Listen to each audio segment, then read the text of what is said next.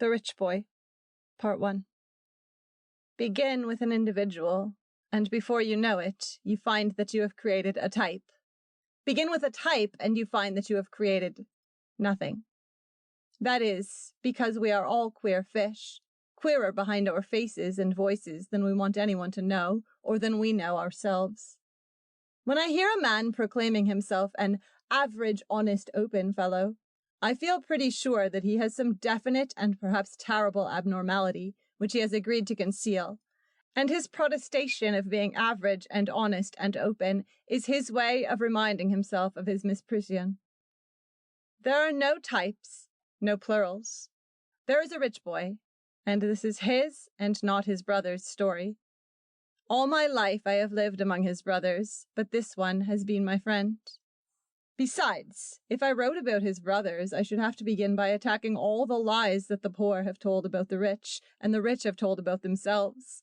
Such a wild structure they have erected that when we pick up a book about the rich, some instinct prepares us for unreality. Even the intelligent and impassioned reporters of life have made the country of the rich as unreal as fairyland. Let me tell you about the very rich. They are different from you and me. They possess and enjoy early, and it does something to them, makes them soft where we are hard, and cynical where we are trustful, in a way that, unless you were born rich, it is very difficult to understand. They think, deep in their hearts, that they are better than we are, because we had to discover the compensations and refuges of life for ourselves. Even when they enter deep into our world, or sink below us, they still think that they are better than we are. They are different. The only way I can describe young Anson Hunter is to approach him as if he were a foreigner and cling stubbornly to my point of view. If I accept his for a moment, I am lost. I have nothing to show but a preposterous movie. 2. Anson was the eldest of 6 children who would someday divide a fortune of $15 million. And he reached the age of reason, is it 7? At the beginning of the century, when daring young women were already gliding along Fifth Avenue in electric mobiles.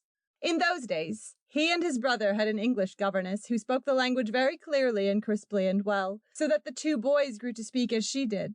Their words and sentences were all crisp and clear, and not run together as ours are. They didn't talk exactly like English children, but acquired an accent that is peculiar to fashionable people in the city of New York. In the summer, the 6 children were moved from the big house on 71st Street to a big estate in northern Connecticut. It was not a fashionable locality. Anson's father wanted to delay as long as possible his children's knowledge of that side of life. He was a man somewhat superior to his class, which composed New York society, and to his period, which was the snobbish and formalized vulgarity of the Gilded Age. And he wanted his sons to learn habits of concentration and have sound constitutions and grow up into right living and successful men. He and his wife kept an eye on them as well as they were able until the 2 older boys went away to school. But in huge establishments this is difficult. It was much simpler in the series of small and medium-sized houses in which my own youth was spent. I was never far out of the reach of my mother's voice, of the sense of her presence, her approval or disapproval. Anson's first sense of his superiority came to him when he realized the half-grudging American deference that was paid to him in the Connecticut village.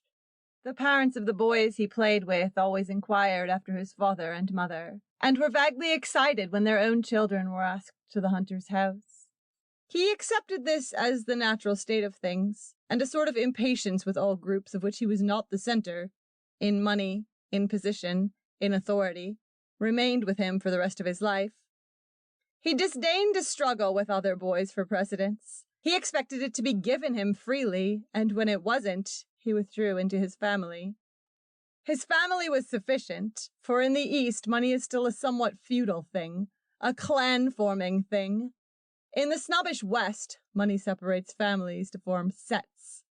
At 18, when he went to New Haven, Anson was tall and thick-set, with a clear complexion and a healthy color from the ordered life he had led in school. His hair was yellow, and grew in a funny way on his head. His nose was beaked. These two things kept him from being handsome. But he had a confident charm and a certain brusque style, and the upper-class men who passed him on the street knew without being told that he was a rich boy and had gone to one of the best schools. Nevertheless, his very superiority kept him from being a success in college. The independence was mistaken for egotism, and the refusal to accept Yale standards with the proper awe seemed to belittle all those who had. So, long before he graduated, he began to shift the center of his life to New York. He was at home in New York.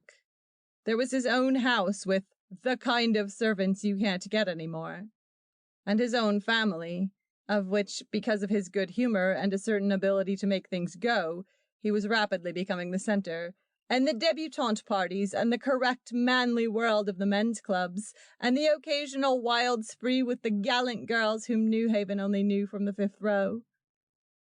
His aspirations were conventional enough. They included even the irreproachable shadow he would someday marry.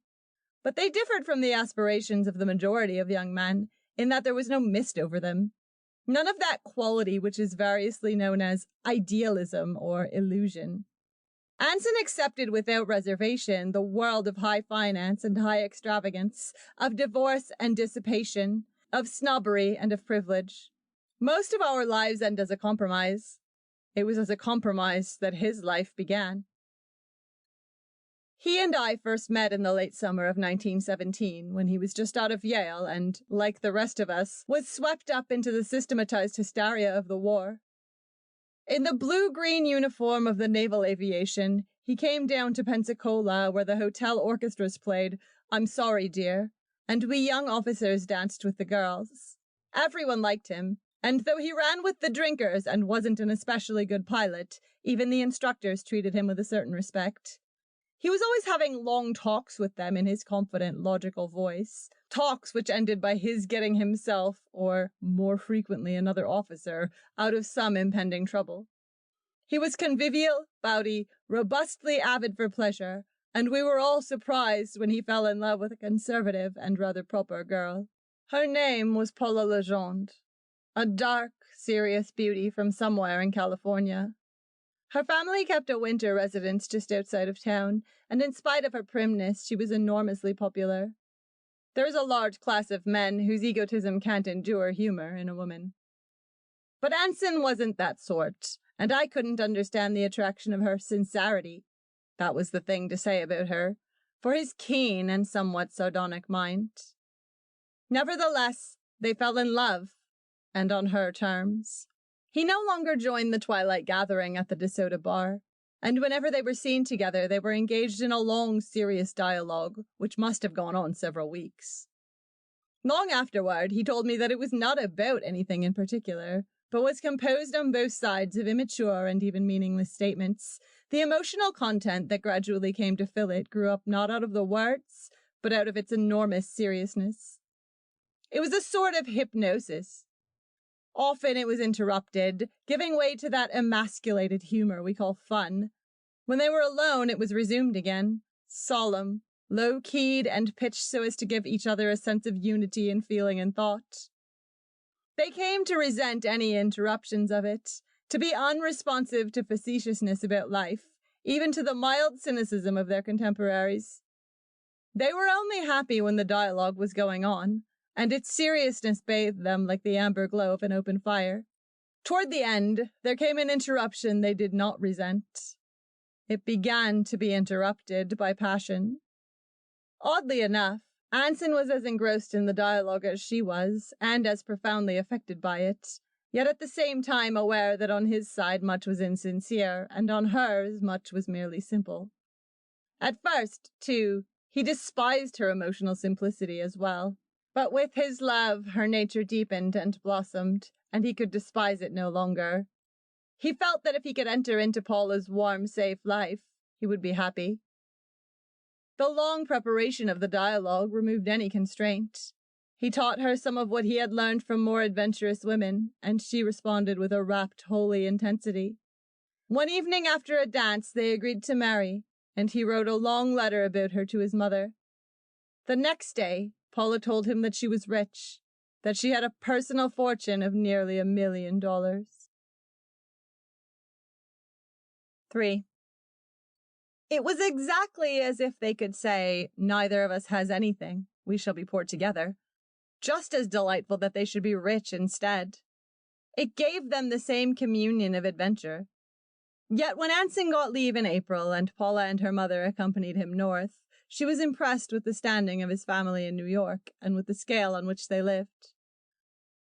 Alone with Anson for the first time in the rooms where he had played as a boy, she was filled with a comfortable emotion, as though she were preeminently safe and taken care of.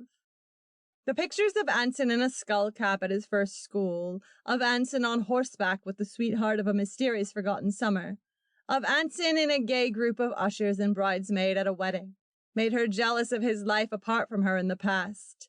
And so completely did his authoritative person seem to sum up and typify these possessions of his, that she was inspired with the idea of being married immediately and returning to Pensacola as his wife. But an immediate marriage wasn't discussed. Even the engagement was to be secret until after the war. When she realized that only 2 days of his leave remained, her dissatisfaction crystallized in the intention of making him as unwilling to wait as she was. They were driving to the country for dinner, and she determined to force the issue that night. Now, a cousin of Paula's was staying with them at the Ritz, a severe, bitter girl who loved Paula but was somewhat jealous of her impressive engagement, and as Paula was late in dressing, the cousin, who wasn't going to the party, received Anson in the parlor of the suite. Anson had met friends at 5 o'clock and drunk freely and indiscreetly with them for an hour. He left the Yale Club at a proper time, and his mother's chauffeur drove him to the Ritz, but his usual capacity was not in evidence, and the impact of the steam-heated sitting room made him suddenly dizzy. He knew it, and he was both amused and sorry. Paula's cousin was 25, but she was exceptionally naive, and at first failed to realize what was up. She had never met Anson before, and she was surprised when he mumbled strange information and nearly fell off his chair. But until Paula appeared, it didn't occur to her that what she had taken for the odor of a dry-cleaned uniform was really whiskey. But Paula understood as soon as she appeared. Her only thought was to get Anson away before her mother saw him, and at the look in her eyes, the cousin understood too. When Paula and Anson descended to the limousine, they found 2 men inside, both asleep. They were the men with whom he had been drinking at the Yale Club, and they were also going to the party. He had entirely forgotten their presence in the car. On the way to Hempstead, they awoke and sang. Some of the songs were rough, and though Paula tried to reconcile herself to the fact that Anson had few verbal inhibitions, her lips tightened with shame and distaste. Back at the hotel, the cousin, confused and agitated, considered the incident, and then walked into Mrs. Legend's bedroom, saying, "Isn't he funny?" "Who is funny?" "Why, Mr. Hunter. He seemed so funny." Mrs. Legend looked at her sharply. "How is he funny?" "Why, he said he was French. I didn't know he was French." "That's absurd. You must have misunderstood." She smiled. "It was a joke." The cousin shook her head stubbornly. "No, he said he was brought up in France. He said he couldn't speak any English, and that's why he couldn't talk to me. And he couldn't." Mrs. Legend looked away with impatience, just as the cousin added thoughtfully, "Perhaps it was because he was so drunk," and walked out of the room. This curious report was true. Anson, finding his voice thick and uncontrollable, had taken the unusual refuge of announcing that he spoke no English. Years afterward, he used to tell that part of the story, and he invariably communicated the uproarious laughter which the memory aroused in him. 5 times in the next hour, Mrs. Legend tried to get Hempstead on the phone. When she succeeded, there was a 10-minute delay before she heard Paula's voice on the wire. "Cousin Joe told me Anson was intoxicated." "Oh, no." "Oh, yes. Cousin Joe says he was intoxicated. He told her he was French, and he fell off his chair and behaved as if he was very intoxicated. I don't want you to come home with him. Mother, he's all right. Please don't worry about. But I do worry. I think it's dreadful. I want you to promise me not to come home with him. I'll take care of it, Mother. I don't want you to come home with him. All right, Mother. Goodbye. Be sure now, Paula. Ask someone to bring you. Deliberately, Paula took the receiver from her ear and hung it up. Her face was flushed with helpless annoyance. Anson was stretched out asleep in a bedroom upstairs, while the dinner party below was proceeding lamely toward conclusion. The hour's drive had sobered him somewhat. His arrival was merely hilarious, and Paula hoped that the evening was not spoiled after all. But 2 imprudent cocktails before dinner completed the disaster. He talked boisterously and somewhat offensively to the party at large for 15 minutes, and then slid silently under the table, like a man in an old print. But, unlike an old print, it was all rather horrible without being at all quaint. None of the young girls present remarked upon the incident. It seemed to merit only silence. His uncle and 2 other men carried him upstairs, and it was just after this that Paula was called to the phone. An hour later, Anson awoke in a fog of nervous energy, through which he perceived after a moment the figure of his Uncle Robert standing by the door.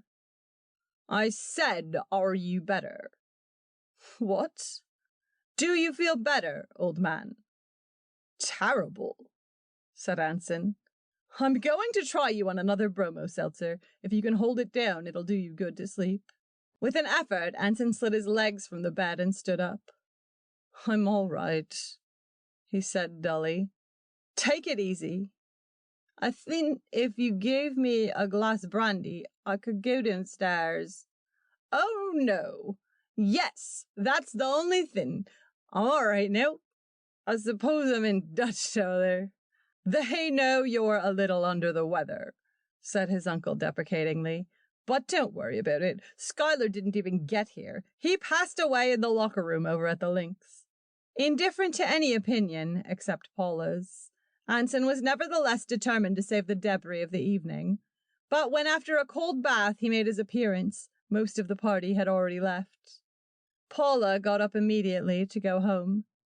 In the limousine, the old serious dialogue began.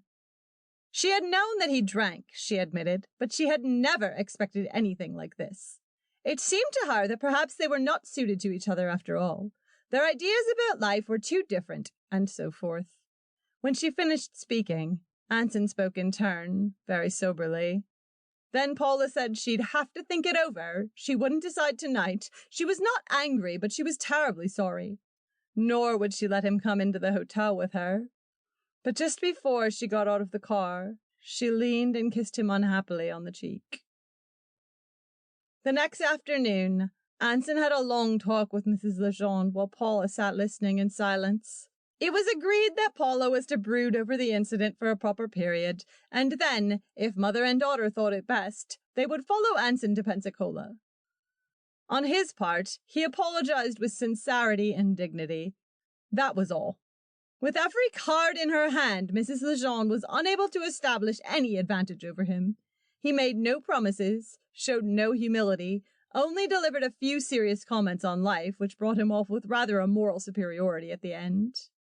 When they came south 3 weeks later, neither Anson in his satisfaction nor Paula in her relief at the reunion realized that the psychological moment had passed forever. 4.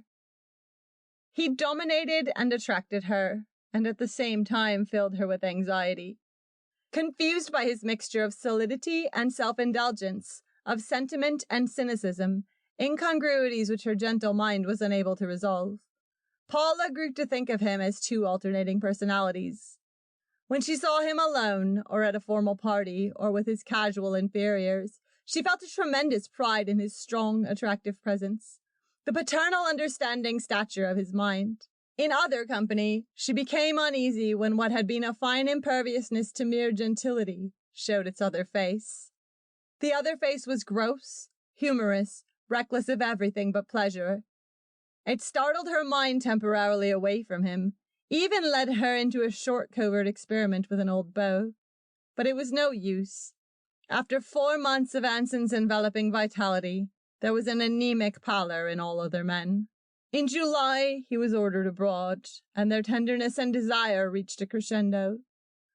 Paula considered a last-minute marriage, decided against it only because there were always cocktails on his breath now, but the parting itself made her physically ill with grief. After his departure, she wrote him long letters of regret for the days of love they had missed by waiting. In August, Anson's plane slipped down into the North Sea. He was pulled onto a destroyer after a night in the water and sent to hospital with pneumonia. The armistice was signed before he was finally sent home. Then, with every opportunity given back to them, with no material obstacle to overcome, the secret weavings of their temperaments came between them, drying up their kisses and their tears, making their voices less loud to one another, muffling the intimate chatter of their hearts until the old communication was only possible by letters from far away. One afternoon, a society reporter waited for 2 hours in the Hunters' house for a confirmation of their engagement. Anson denied it. Nevertheless, an early issue carried the report as a leading paragraph. They were constantly seen together at Southampton, Hot Springs, and Tuxedo Park. But the serious dialogue had turned a corner into a long-sustained quarrel, and the affair was almost played out.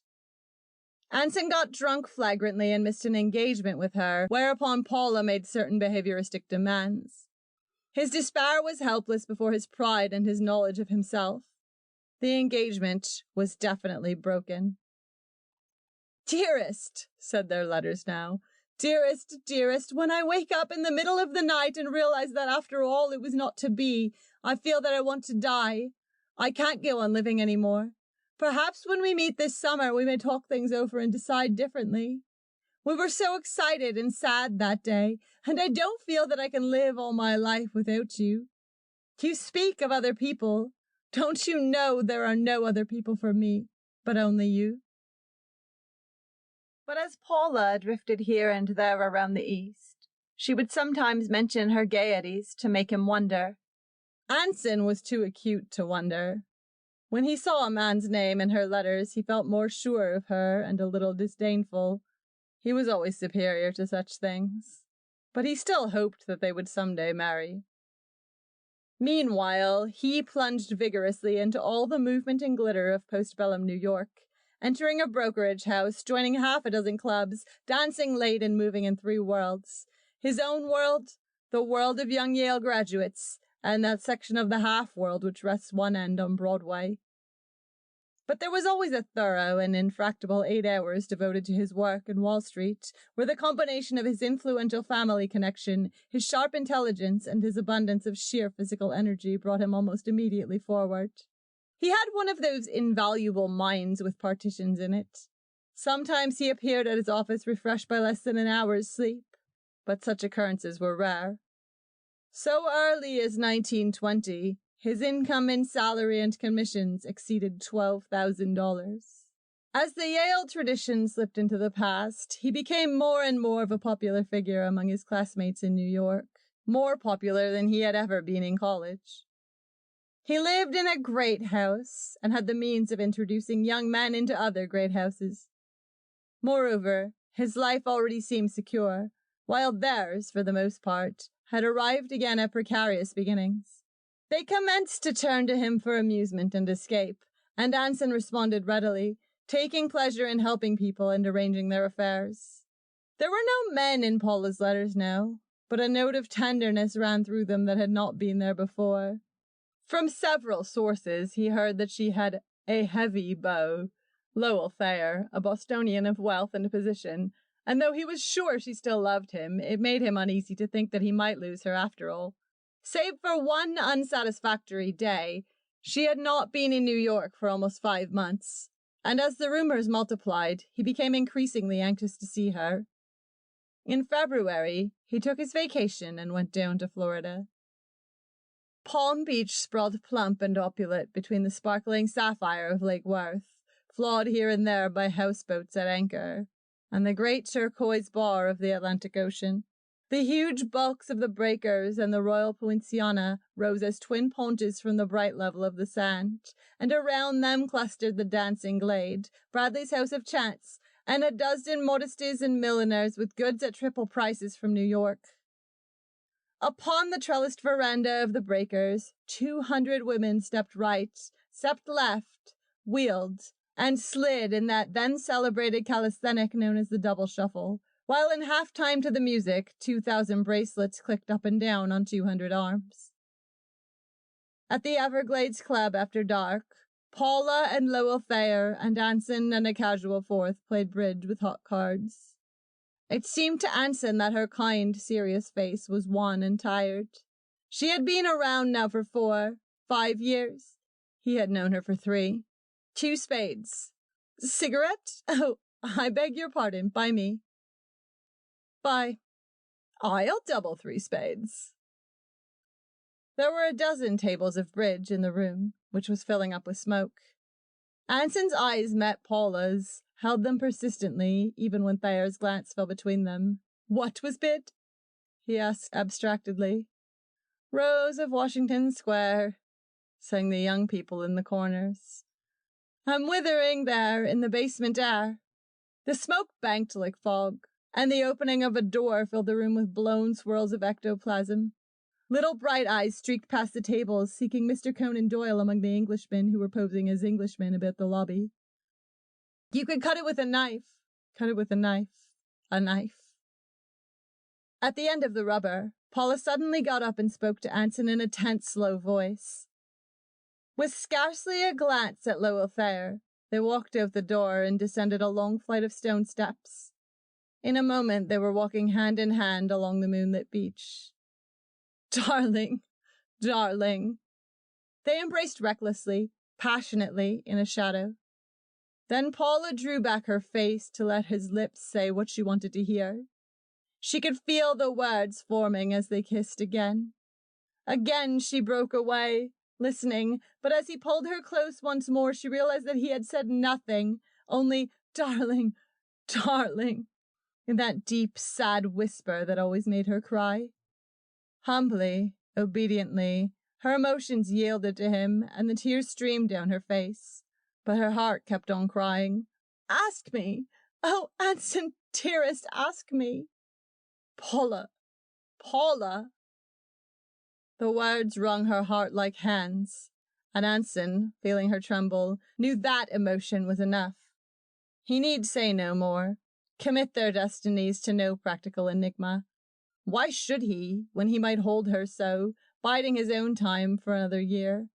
Forever? He was considering them both, her more than himself. For a moment, when she said suddenly that she must go back to her hotel, he hesitated, thinking first, this is the moment after all, and then, no, let it wait. She is mine.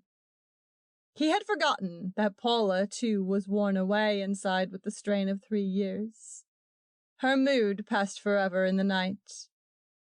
He went back to New York next morning, filled with a certain restless dissatisfaction. Late in April, without warning, he received a telegram from Bar Harbor in which Paula told him that she was engaged to Lowell Thayer and that they would be married immediately in Boston. What he never really believed could happen had happened at last. Anson filled himself with whiskey that morning, and going to the office carried on his work without a break, rather with a fear of what would happen if he stopped. In the evening he went out as usual, saying nothing of what had occurred. He was cordial, humorous, unabstracted, but one thing he could not help. For 3 days, in any place, in any company, he would suddenly bend his head into his hands and cry like a child. The Rich Boy continued. 5. In 1922, when Anson went abroad with the junior partner to investigate some London loans, the journey intimated that he was to be taken into the firm. He was 27 now, a little heavy without being definitely stout, and with a manner older than his years. Old people and young people liked him and trusted him, and mothers felt safe when their daughters were in his charge. For he had a way, when he came into a room, of putting himself on a footing with the oldest and most conservative people there. "You and I," he seemed to say, "we're solid. We understand." He had an instinctive and rather charitable knowledge of the weaknesses of men and women, and, like a priest, it made him the more concerned for the maintenance of outward forms. It was typical of him that every Sunday morning he taught in a fashionable Episcopal Sunday school, even though a cold shower and a quick change into a cutaway coat were all that separated him from the wild night before. After his father's death, he was the practical head of his family, and, in effect, guided the destinies of the younger children. Through a complication, his authority did not extend to his father's estate, which was administered by his Uncle Robert, who was the horsey member of the family, a good-natured, hard-drinking member of that set which centres about Wheatley Hills. Uncle Robert and his wife, Edna, had been great friends of Anson's youth, and the former was disappointed when his nephew's superiority failed to take a horsey form. He backed him for a city club which was the most difficult in America to enter. One could only join if one's family had helped to build up New York, or, in other words, were rich before 1880. And when Anson, after his election, neglected it for the Yale Club, Uncle Robert gave him a little talk on the subject. But when on top of that Anson declined to enter Robert Hunter's own conservative and somewhat neglected brokerage house, his manner grew cooler. Like a primary teacher who has taught all he knew, he slipped out of Anson's life. There were so many friends in Anson's life, scarcely one for whom he had not done some unusual kindness, and scarcely one whom he did not occasionally embarrass by his bursts of rough conversation or his habit of getting drunk whenever and however he liked. It annoyed him when anyone else blundered in that regard. About his own lapses, he was always humorous. Odd things happened to him, and he told them with infectious laughter. I was working in New York that spring, and I used to lunch with him at the Yale Club, which my university was sharing until the completion of our own. I had read of Paula's marriage, and one afternoon, when I asked him about her, something moved him to tell me the story. After that, he frequently invited me to family dinners at his house, and behaved as though there was a special relation between us, as though, with his confidence, a little of that consuming memory had passed into me. I found that despite the trusting mothers, his attitude toward girls was not indiscriminately protective. It was up to the girl. If she showed an inclination towards looseness, she must take care of herself, even with him. Life, he would explain sometimes, has made a cynic of me. By life, he meant Paula. Sometimes, especially when he was drinking, it became a little twisted in his mind, and he thought that she had callously thrown him over. This cynicism, or rather his realization that naturally fast girls were not worth sparing, led to his affair with Dolly Carger.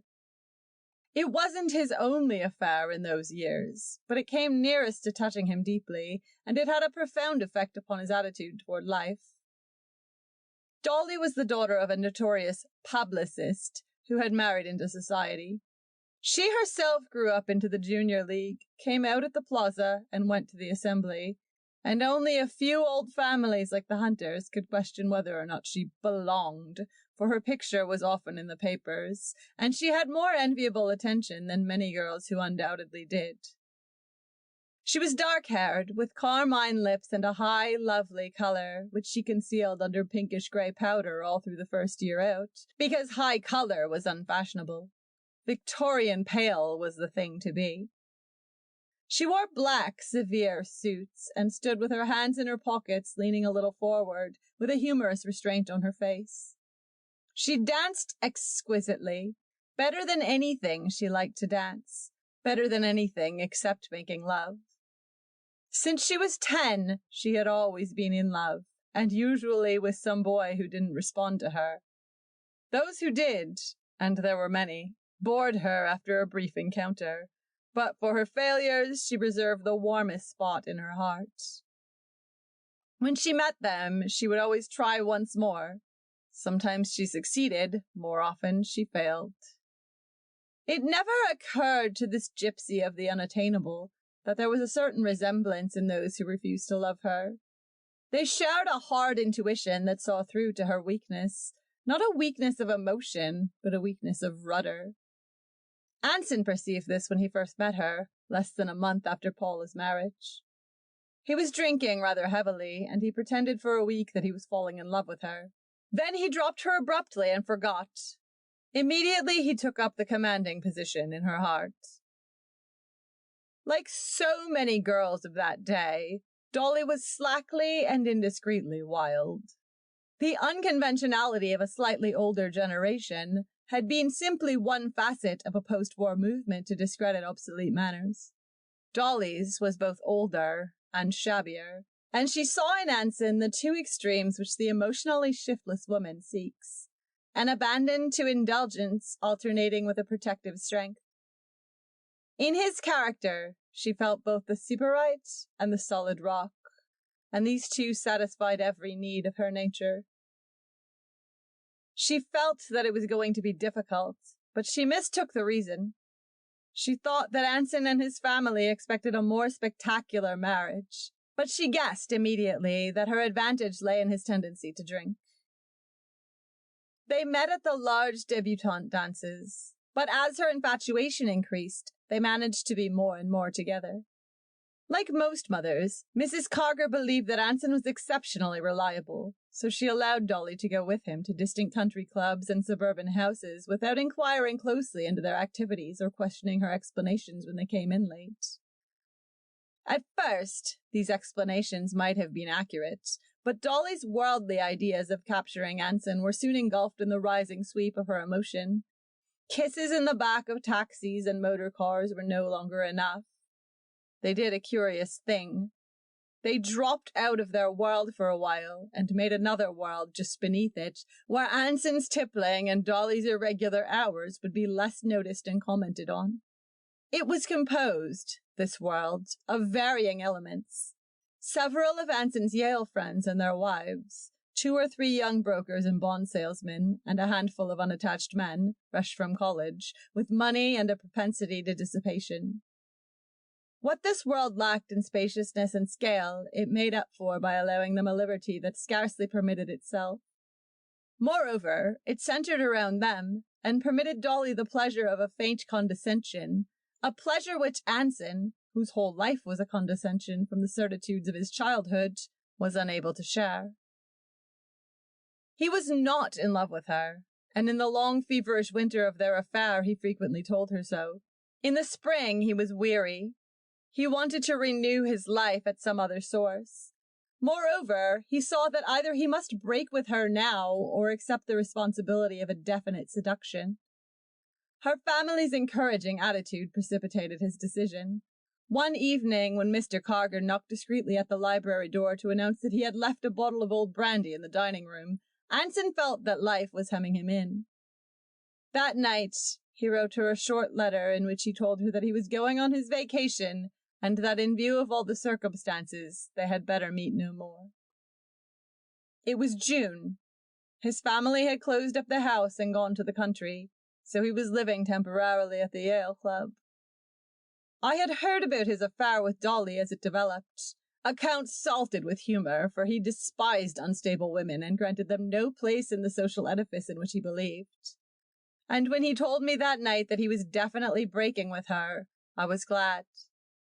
I had seen Dolly here and there, and each time with a feeling of pity at the hopelessness of her struggle, and of shame at knowing so much about her that I had no right to know. She was what is known as a pretty little thing, but there was a certain recklessness which rather fascinated me. Her dedication to the goddess of waste would have been less obvious had she been less spirited. She would most certainly throw herself away, but I was glad when I heard that the sacrifice would not be consummated in my sight. Anson was going to leave the letter of farewell at her house next morning. It was one of the few houses left open in the Fifth Avenue district, and he knew that the Cargers, acting upon erroneous information from Dolly, had foregone a trip abroad to give their daughter her chance. As he stepped out the door of the Yale Club into Madison Avenue, the postman passed him, and he followed back inside. The first letter that caught his eye was in Dolly's hand. He knew what it would be, a lonely and tragic monologue, full of the reproaches he knew, the invoked memories, the I wonder ifs, all the immemorial intimacies that he had communicated to Paula Legendre in what seemed another age. Thumbing over some bills, he brought it on top again and opened it. To his surprise, it was a short, somewhat formal note, which said that Dolly would be unable to go to the country with him for the weekend because Perry Hull from Chicago had unexpectedly come to town. It added that Anson had brought this on himself. If I felt that you loved me as I love you, I would go with you at any time, any place. But Perry is so nice, and he so much wants me to marry him. Anson smiled contemptuously. He had had experience with such decoy epistles. Moreover, he knew how Dolly had labored over this plan, probably sent for the faithful Perry and calculated the time of his arrival, even labored over the note so that it would make him jealous without driving him away. Like most compromises, it had neither force nor vitality, but only a timorous despair. Suddenly, he was angry. He sat down in the lobby and read it again. Then he went to the phone, called Dolly, and told her in his clear, compelling voice that he had received her note and would call for her at 5 o'clock as they had previously planned. Scarcely waiting for the pretended uncertainty of her, "Perhaps I can see you for an hour," he hung up the receiver and went down to his office.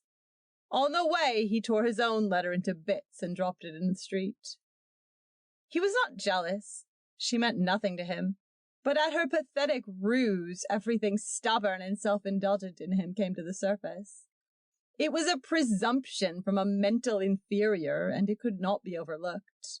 If she wanted to know to whom she belonged, she would see. He was on the doorstep at 5:15. Dolly was dressed for the street, and he listened in silence to the paragraph of, "I can only see you for an hour," which she had begun on the phone. "Put your hat on, Dolly," he said. "We'll take a walk."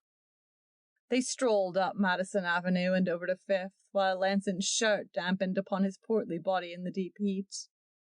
He talked little, scolding her, making no love to her, but before they had walked 6 blocks, she was his again, apologizing for the note, offering not to see Perry at all as an atonement, offering anything. She thought that he had come because he was beginning to love her. "I'm hot," he said when they reached 71st Street. "This is a winter suit. If I stop by the house and change, would you mind waiting for me downstairs? I'll only be a minute." She was happy. The intimacy of his being hot, of any physical fact about him, thrilled her. When they came to the iron-grated door and Anson took out his key, she experienced a sort of delight. Downstairs, it was dark, and after he ascended in the lift, Dolly raised a curtain and looked out through opaque lace at the houses over the way. She heard the lift machinery stop, and with the notion of teasing him, pressed the button that brought it down. Then, on what was more than an impulse, she got into it and sent it up to what she guessed was his floor. "Anson!" she called, laughing a little. "Just a minute," he answered from his bedroom. Then, after a brief delay, "Now you can come in." He had changed and was buttoning his vest. "This is my room," he said lightly. "How do you like it?" She caught sight of Paula's picture on the wall and stared at it in fascination, just as Paula had stared at the pictures of Anson's childish sweethearts 5 years before. She knew something about Paula. Sometimes she tortured herself with fragments of the story. Suddenly she came close to Anson, raising her arms. They embraced.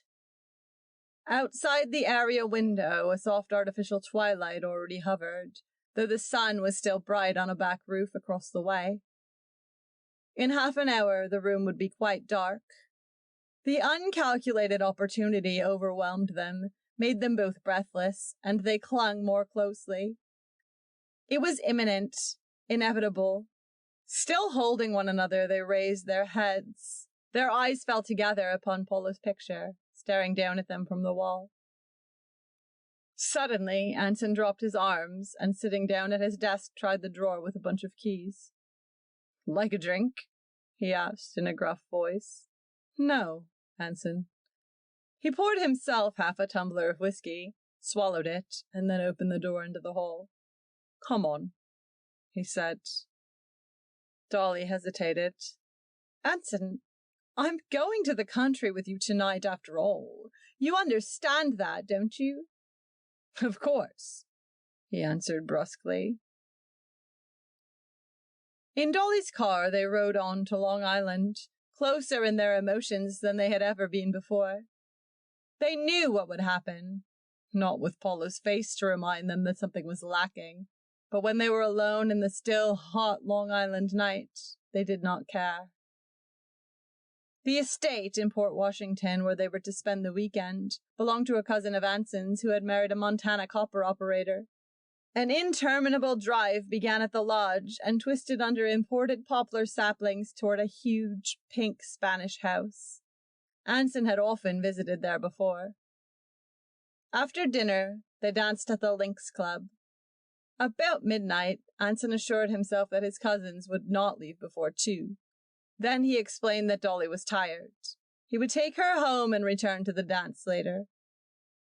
Trembling a little with excitement, they got into a borrowed car together and drove to Port Washington.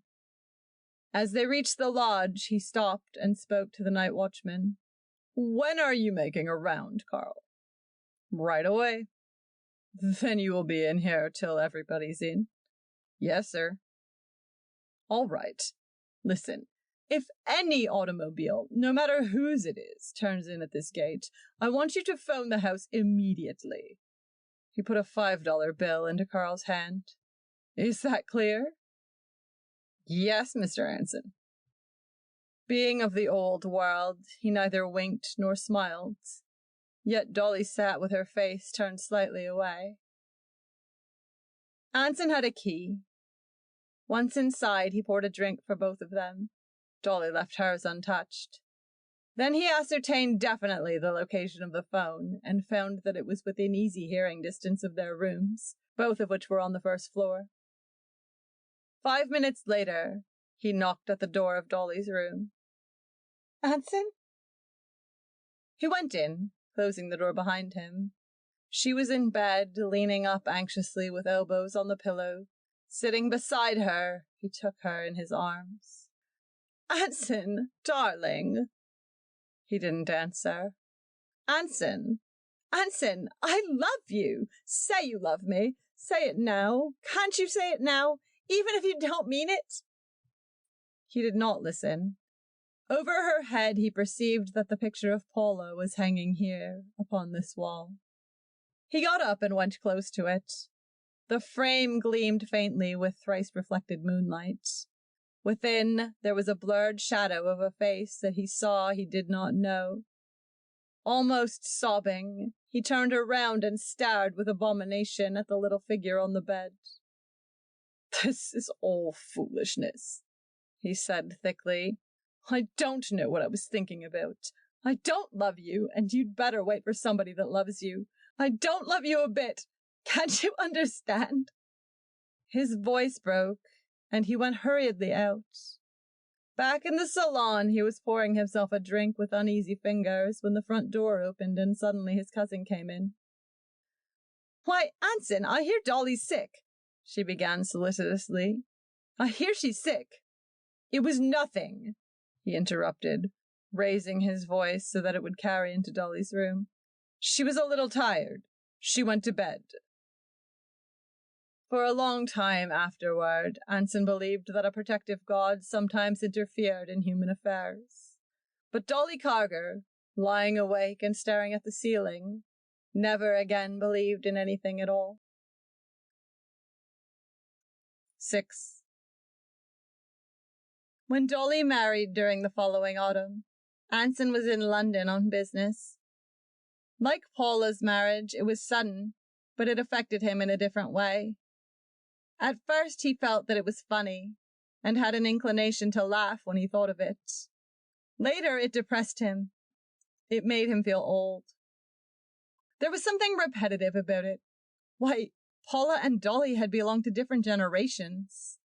He had a foretaste of the sensation of a man of 40 who hears that the daughter of an old flame has married. He wired congratulations, and, as was not the case with Paula, they were sincere. He had never really hoped that Paula would be happy. When he returned to New York, he was made a partner in the firm, and as his responsibilities increased, he had less time on his hands.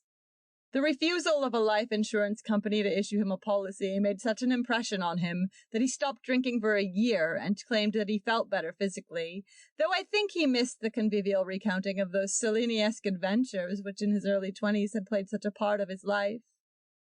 But he never abandoned the Yale Club. He was a figure there, a personality, and the tendency of his class, who were now 7 years out of college, to drift away to more sober haunts, was checked by his presence. His day was never too full, nor his mind too weary to give any sort of aid to anyone who asked it. What had been done at first through pride and superiority had become a habit and a passion. And there was always something. A younger brother in trouble at New Haven, a quarrel to be patched up between a friend and his wife, a position to be found for this man, an investment for that. But his specialty was the solving of problems for young married people. Young married people fascinated him, and their apartments were almost sacred to him. He knew the story of their love affair, advised them where to live and how, and remembered their babies' names. Toward young wives, his attitude was circumspect.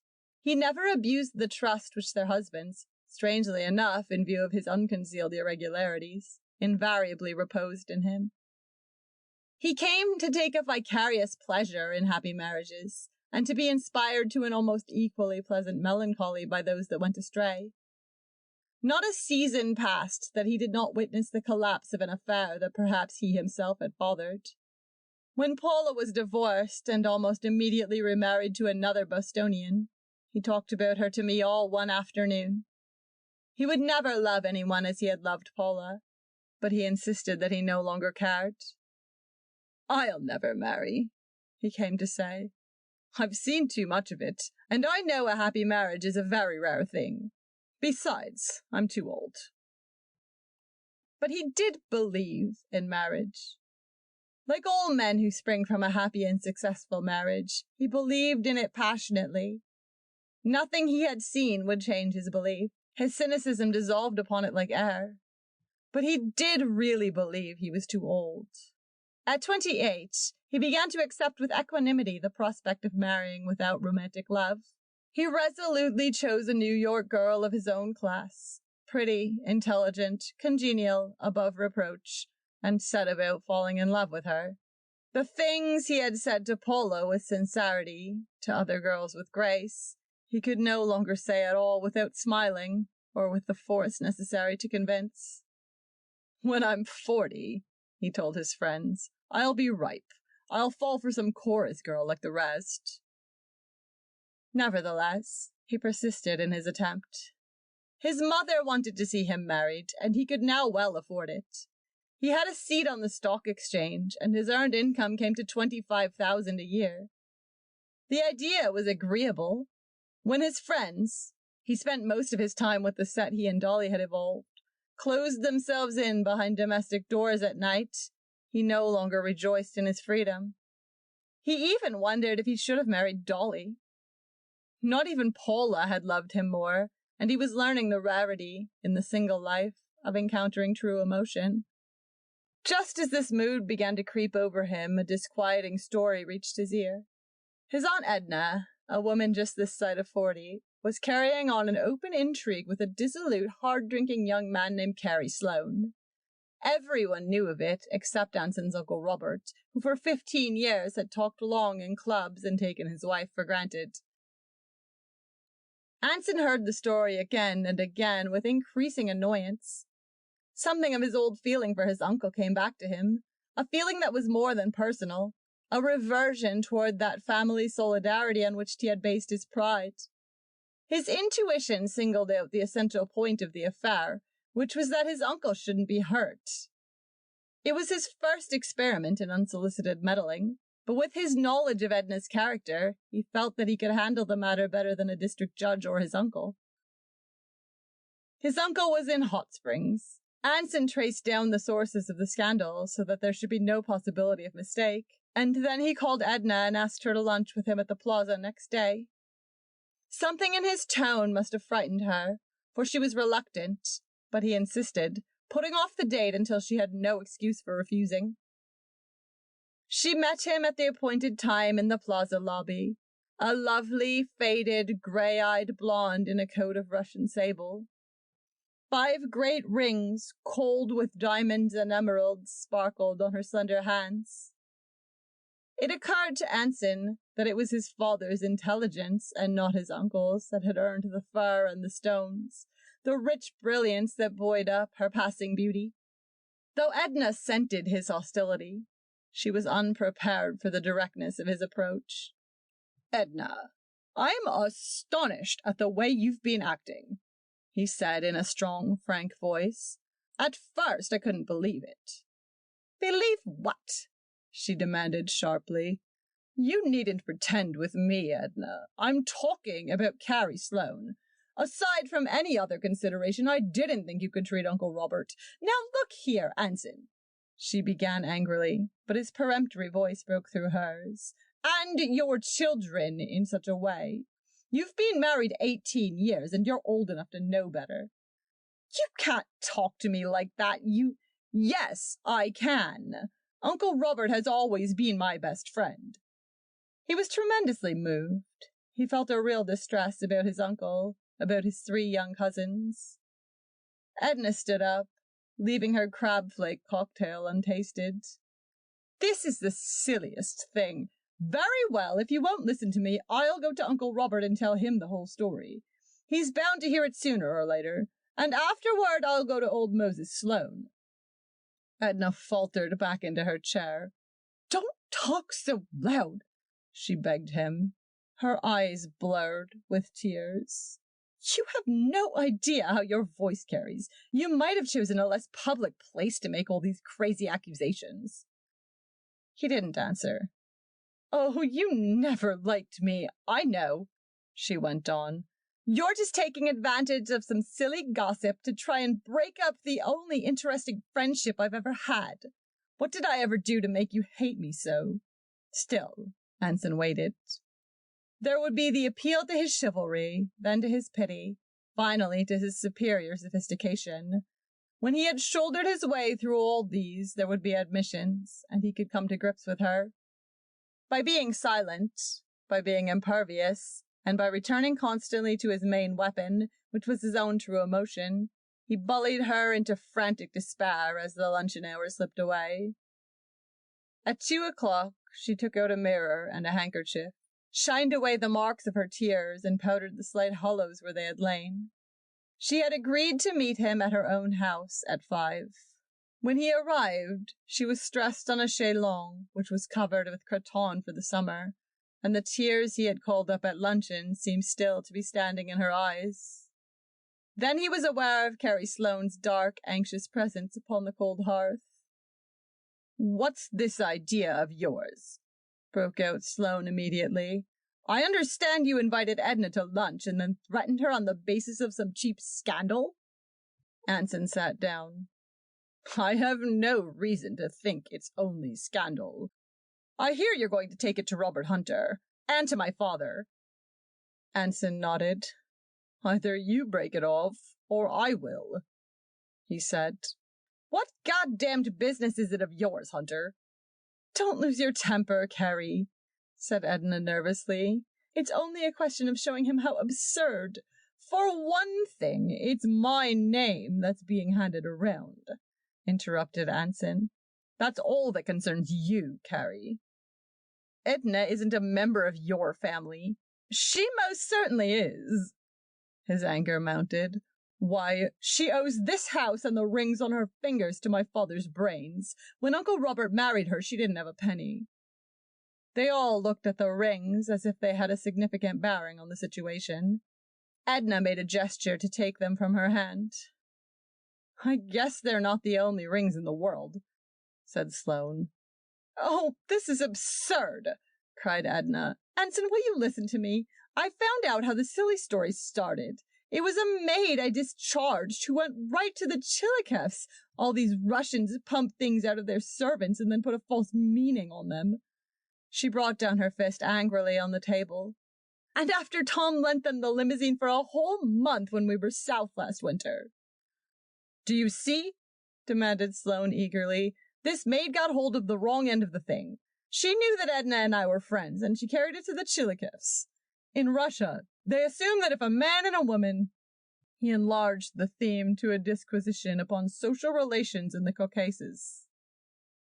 "If that's the case, it better be explained to Uncle Robert," said Anson dryly, "so that when the rumors do reach him, he'll know they're not true." Adopting the method he had followed with Edna at luncheon, he let them explain it all away.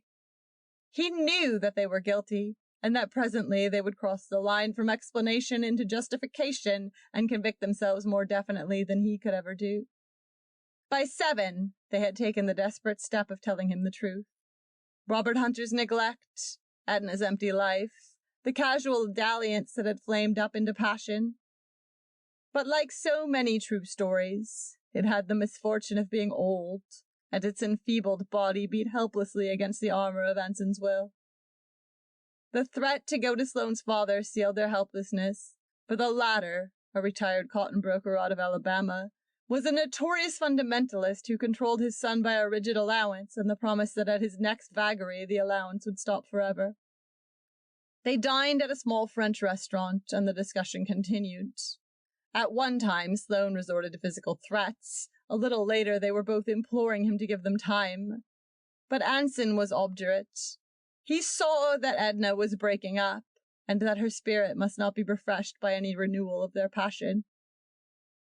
At 2:00 in a small nightclub on 53rd Street, Edna's nerves suddenly collapsed, and she cried to go home. Sloane had been drinking heavily all evening, and he was faintly maudlin, leaning on the table and weeping a little with his face in his hands. Quickly, Anson gave them his terms. Sloane was to leave town for 6 months, and he must be gone within 48 hours. When he returned, there was to be no resumption of the affair, but at the end of a year, Edna might, if she wished, tell Robert Hunter that she wanted a divorce and go about it in the usual way. He paused, gaining confidence from their faces for his final word. "Or, there's another thing you can do," he said slowly. "If Edna wants to leave her children, there's nothing I can do to prevent your running off together." "I want to go home!" cried Edna again. "Oh, haven't you done enough to us for one day?" Outside it was dark, save for a blurred glow from 6th Avenue down the street. In that light, those two who had been lovers looked for the last time into each other's tragic faces, realizing that between them there was not enough youth and strength to avert their eternal parting. Sloane walked suddenly off down the street, and Anson tapped a dozing taxi driver on the arm. It was almost 4.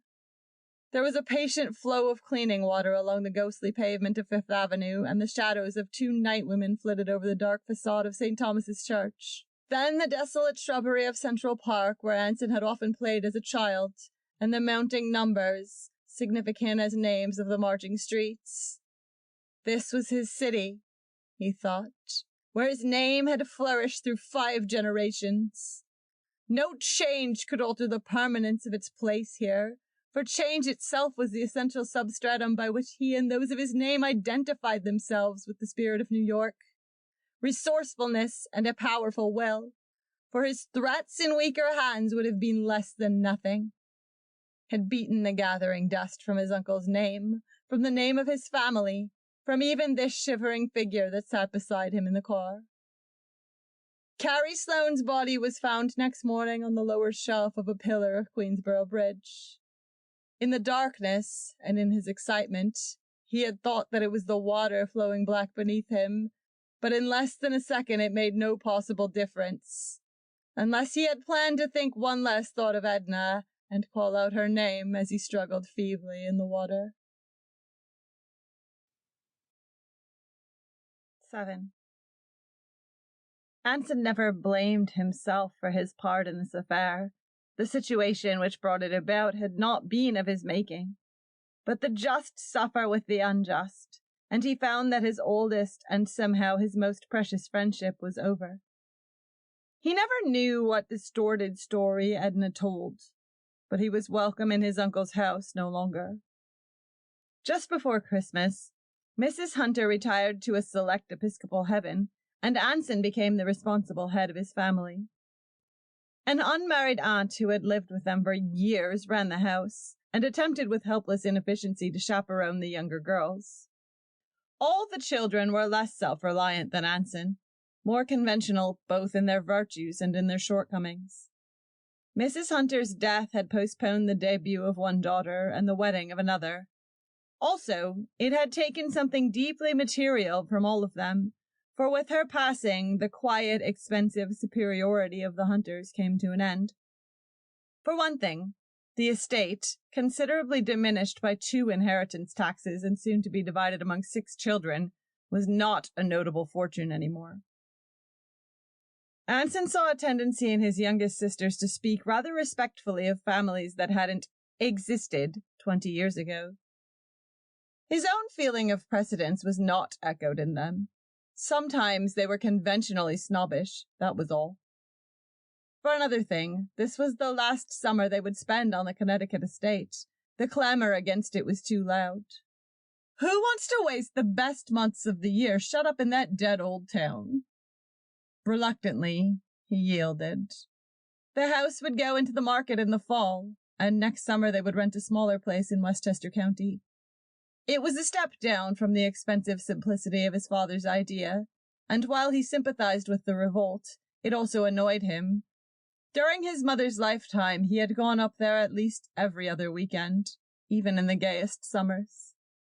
Yet he himself was part of this change, and his strong instinct for life had turned him in his 20s from the hollow obsequies of that abortive leisure class. He did not see this clearly.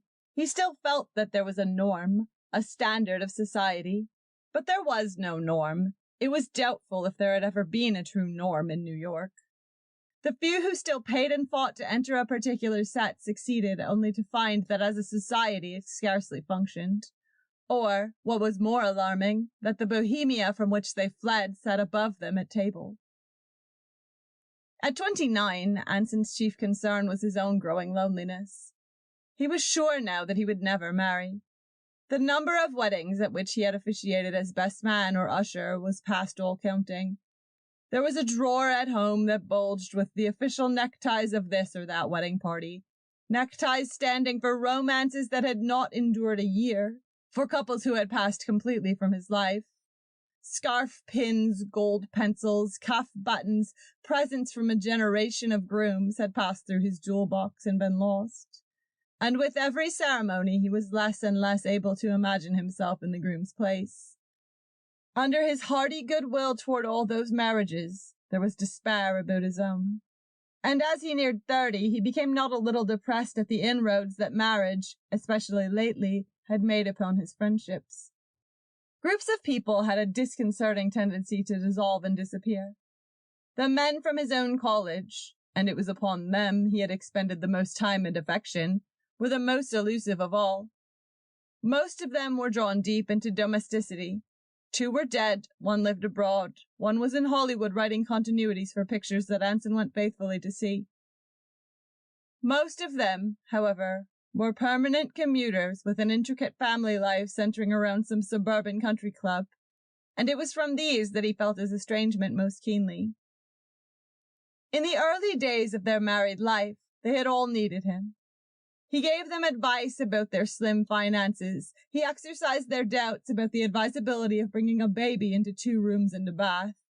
Especially, he stood for the great world outside. But now their financial troubles were in the past, and the fearfully expected child had evolved into an absorbing family. They were always glad to see old Anson.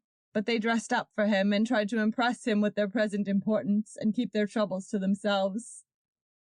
They needed him no longer. A few weeks before his 30th birthday, the last of his early and intimate friends was married. Anson acted in his usual role of best man, gave his usual silver tea service, and went down to the usual Homeric to say goodbye. It was a hot Friday afternoon in May, and as he walked from the pier, he realized that Saturday closing had begun, and he was free until Monday morning. Go where? He asked himself. The Yale Club, of course. Bridge until dinner, then 4 or 5 raw cocktails in somebody's room, and a pleasant confused evening. He regretted that this afternoon's room wouldn't be along. They had always been able to cram so much into such nights. They knew how to attach women and how to get rid of them, how much consideration any girl deserved from their intelligent hedonism. A party was an adjusted thing. You took certain girls to certain places and spent just so much on their amusement. You drank a little, not much, more than you ought to drink, and at a certain time in the morning you stood up and said you were going home. You avoided college boys, sponges, future engagements, fights, sentiment, and indiscretions. This was the way it was done. All the rest was dissipation. In the morning, you were never violently sorry. You made no resolutions. But if you had overdone it and your heart was slightly out of order, you went on the wagon for a few days without saying anything about it, and waited until an accumulation of nervous boredom projected you into another party. The lobby of the Yale Club was unpopulated. In the bar, 3 very young alumni looked up at him, momentarily and without curiosity. "Hello there, Oscar," he said to the bartender. "Mr. Cahill been around this afternoon?" "Mr. Cahill's gone to New Haven." "Oh, that's so. Gone to the ball game. Lot of men gone up." Anson looked once again into the lobby, considered for a moment, and then walked out and over to Fifth Avenue. From the broad window of one of his clubs, one that he had scarcely visited in 5 years, a grey man with watery eyes stared down at him. Anson looked quickly away. That figure sitting in vacant resignation, in supercilious solitude, depressed him. He stopped and, retracing his steps, started over 47th Street toward Teak Warden's apartment. Teak and his wife had once been his most familiar friends. It was a household where he and Dolly Carger had been used to go in the days of their affair. But Teak had taken to drink, and his wife had remarked publicly that Anson was a bad influence on him. The remark reached Anson in an exaggerated form. When it was finally cleared up, the delicate spell of intimacy was broken, never to be renewed. "Is Mr. Warden at home?" he inquired. "They've gone to the country." The fact unexpectedly cut at him. They were gone to the country, and he hadn't known. 2 years before, he would have known the date, the hour, come up at the last moment for a final drink, and planned his first visit to them. Now they had gone without a word. Anson looked at his watch and considered a weekend with his family, but the only train was a local that would jolt through the aggressive heat for 3 hours. And tomorrow in the country and Sunday, he was in no mood for porch bridge with polite undergraduates and dancing after dinner at a rural roadhouse, a diminutive of gaiety which his father had estimated too well. "Oh, no," he said to himself. "No." He was a dignified, impressive young man, rather stout now, but otherwise unmarked by dissipation. He could have been cast for a pillar of something. At times you were sure it was not society, at others nothing else. For the law, for the church. He stood for a few minutes motionless on the sidewalk in front of a 47th Street apartment house. For almost the first time in his life, he had nothing whatever to do. Then he began to walk briskly up Fifth Avenue, as if he had just been reminded of an important engagement there. The necessity of dissimulation is one of the few characteristics that we share with dogs, and I think of Anson on that day as some well-bred specimen who had been disappointed at a familiar back door. He was going to see Nick. Once a fashionable bartender in demand at all private dances, and now employed in cooling non-alcoholic champagne among the labyrinthine cellars of the Plaza Hotel. "Nick," he said, "what's happened to everything?" "Dead," Nick said. "Make me a whiskey sour." Anson handed a pint bottle over the counter. "Nick, the girls are different. I had a little girl in Brooklyn and she got married last week without letting me know." "That's a fact?" responded Nick diplomatically. "Slipped it over on you." "Absolutely," said Anson. "And I was out with her the night before." "Ha ha ha," said Nick. "Ha ha ha." "Do you remember the wedding, Nick, in Hot Springs, where I had the waiters and the musicians singing God Save the King?" "Now where was that, Mr. Hunter?"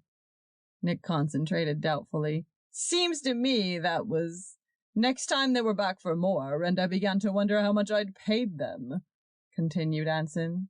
"Seems to me that was at Mr. Trenholm's wedding." "Don't know him," said Anson decisively. He was offended that a strange name should intrude upon his reminiscences. Nick perceived this. "Nah, he admitted. "I ought to know that. It was one of your crowd. Braken's Bicker, said Anson responsively.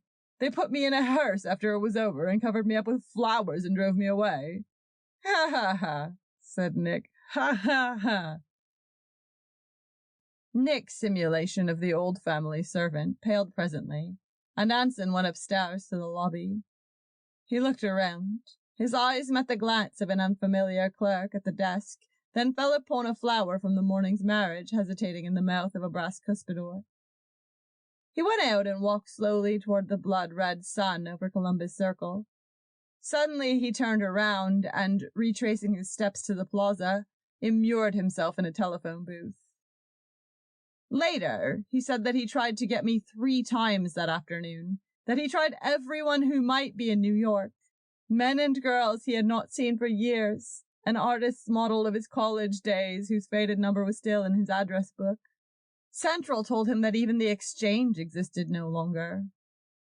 At length his quest roved into the country, and he held brief, disappointing conversations with emphatic butlers and maids. "So-and-so was out, riding, swimming, playing golf, sailed to Europe last week. Who shall I say phoned?" It was intolerable that he should pass the evening alone. The private reckonings which one plans for a moment of leisure lose every charm when the solitude is enforced.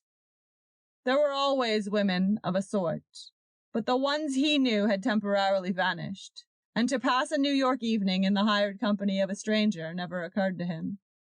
He would have considered that that was something shameful and secret, the diversion of a traveling salesman in a strange town. Anson paid the telephone bill. The girl tried unsuccessfully to joke with him about its size, and for the second time that afternoon started to leave the plaza and go he knew not where. Near the revolving door, the figure of a woman, obviously with child, stood sideways to the light. A sheer beige cape fluttered at her shoulders when the door turned, and, each time, she looked impatiently toward it as if she were weary of waiting. At the first sight of her, a strong, nervous thrill of familiarity went over him, but not until he was within 5 feet of her did he realize that it was Paula. "Why, Anson Hunter!" His heart turned over. "Why, Paula! Why, this is wonderful! I can't believe it! Anson!" She took both his hands, and he saw in the freedom of the gesture that the memory of him had lost poignancy to her. But not to him. He felt that old mood that she evoked in him stealing over his brain, that gentleness with which he had always met her optimism, as if afraid to mar its surface. "We're at Rye for the summer. Pete had to come east on business. You know, of course, I'm Mrs. Peter Haggerty now. So we brought the children and took a house. You've got to come out and see us." "Can I?" he asked directly. "When?" "When you like. Here's Pete." The revolving door functioned, giving up a fine tall man of 30 with a tanned face and a trim mustache. His immaculate fitness made a sharp contrast with Anson's increasing bulk, which was obvious under the faintly tight cutaway coat. "You oughtn't to be standing," said Haggerty to his wife. "Let's sit down here." He indicated lobby chairs, but Paula hesitated. "I've got to go right home," she said. "Anson, why don't you come out and have dinner with us tonight? We're just getting settled, but if you can stand that." Haggerty confirmed the invitation cordially. "Come out for the night." Their car waited in front of the hotel, and Paula, with a tired gesture, sank back against silk cushions in the corner. "There's so much I want to talk to you about," she said. "It seems hopeless." "I want to hear about you." "Well," she smiled at Haggerty, "that would take a long time, too. I have 3 children by my first marriage. The oldest is 5, then 4, then 3. She smiled again. "I didn't waste much time having them, did I?" "Boys?" "A boy and 2 girls. Then, a lot of things happened, and I got a divorce in Paris a year ago and married Pete. That's all, except that I'm awfully happy." In Rye, they drove up to a large house near the beach club, from which there issued presently 3 dark, slim children who broke from an English governess and approached them with an esoteric cry. Abstractedly, and with difficulty, Paula took each one into her arms, a caress which they accepted stiffly, as they had evidently been told not to bump into Mummy. Even against their fresh faces, Paula's skin showed scarcely any weariness. For all her physical languor, she seemed younger than when he had last seen her at Palm Beach 7 years ago. At dinner, she was preoccupied, and afterward, during the homage to the radio, she lay with closed eyes on the sofa, until Anson wondered if his presence at this time were not an intrusion. But at 9 o'clock, when Haggerty rose and said pleasantly that he was going to leave them by themselves for a while, she began to talk slowly about herself and the past. "My first baby," she said, "the one we called Darling, the biggest little girl. I wanted to die when I knew I was going to have her, because Lowell was like a stranger to me. It didn't seem as though she could be my own. I wrote you a letter and tore it up. Oh, you were so bad to me, Anson." It was the dialogue again, rising and falling. Anson felt a sudden quickening of memory. "Weren't you engaged once?" she asked. "A girl named Dolly something." "I wasn't ever engaged. I tried to be engaged, but I never loved anybody but you, Paula." "Oh," she said. Then, after a moment, "This baby is the first one I ever really wanted. You see, I'm in love now, at last." He didn't answer, shocked at the treachery of her remembrance. She must have seen that the "at last" bruised him, for she continued. "I was infatuated with you, Anson. You could make me do anything you liked, but we wouldn't have been happy. I'm not smart enough for you. I don't like things to be complicated like you do." She paused. "You'll never settle down," she said. The phrase struck at him from behind. It was an accusation that of all accusations he had never merited. "I could settle down if women were different," he said.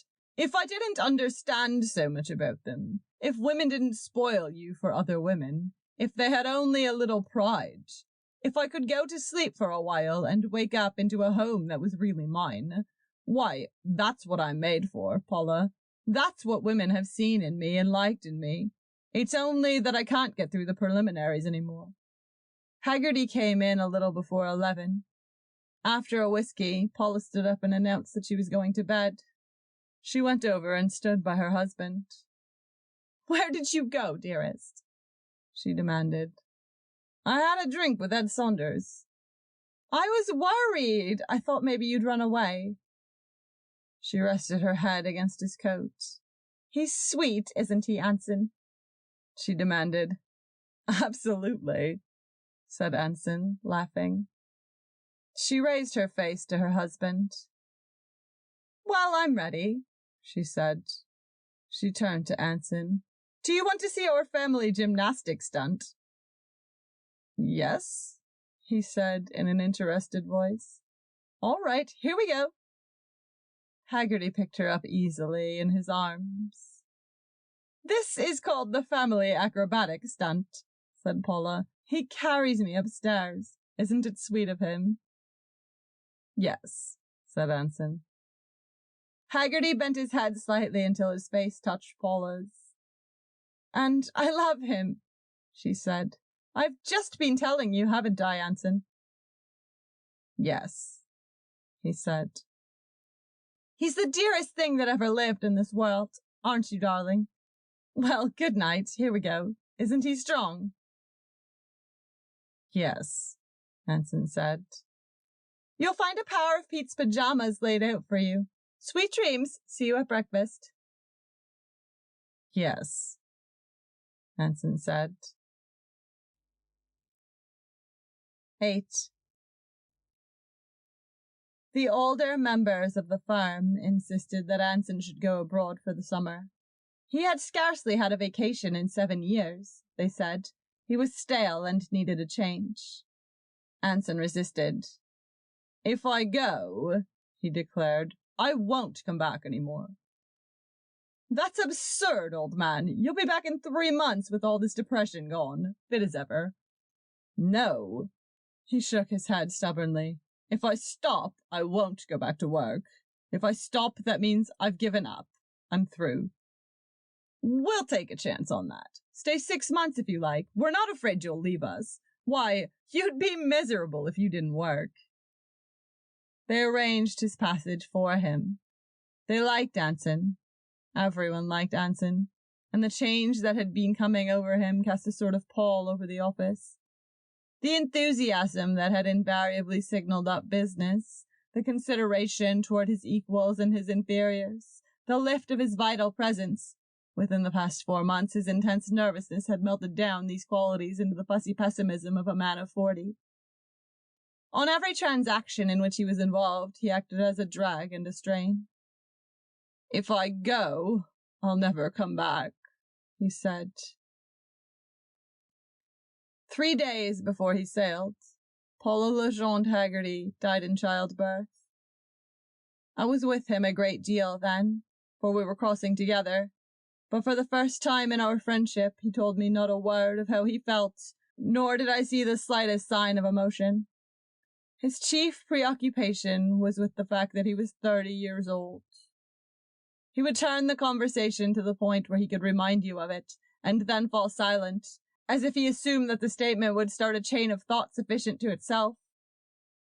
Like his partners, I was amazed at the change in him, and I was glad when the Pr-nce moved off into the wet space between the worlds, leaving his principality behind. How about a drink? He suggested.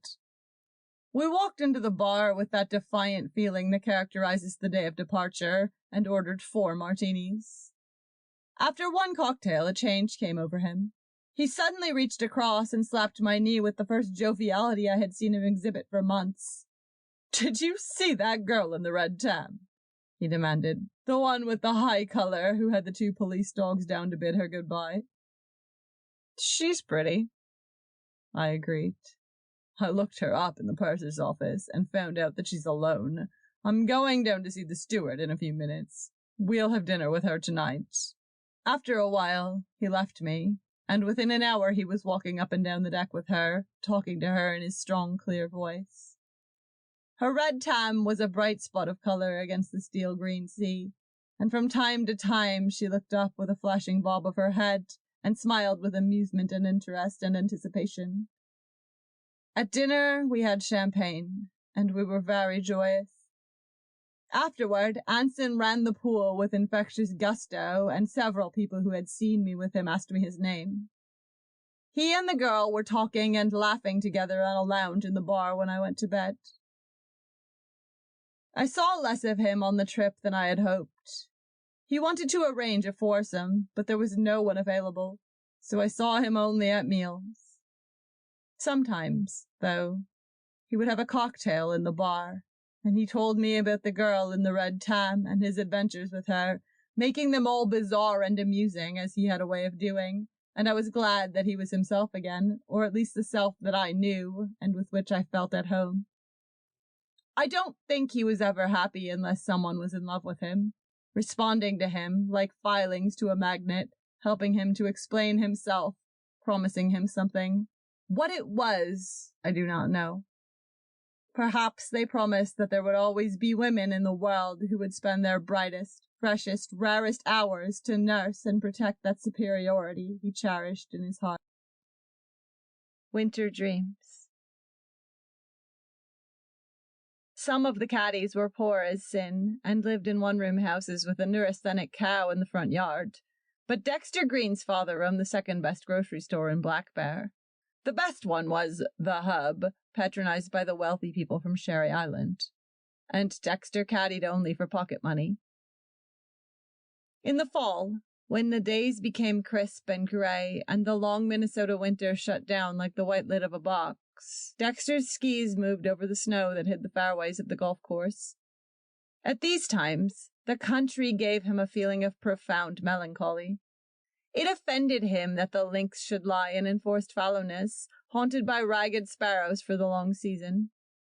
It was dreary, too, that on the tees where the gay colors fluttered in summer, there were now only the desolate sandboxes knee-deep in crusted ice. When he crossed the hills, the wind blew, cold as misery, and if the sun was out, he tramped with his eyes squinted up against the hard, dimensionless glare. In April, the winter ceased abruptly. The snow ran down into Black Bear Lake, scarcely tarrying for the early golfers to brave the season with red and black balls. Without elation, without an interval of moist glory, the cold was gone. Dexter knew that there was something dismal about this northern spring, just as he knew there was something gorgeous about the fall. Fall made him clench his hands and tremble and repeat idiotic sentences to himself, and make brisk, abrupt gestures of command to imaginary audiences and armies. October filled him with hope, which November raised to a sort of ecstatic triumph, and in this mood, the fleeting brilliant impressions of the summer at Sherry Island were ready grist to his mill. He became a golf champion and defeated Mr. T.A. Hedrick in a marvelous match played 100 times over the fairways of his imagination, a match each detail of which he changed about untiringly. Sometimes he won with almost laughable ease. Sometimes he came up magnificently from behind. Again, stepping from a Pierce Arrow automobile, like Mr. Mortimer Jones, he strolled frigidly into the lounge of the Sherry Island Golf Club. Or perhaps, surrounded by an admiring crowd, he gave an exhibition of fancy diving from the springboard of the club raft. Among those who watched him in open-mouthed wonder was Mr. Mortimer Jones. And one day it came to pass that Mr. Jones, himself and not his ghost, came up to Dexter with tears in his eyes and said that Dexter was the blankin' best caddy in the club, and wouldn't he decide not to quit if Mr. Jones made it worth his while, because every other blankin' caddy in the club lost one ball a hole for him regularly. Blank. No, sir, said Dexter decisively. I don't want to caddy any more. Then after a pause, I'm too old. You're not more than 14. Why the devil did you decide just this morning that you wanted to quit? You promised that next week you'd go over to the state tournament with me. I decided I was too old.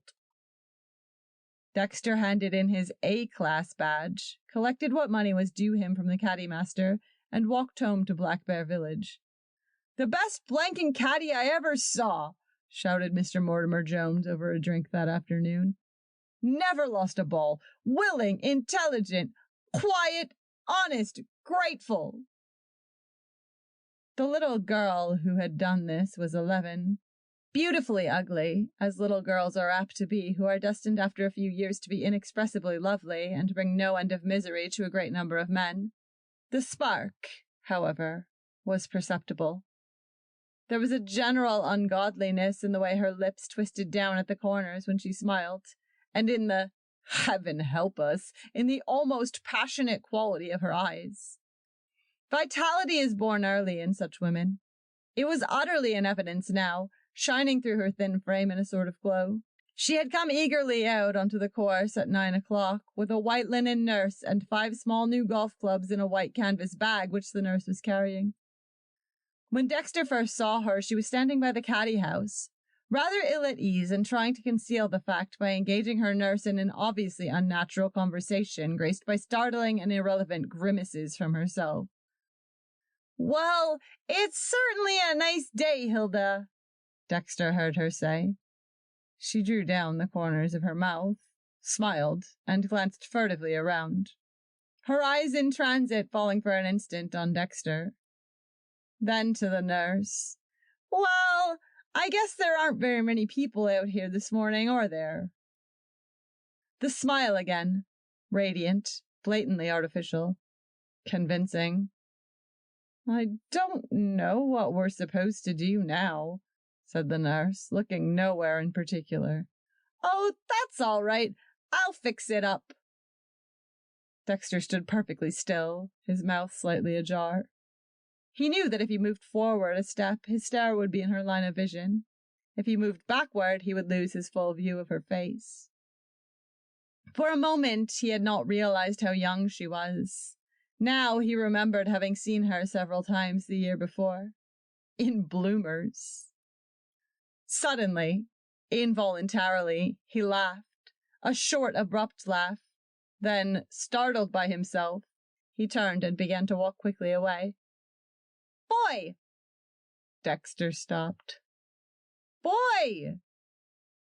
Beyond question, he was addressed. Not only that, but he was treated to that absurd smile, that preposterous smile, the memory of which at least a dozen men were to carry into middle age. "Boy, do you know where the golf teacher is?" "He's giving a lesson." "Well, do you know where the caddy master is?" "He isn't here yet this morning." "Oh." For a moment, this baffled her. She stood alternately on her right and left foot. "We'd like to get a caddy," said the nurse. "Mrs. Mortimer Jones sent us out to play golf, and we don't know how without we get a caddy." Here she was stopped by an ominous glance from Miss Jones, followed immediately by the smile. "There aren't any caddies here except me," said Dexter to the nurse, "and I got to stay here in charge until the caddy master gets here." "Oh." Miss Jones and her retinue now withdrew, and at a proper distance from Dexter became involved in a heated conversation, which was concluded by Miss Jones taking one of the clubs and hitting it on the ground with violence. For further emphasis, she raised it again and was about to bring it down smartly upon the nurse's bosom, when the nurse seized the club and twisted it from her hands. "You damn little mean old thing!" cried Miss Jones wildly. Another argument ensued. Realizing that the elements of the comedy were implied in the scene, Dexter several times began to laugh, but each time restrained the laugh before it reached audibility. He could not resist the monstrous conviction that the little girl was justified in beating the nurse. The situation was resolved by the fortuitous appearance of the caddy master, who was appealed to immediately by the nurse. "Miss Jones is to have a little caddy, and this one says he can't go." "Mr. McKenna said I was to wait here till you came," said Dexter quickly. "Well, he's here now." Miss Jones smiled cheerfully at the caddy master. Then she dropped her bag and set off at a haughty mince toward the first tee. "Well?" The caddy master turned to Dexter. "What you standing there like a dummy for? Go pick up the young lady's clubs." "I don't think I'll go out today," said Dexter. "You don't?" "I think I'll quit." The enormity of his decision frightened him. He was a favorite caddy, and the $30 a month he earned through the summer were not to be made elsewhere around the lake. But he had received a strong emotional shock, and his perturbation required a violent and immediate outlet. It is not so simple as that, either. As so frequently would be the case in the future, Dexter was unconsciously dictated to by his winter dreams. Now, of course, the quality and the seasonability of these winter dreams varied, but the stuff of them remained. They persuaded Dexter several years later to pass up a business course at the State University, His father, prospering now, would have paid his way, for the precarious advantage of attending an older and more famous university in the East, where he was bothered by his scanty funds. But do not get the impression, because his winter dreams happened to be concerned at first with musings on the rich, that there was anything merely snobbish in the boy. He wanted not association with glittering things and glittering people. He wanted the glittering things themselves. Often he reached out for the best without knowing why he wanted it, and sometimes he ran up against the mysterious denials and prohibitions in which life indulges. It is with one of those denials, and not with his career as a whole, that this story deals. He made money. It was rather amazing. After college, he went to the city from which Black Bear Lake draws its wealthy patrons. When he was only 23 and had been there not quite 2 years, there were already people who liked to say, "Now there's a boy."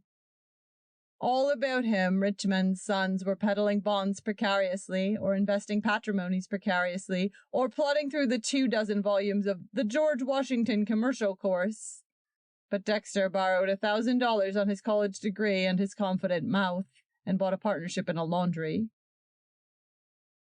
It was a small laundry when he went into it, but Dexter made a specialty of learning how the English washed fine woolen golf stockings without shrinking them, and within a year he was catering to the trade that wore knickerbockers.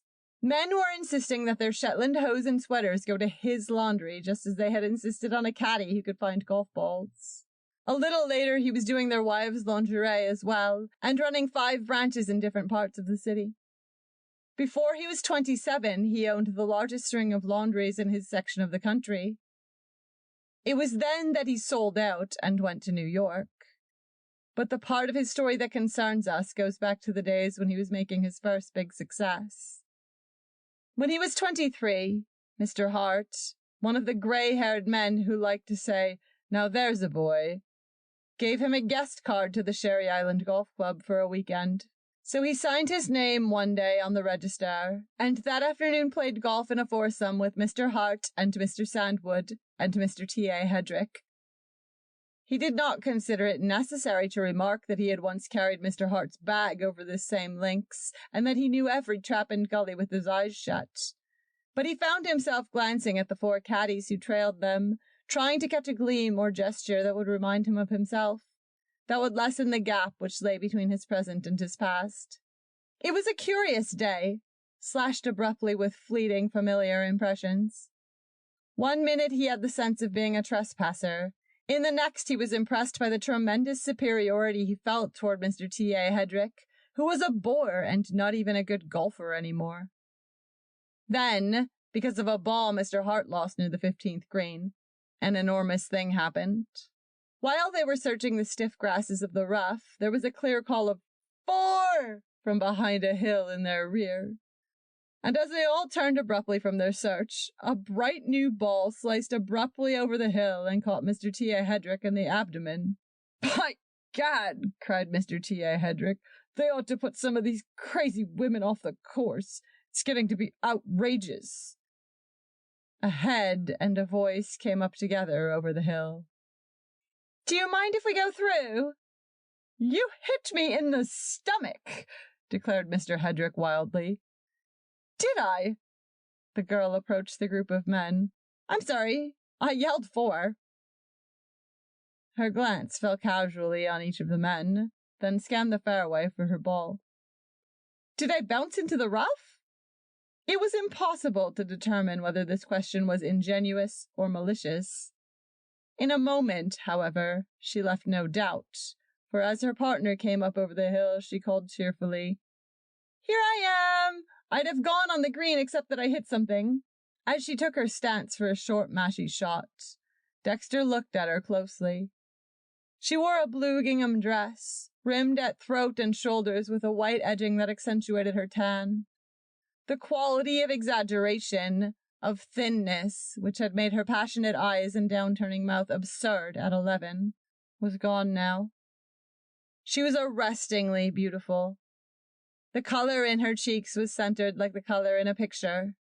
It was not a high color, but a sort of fluctuating and feverish warmth, so shaded that it seemed at any moment it would recede and disappear.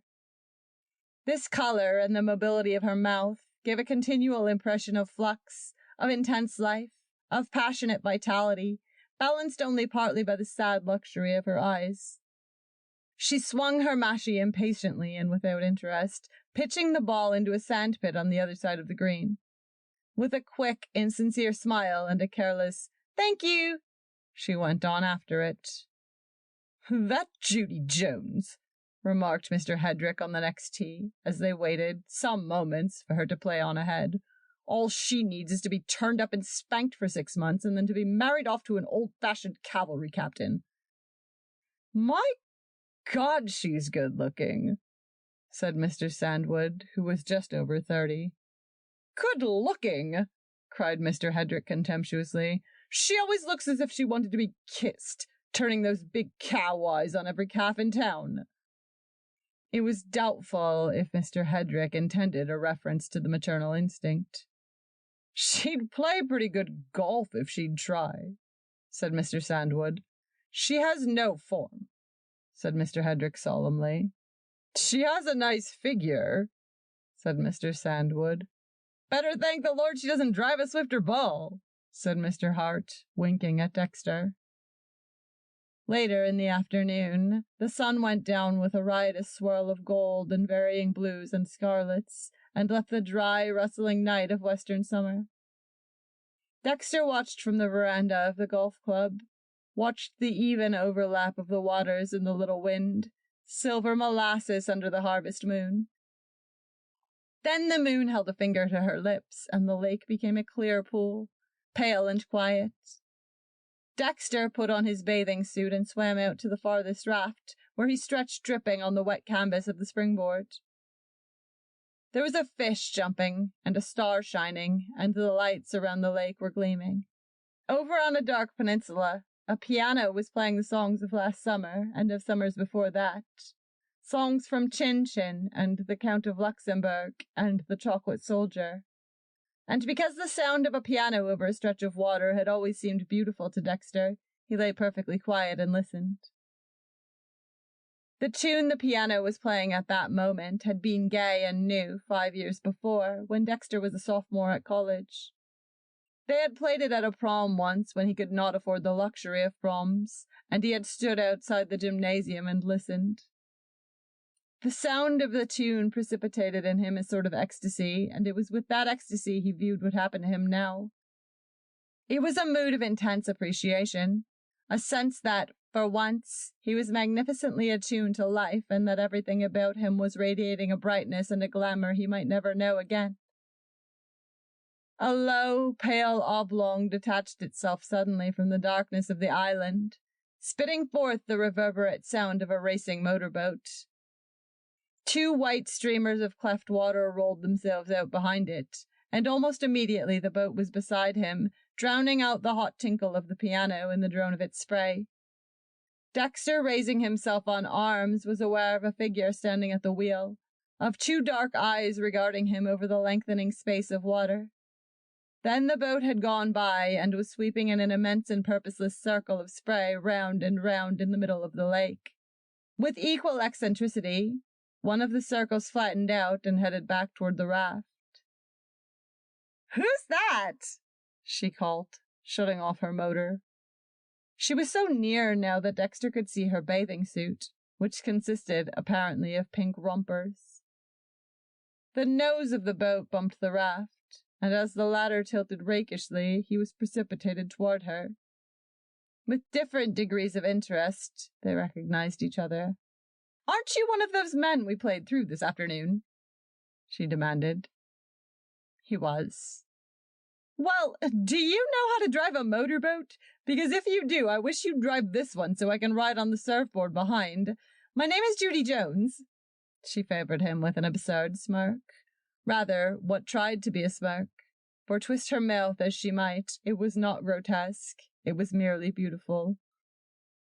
"And I live in a house over there on the island, and in that house there is a man waiting for me. When he drove up at the door, I drove out of the dock, because he says I'm his ideal." There was a fish jumping and a star shining, and the lights around the lake were gleaming. Dexter sat beside Judy Jones, and she explained how her boat was driven. Then she was in the water, swimming to the floating surfboard with a sinuous crawl. Watching her was without effort to the eye, watching a branch waving or a seagull flying. Her arms, burned to butternut, moved sinuously among the dull platinum ripples, elbow appearing first, casting the forearm back with a cadence of falling water, then reaching out and down, stabbing a path ahead. They moved out into the lake. Turning, Dexter saw that she was kneeling on the low rear of the now up-tilted surfboard. "Go faster!" she called. "Fast as it'll go!" Obediently, he jammed the lever forward, and the white spray mounted at the bow. When he looked around again, the girl was standing up on the rushing board, her arms spread wide, her eyes lifted toward the moon. "It's awful cold," she shouted. "What's your name?" He told her. "Well, why don't you come to dinner tomorrow night?" His heart turned over like the flywheel of the boat, and, for the second time, her casual whim gave a new direction to his life. 3. Next evening, while he waited for her to come downstairs, Dexter peopled the soft, deep summer room and the sun porch that opened from it with the men who had already loved Judy Jones. He knew the sort of men they were. The men who, when he first went to college, had entered from the great prep schools, with graceful clothes and the deep tan of healthy summers. He had seen that, in one sense, he was better than these men. He was newer and stronger. Yet, in acknowledging to himself that he wished his children to be like them, he was admitting that he was but the rough, strong stuff from which they eternally sprang. When the time had come for him to wear good clothes, he had known who were the best tailors in America, and the best tailors in America had made him the suit he wore this evening. He had acquired that particular reserve peculiar to his university that set it off from other universities. He recognized the value to him of such a mannerism, and he had adopted it. He knew that to be careless in dress and manner required more confidence than to be careful. But carelessness was for his children. His mother's name had been Krimschlick. She was a bohemian of the peasant class, and she had talked broken English to the end of her days. Her son must keep to the set patterns. At a little after 7, Judy Jones came downstairs. She wore a blue silk afternoon dress, and he was disappointed at first that she had not put on something more elaborate. This feeling was accentuated when, after a brief greeting, she went to the door of a butler's pantry and, pushing it open, called, "You can serve dinner, Martha." He had rather expected that a butler would announce dinner, that there would be a cocktail. Then he put these thoughts behind him as they sat down side by side on a lounge and looked at each other. "Father and Mother won't be here," she said thoughtfully. He remembered the last time he had seen her father, and he was glad the parents were not to be here tonight. They might wonder who he was. He had been born in Keble, a Minnesota village 50 miles farther north, and he always gave Keble as his home instead of Black Bear Village. Country towns were well enough to come from if they weren't inconveniently in sight and used as footstools by fashionable lakes. They talked of his university, which she had visited frequently during the past 2 years, and of the nearby city which supplied Sherry Island with its patrons, and whither Dexter would return next day to his prospering laundries.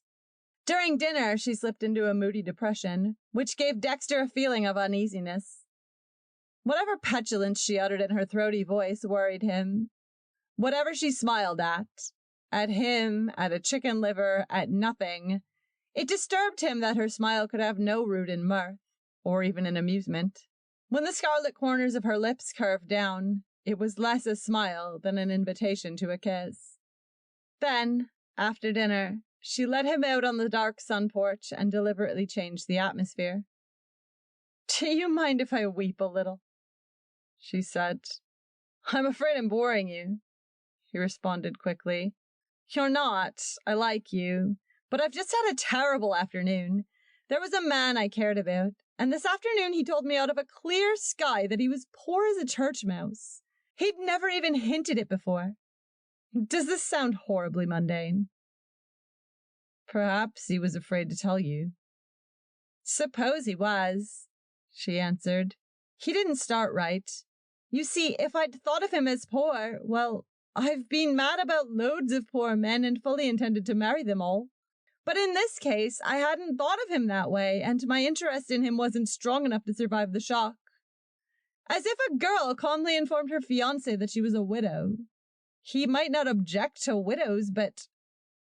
Let's start right, she interrupted herself suddenly. Who are you, anyhow? For a moment, Dexter hesitated. Then, I'm nobody, he announced. My career is largely a matter of futures. Are you poor? No, he said frankly. I'm probably making more money than any man my age in the Northwest. I know that's an obnoxious remark, but you advised me to start right. There was a pause. Then she smiled, and the corners of her mouth drooped, and an almost imperceptible sway brought her closer to him, looking up into his eyes. A lump rose in Dexter's throat, and he waited breathless for the experiment, facing the unpredictable compound that would form mysteriously from the elements of their lips. Then he saw. She communicated her excitement to him, lavishly, deeply, with kisses that were not a promise, but a fulfillment. They aroused in him not hunger demanding renewal, but surfeit that would demand more surfeit.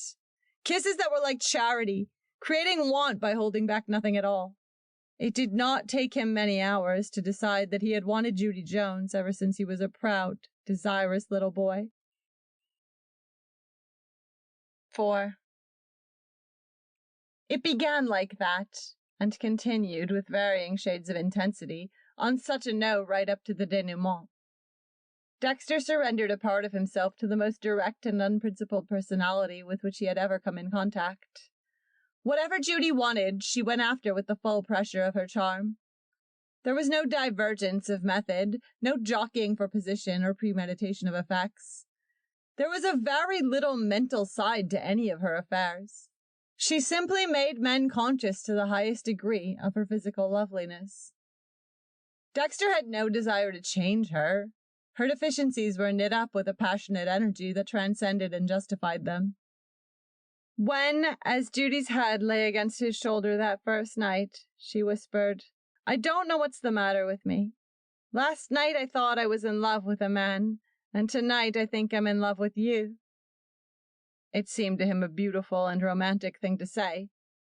It was the exquisite excitability that for the moment he controlled and owned. But a week later, he was compelled to view this same quality in a different light. She took him in her roadster to a picnic supper, and after supper she disappeared, likewise in her roadster, with another man.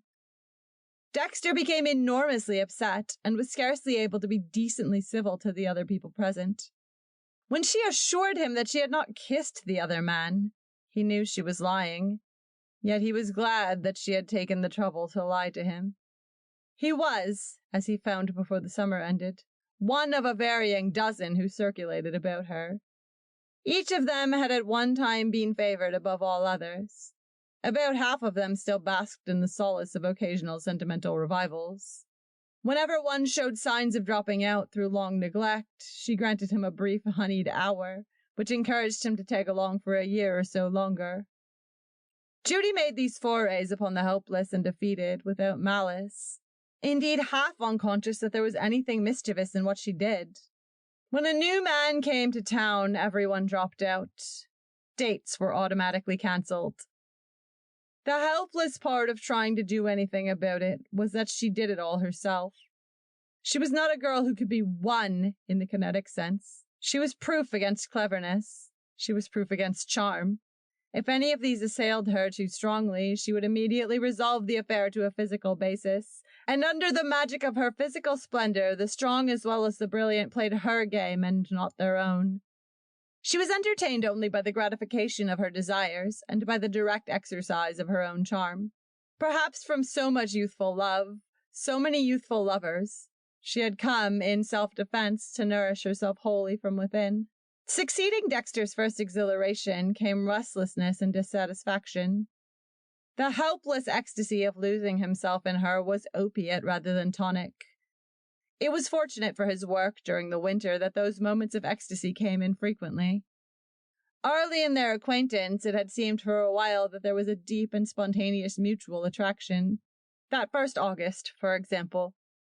3 days of long evenings on her dusky veranda, of strange wan kisses through the late afternoon, in shadowy alcoves or behind the protecting trellises of the garden arbors, of mornings when she was fresh as a dream and almost shy at meeting him in the clarity of the rising day. There was all the ecstasy of an engagement about it, sharpened by his realization that there was no engagement. It was during those 3 days that, for the first time, he had asked her to marry him. She said, "Maybe someday." She said, "Kiss me." She said, "I'd like to marry you." She said, "I love you." She said nothing. The 3 days were interrupted by the arrival of a New York man who visited at her house for half September. To Dexter's agony, rumor engaged them. The man was the son of the president of a great trust company, but at the end of a month it was reported that Judy was yawning. At a dance one night, she sat all evening in a motorboat with a local beau while the New Yorker searched the club for her frantically. She told the local beau that she was bored with her visitor, and 2 days later he left. She was seen with him at the station, and it was reported that he looked very mournful indeed. On this note, the summer ended. Dexter was 24, and he found himself increasingly in a position to do as he wished. He joined 2 clubs in the city and lived at one of them. Though he was by no means an integral part of the stag lines at these clubs, he managed to be on hand at dances where Judy Jones was likely to appear. He could have gone out socially as much as he liked. He was an eligible young man now, and popular with downtown fathers. His confessed devotion to Judy Jones had rather solidified his position. But he had no social aspirations, and rather despised the dancing men who were always on tap for the Thursday or Saturday parties, and who filled in at dinners with the younger married set. Already he was playing with the idea of going east to New York. He wanted to take Judy Jones with him. No disillusion as to the world in which she had grown up could cure his illusion as to her desirability. Remember that. For only in the light of it can what he did for her be understood. 18 months after he first met Judy Jones, he became engaged to another girl. Her name was Irene Shearer, and her father was one of the men who had always believed in Dexter. Irene was light-haired and sweet and honorable and a little stout, and she had 2 suitors whom she pleasantly relinquished when Dexter formally asked her to marry him. Summer, fall, winter, spring, another summer, another fall. So much he had given of his active life to the incorrigible lips of Judy Jones. She had treated him with interest, with encouragement, with malice, with indifference, with contempt. She had inflicted on him the innumerable little slights and indignities possible in such a case, as if in revenge for having ever cared for him at all. She had beckoned him and yawned at him and beckoned him again, and he had responded often with bitterness and narrowed eyes. She had brought him ecstatic happiness and intolerable agony of spirit. She had caused him untold inconvenience and not a little trouble. She had insulted him, and she had ridden over him, and she had played his interest in her work against his interest in his work, for fun. She had done everything to him except to criticize him. This she had not done. It seemed to him only because it might have sullied the utter indifference she manifested and sincerely felt toward him. When autumn had come and gone again, it occurred to him that he could not have Judy Jones. He had to beat this into his mind, but he convinced himself at last. He lay awake at night for a while and argued it over. He told himself the trouble and the pain she had caused him. He enumerated her glaring deficiencies as a wife. Then he said to himself that he loved her, and after a while he fell asleep. For a week, lest he imagined her husky voice over the telephone or her eyes opposite him at lunch, he worked hard and late, and at night he went to his office and plotted out his years. At the end of a week, he went to a dance and cut in on her once. For almost the first time since they had met, he did not ask her to sit out with him or tell her that she was lovely. It hurt him that she did not miss these things. That was all. He was not jealous when he saw that there was a new man tonight. He had been hardened against jealousy long before. He stayed late at the dance. He sat for an hour with Irene Shearer and talked about books and about music. He knew very little about either, but he was beginning to be master of his own time now, and he had a rather priggish notion that he, the young and already fabulously successful Dexter Green, should know more about such things. That was in October, when he was 25. In January, Dexter and Irene became engaged. It was to be announced in June, and they were to be married 3 months later. The Minnesota winter prolonged itself interminably, and it was almost May when the winds came soft and the snow ran down into Black Bear Lake at last. For the first time in over a year, Dexter was enjoying a certain tranquility of spirit. Judy Jones had been in Florida, and afterward in Hot Springs, and somewhere she had been engaged, and somewhere she had broken it off. At first, when Dexter had definitely given her up, it had made him sad that people still linked them together and asked for news of her. But when he began to be placed at dinner next to Irene Shearer, people didn't ask him about her anymore. They told him about her. He ceased to be an authority on her. May at last. Dexter walked the streets at night when the darkness was damp as rain, wondering that so soon, with so little done, so much of ecstasy had gone from him. May 1 year back had been marked by Judy's poignant, unforgivable, yet forgiven turbulence. It had been one of those rare times when he fancied she had grown to care for him. That old penny's worth of happiness he had spent for this bushel of content. He knew that Irene would be no more than a curtain spread behind him, a hand moving among gleaming teacups, a voice calling to children. Fire and loveliness were gone. The magic of nights and the wonder of the varying hours and seasons. Slender lips, down-turning, dropping to his lips and bearing him up into a heaven of eyes. The thing was deep in him. He was too strong and alive for it to die lightly. In the middle of May, when the weather balanced for a few days on the thin bridge that led to deep summer, he turned in one night at Irene's house. Their engagement was to be announced in a week now. No one would be surprised at it. And tonight they would sit together on the lounge at the University Club and look on for an hour at the dancers. It gave him a sense of solidity to go with her. She was so sturdily popular, so intensely great. He mounted the steps of the brownstone house and stepped inside. "Irene," he called. Mrs. Shearer came out of the living room to meet him. "Dexter," she said, "Irene's gone upstairs with a splitting headache. She wanted to go with you, but I made her go to bed." "Nothing serious, Oh, no. She's going to play golf with you in the morning. You can spare her for just one night, can't you, Dexter?" Her smile was kind. She and Dexter liked each other. In the living room, he talked for a moment before he said good night. Returning to the University Club, where he had rooms, he stood in the doorway for a moment and watched the dancers.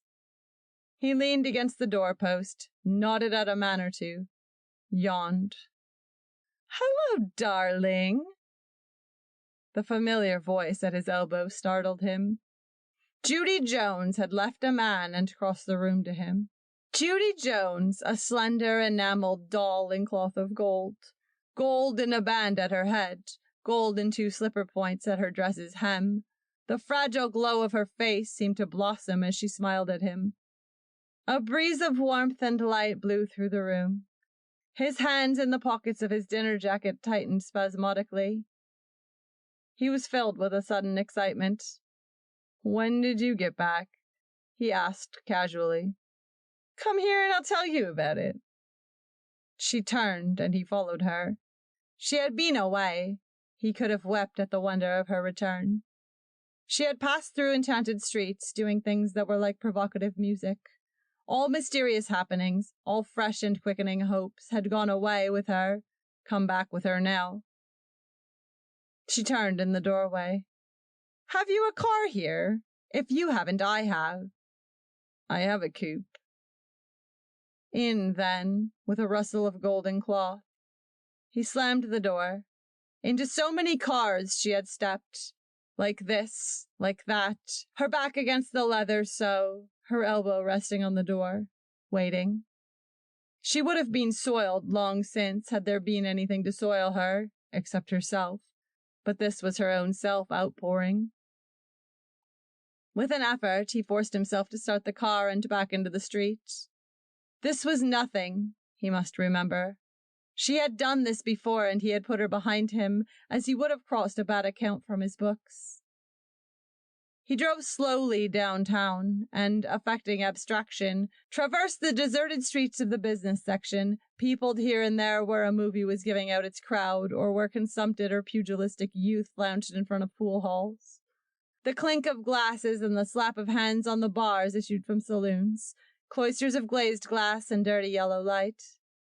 She was watching him closely, and the silence was embarrassing. Yet in this crisis he could find no casual word with which to profane the hour. At a convenient turning, he began to zigzag back toward the university club. "Have you missed me?" she asked suddenly. "Everybody missed you." He wondered if she knew of Irene Shearer. She had been back only a day. Her absence had been almost contemporaneous with his engagement. "What a remark!" Judy laughed, sadly, without sadness. She looked at him searchingly. He became absorbed in the dashboard. "You're handsomer than you used to be," she said thoughtfully. "Dexter, you have the most rememberable eyes." He could have laughed at this, but he did not laugh. It was the sort of thing that was said to sophomores, yet it stabbed at him. "I'm awfully tired of everything, darling." She called everyone darling, endowing the endearment with careless, individual camaraderie. "I wish you'd marry me." The directness of this confused him. He should have told her now that he was going to marry another girl, but he could not tell her. He could as easily have sworn that he had never loved her. "I think we'd get along," she continued on the same note, "unless probably you've forgotten me and fallen in love with another girl." Her confidence was obviously enormous. She had said, in effect, that she found such a thing impossible to believe, that if it were true, he had merely committed a childish indiscretion, and probably to show off. She would forgive him, because it was not a matter of any moment, but rather something to be brushed aside lightly. "Of course you could never love anybody but me," she continued. "I like the way you love me. Oh, Dexter, have you forgotten last year?" "No, I haven't forgotten." "Neither have I." Was she sincerely moved, or was she carried along by the wave of her own acting? "I wish we could be like that again," she said, and he forced himself to answer. "I don't think we can." "I suppose not. I hear you're giving Irene Shearer a violent rush." There was not the faintest emphasis on the name, yet Dexter was suddenly ashamed. "Oh, take me home," cried Judy suddenly. "I don't want to go back to that idiotic dance with those children." Then, as he turned up the street that led to the residence district, Judy began to cry quietly to herself. He had never seen her cry before. The dark street lightened. The dwellings of the rich loomed up around them. He stopped his coupe in front of the great white bulk of the Mortimer Joneses' house, somnolent, gorgeous, drenched with the splendor of the damp moonlight. Its solidity startled him. The strong walls, the steel of the girders, the breadth and beam and pomp of it were there only to bring out the contrast with the young beauty beside him. It was sturdy to accentuate her slightness, as if to show what a breeze could be generated by a butterfly's wing. He sat perfectly quiet, his nerves in wild clamor, afraid that if he moved he would find her irresistibly in his arms. 2 tears had rolled down her wet face and trembled on her upper lip. "I'm more beautiful than anybody else," she said brokenly. "Why can't I be happy?" Her moist eyes tore at his stability. Her mouth turned slowly downward with an exquisite sadness. "I'd like to marry you if you'll have me, Dexter. I suppose you think I'm not worth having, but I'll be so beautiful for you, Dexter." A million phrases of anger, pride, passion, hatred, and tenderness fought on his lips. Then a perfect wave of emotion washed over him, carrying off with it a sediment of wisdom, of convention, of doubt, of honor. This was his girl who was speaking, his own, his beautiful, his pride. "Won't you come in?" He heard her draw in her breath sharply. Waiting. "All right." His voice was trembling. "I'll come in." 5. It was strange that neither when it was over nor a long time afterward did he regret that night. Looking at it from the perspective of 10 years, the fact that Judy's flair for him endured just 1 month seemed of little importance. Nor did it matter that by his yielding he subjected himself to a deeper agony in the end, and gave serious hurt to Irene Shearer and to Irene's parents, who had befriended him. There was nothing sufficiently pictorial about Irene's grief to stamp itself on his mind. Dexter was at bottom hard-minded. The attitude of the city on his action was of no importance to him, not because he was going to leave the city, but because any outside attitude on the situation seemed superficial. He was completely indifferent to popular opinion. Nor, when he had seen that it was no use, that he did not possess in himself the power to move fundamentally or to hold Judy Jones, did he bear any malice toward her. He loved her, and he would love her until the day he was too old for loving. But he could not have her. So he tasted the deep pain that is reserved only for the strong, just as he had tasted for a little while the deep happiness. Even the ultimate falsity of the grounds upon which Judy terminated the engagement, that she did not want to take him away from Irene, Judy, who had wanted nothing else, did not revolt him. He was beyond any revulsion or any amusement. He went east in February with the intention of selling out his laundries and settling in New York. But the war came to America in March and changed his plans. He returned to the West, handed over the management of the business to his partner, and went into the first officers' training camp in late April. He was one of those young thousands who greeted the war with a certain amount of relief, welcoming the liberation from webs of tangled emotion. 6. This story is not his biography, remember, although things creep into it which have nothing to do with those dreams he had when he was young. We are almost done with them, and with him now. There is only one more incident to be related here, and it happened 7 years farther on. It took place in New York, where he had done well, so well that there were no barriers too high for him. He was 32 years old, and, except for one flying trip immediately after the war, he had not been west in 7 years. A man named Devlin from Detroit came into his office to see him in a business way, and then and there this incident occurred and closed out, so to speak, this particular side of his life. "So, you're from the Middle West," said the man Devlin with careless curiosity. "That's funny. I thought men like you were probably born and raised on Wall Street. You know, wife of one of my best friends in Detroit came from your city. I was an usher at the wedding." Dexter waited with no apprehension of what was coming. "Judy Sims," said Devlin with no particular interest. "Judy Jones she was once." "Yes, I knew her." A dull impatience spread over him. He had heard, of course, that she was married. Perhaps deliberately he had heard no more. "Awfully nice girl," brooded Devlin meaninglessly. "I'm sort of sorry for her." "Why?" Something in Dexter was alert, receptive at once. Oh, Lud Sims has gone to pieces in a way.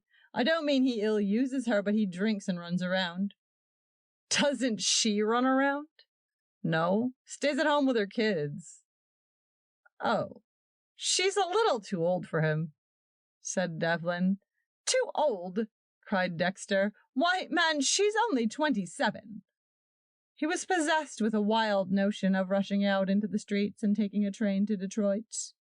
He rose to his feet spasmodically. I guess you're busy. Devlin apologized quickly. I didn't realize. No, I'm not busy, said Dexter, steadying his voice. I'm not busy at all. Not busy at all. Did you say she was 27? No, I said she was 27. Yes, you did, agreed Devlin dryly. Go on, then. Go on. What do you mean? About Judy Jones. Devlin looked at him helplessly. Well, I told you all there is to it. He treats her like the devil. Oh, they're not going to get divorced or anything. When he's particularly outrageous, she forgives him. In fact, I'm inclined to think she loves him. She was a pretty girl when she first came to Detroit. A pretty girl? The phrase struck Dexter as ludicrous. Isn't she a pretty girl anymore? Oh, she's all right. Look here, said Dexter, sitting down suddenly. I don't understand. You say she was a pretty girl, and now you say she's all right. I don't understand what you mean. Judy Jones wasn't a pretty girl at all. She was a great beauty. Why, I knew her. She was... Devlin laughed pleasantly. I'm not trying to start a row, he said. I think Judy's a nice girl, and I like her. I can't understand how a man like Lud Sims could fall madly in love with her, but he did. Then he added, most of the women like her. Dexter looked closely at Devlin, thinking wildly that there must be a reason for this, some insensitivity in the man or some private malice. Lots of women fade just like that. Devlin snapped his fingers. You must have seen it happen. Perhaps I've forgotten how pretty she was at her wedding. I've seen her so much since then, you see. She has nice eyes. A sort of dullness settled down upon Dexter. For the first time in his life, he felt like getting very drunk. He knew that he was laughing loudly at something Devlin had said, but he did not know what it was or why it was funny. When, in a few minutes, Devlin went, he lay down on his lounge and looked out the window at the New York skyline, into which the sun was sinking in dull, lovely shades of pink and gold. He had thought that having nothing else to lose, he was invulnerable at last. But he knew that he had just lost something more, as surely as if he had married Judy Jones and seen her fade away before his eyes. The dream was gone. Something had been taken from him.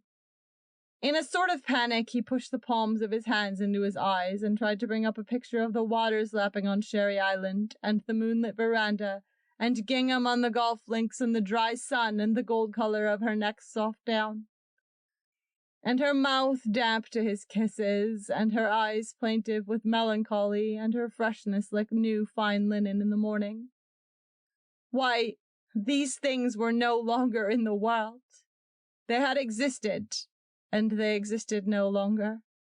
For the first time in years, the tears were streaming down his face. But they were for himself now. He did not care about mouth and eyes and moving hands. He wanted to care, and he could not care. For he had gone away, and he could never go back any more. The gates were closed, the sun was gone down, and there was no beauty but the grey beauty of steel that withstands all time. Even the grief he could have borne was left behind in the country of illusion, of youth, of the richness of life where his winter dreams had flourished. Long ago, he said, long ago there was something in me, but now that thing is gone. Now that thing is gone. That thing is gone. I cannot cry. I cannot care. That thing will come back no more. The Baby Party. When John Andros felt old, he found solace in the thought of life continuing through his child. The dark trumpets of oblivion were less loud at the patter of his child's feet, or at the sound of his child's voice babbling mad non sequiturs to him over the telephone. The latter incident occurred every afternoon at 3, when his wife called the office from the country, and he came to look forward to it as one of the vivid minutes of his day. He was not physically old, but his life had been a series of struggles up a series of rugged hills, and here, at 38, having won his battles against ill health and poverty, he cherished less than the usual number of illusions. Even his feeling about his little girl was qualified. She had interrupted his rather intense love affair with his wife, and she was the reason for their living in a suburban town, where they paid for country air with endless servant troubles and the weary merry-go-round of the commuting train. It was little Edie as a definite piece of youth that cheerfully interested him. He liked to take her on his lap and examine minutely her fragrant, downy scalp and her eyes with their irises of morning blue. Having paid this homage, John was content that the nurse should take her away. After 10 minutes, the very vitality of the child irritated him. He was inclined to lose his temper when things were broken, and one Sunday afternoon, when she had disrupted a bridge game by permanently hiding up the ace of spades, he had made a scene that had reduced his wife to tears. This was absurd, and John was ashamed of himself. It was inevitable that such things would happen, and it was impossible that little Edie should spend all her indoor hours in the nursery upstairs when she was becoming, as her mother said, more nearly a real person every day. She was 2.5, and this afternoon, for instance, she was going to a baby party. Grown-up Edith, her mother, had telephoned the information to the office, and little Edie had confirmed the business by shouting, "I am going to a pantry!" into John's unsuspecting left ear. "Drop in at the Marquis when you get home, won't you, dear?" resumed her mother. "It'll be funny. Edie's going to be all dressed up in her new pink dress." The conversation terminated abruptly with a squawk, which indicated that the telephone had been pulled violently to the floor. John laughed and decided to get an early train out. The prospect of a baby party in someone else's house amused him. What a peach of a mess, he thought humorously. 12 mothers, and each one looking at nothing but her own child. All the babies breaking things and grabbing at the cake, and each mama going home thinking about the subtle superiority of her own child to every other child there. He was in a good humor today. All the things in his life were going better than they had ever gone before. When he got off the train at his station, he shook his head at an importunate taximan and began to walk up the long hill toward his house through the crisp December twilight. It was only 6 o'clock, but the moon was out, shining with proud brilliance on the thin, sugary snow that lay over the lawns. As he walked along, drawing his lungs full of cold air, his happiness increased, and the idea of a baby party appealed to him more and more. He began to wonder how Edie compared to other children of her own age, and if the pink dress she was to wear was something radical and mature. Increasing his gait, he came in sight of his own house, where the lights of a defunct Christmas tree still blossomed in the window, but he continued on past the walk. The party was at the Marquis next door. As he mounted the brick step and rang the bell, he became aware of voices inside, and he was glad he was not too late. Then he raised his head and listened. The voices were not children's voices, but they were loud and pitched high with anger. There were at least 3 of them, and one, which rose as he listened to a hysterical sob, he recognized immediately as his wife's. "There's been some trouble," he thought quickly. Trying the door, he found it unlocked and pushed it open. The baby party began at 4:30, but Edith Andros, calculating shrewdly that the new dress would stand out more sensationally against vestments already rumpled, planned the arrival of herself and little Edie for 5. When they appeared, it was already a flourishing affair. 4 baby girls and 9 baby boys, each one curled and washed and dressed with all the care of a proud and jealous heart, were dancing to the music of a phonograph. Never more than 2 or 3 were dancing at once, but as all were continually in motion, running to and from their mothers for encouragement, the general effect was the same. As Edith and her daughter entered, the music was temporarily drowned out by a sustained chorus, consisting largely of the word cute and directed toward little Edie, who stood looking timidly about and fingering the edges of her pink dress. She was not kissed, this is the sanitary age, but she was passed along a row of mammas, each one of whom said cute to her and held her pink little hand before passing her on to the next. After some encouragement and a few mild pushes, she was absorbed into the dance and became an active member of the party. Edith stood near the door, talking to Mrs. Markey and keeping one eye on the tiny figure in the pink dress.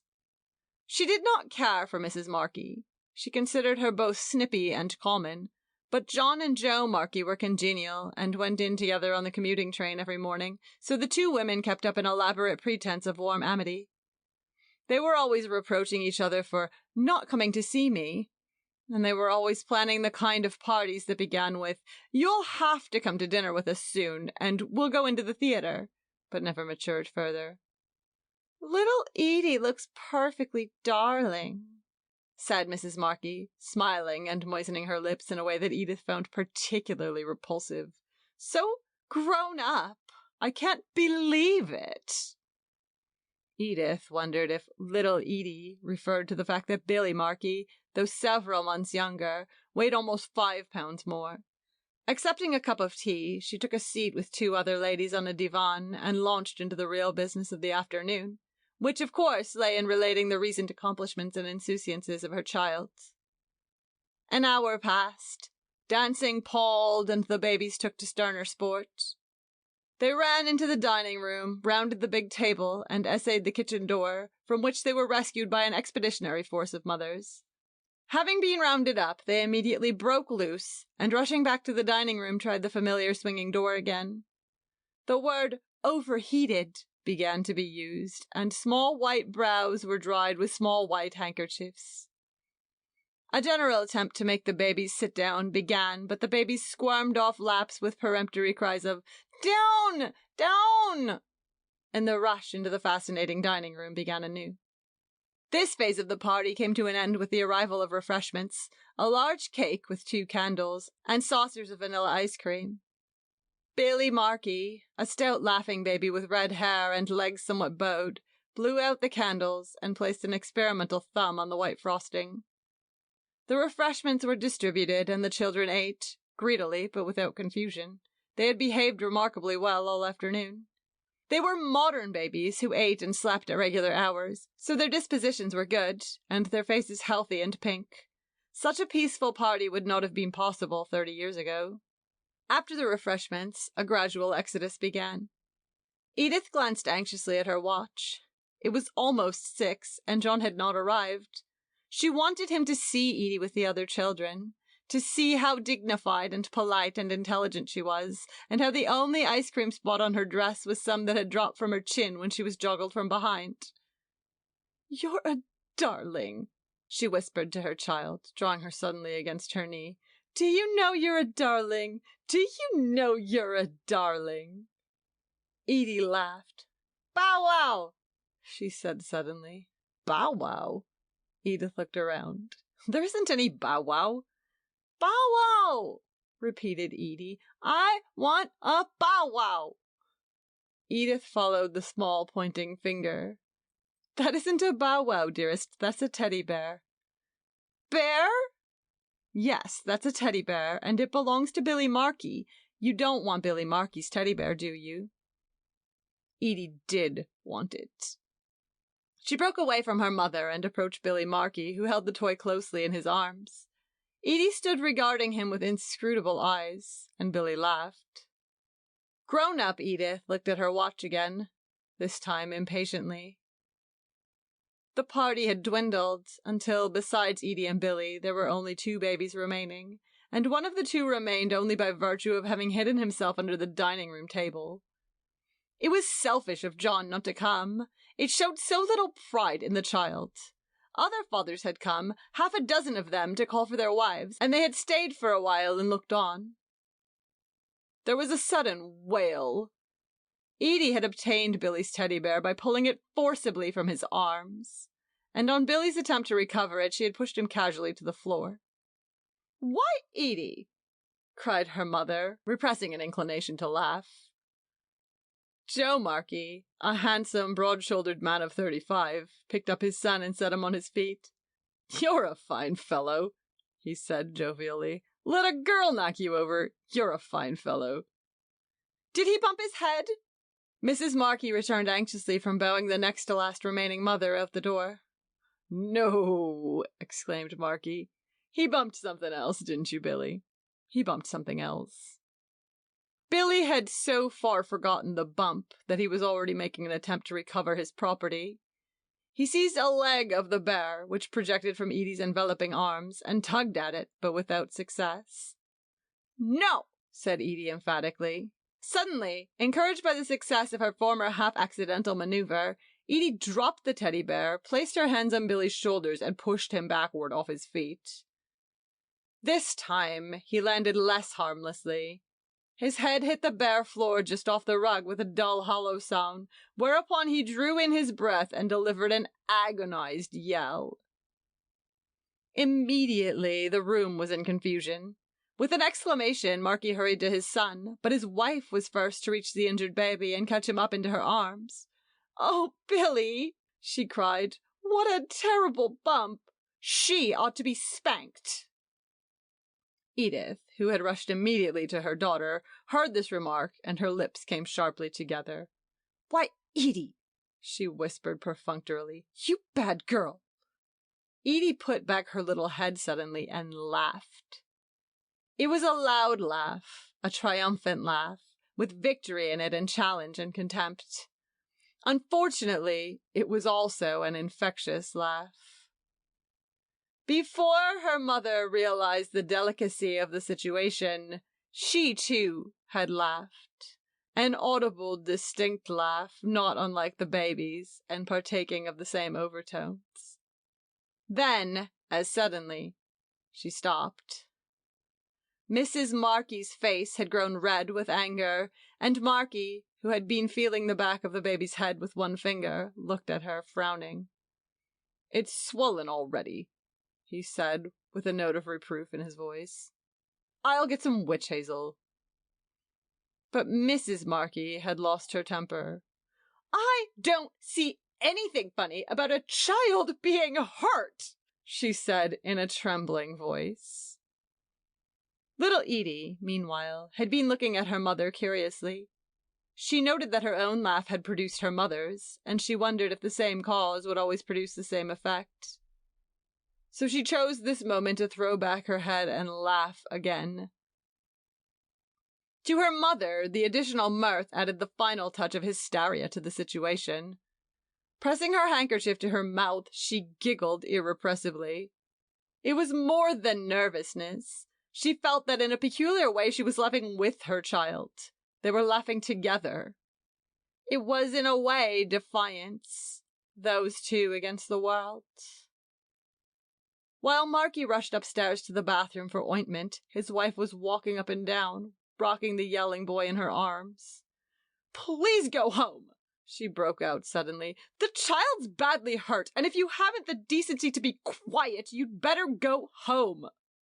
"Very well," said Edith, her own temper rising. "I've never seen anyone make such a mountain out of—" "Get out!" cried Mrs. Markey frantically.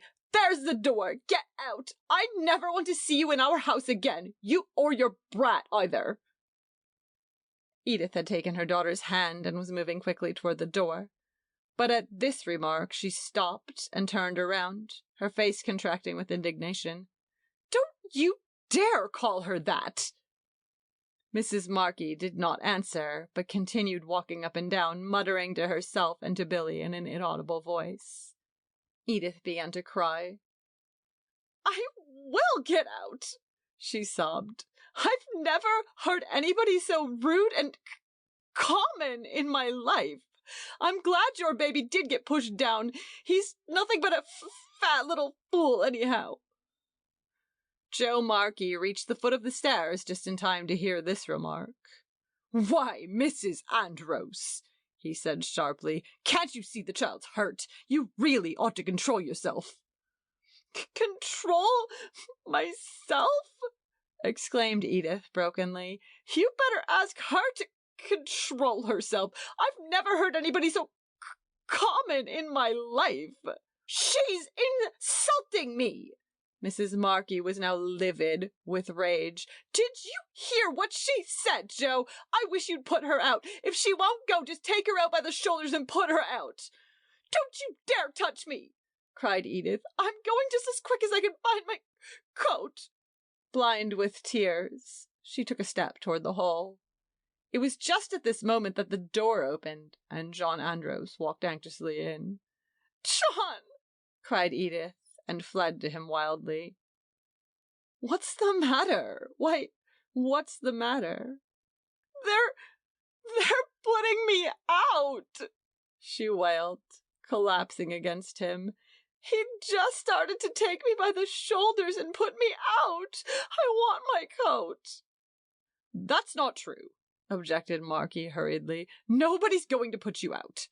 He turned to John. "Nobody's going to put her out," he repeated. "She's—" "What do you mean by put her out?" demanded John abruptly. "What's all this talk anyhow?" "Oh, let's go," cried Edith. "I want to go. They're so common, John." "Look here." Markey's face darkened. "You've said that about enough. You're acting sort of crazy." "They called Edie a brat."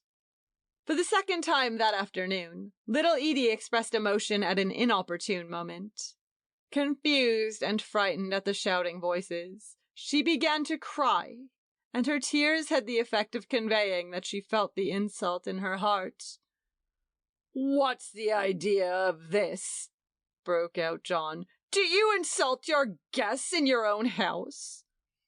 "It seems to me it's your wife that's done the insulting," answered Markey crisply. "In fact, your baby there started all the trouble."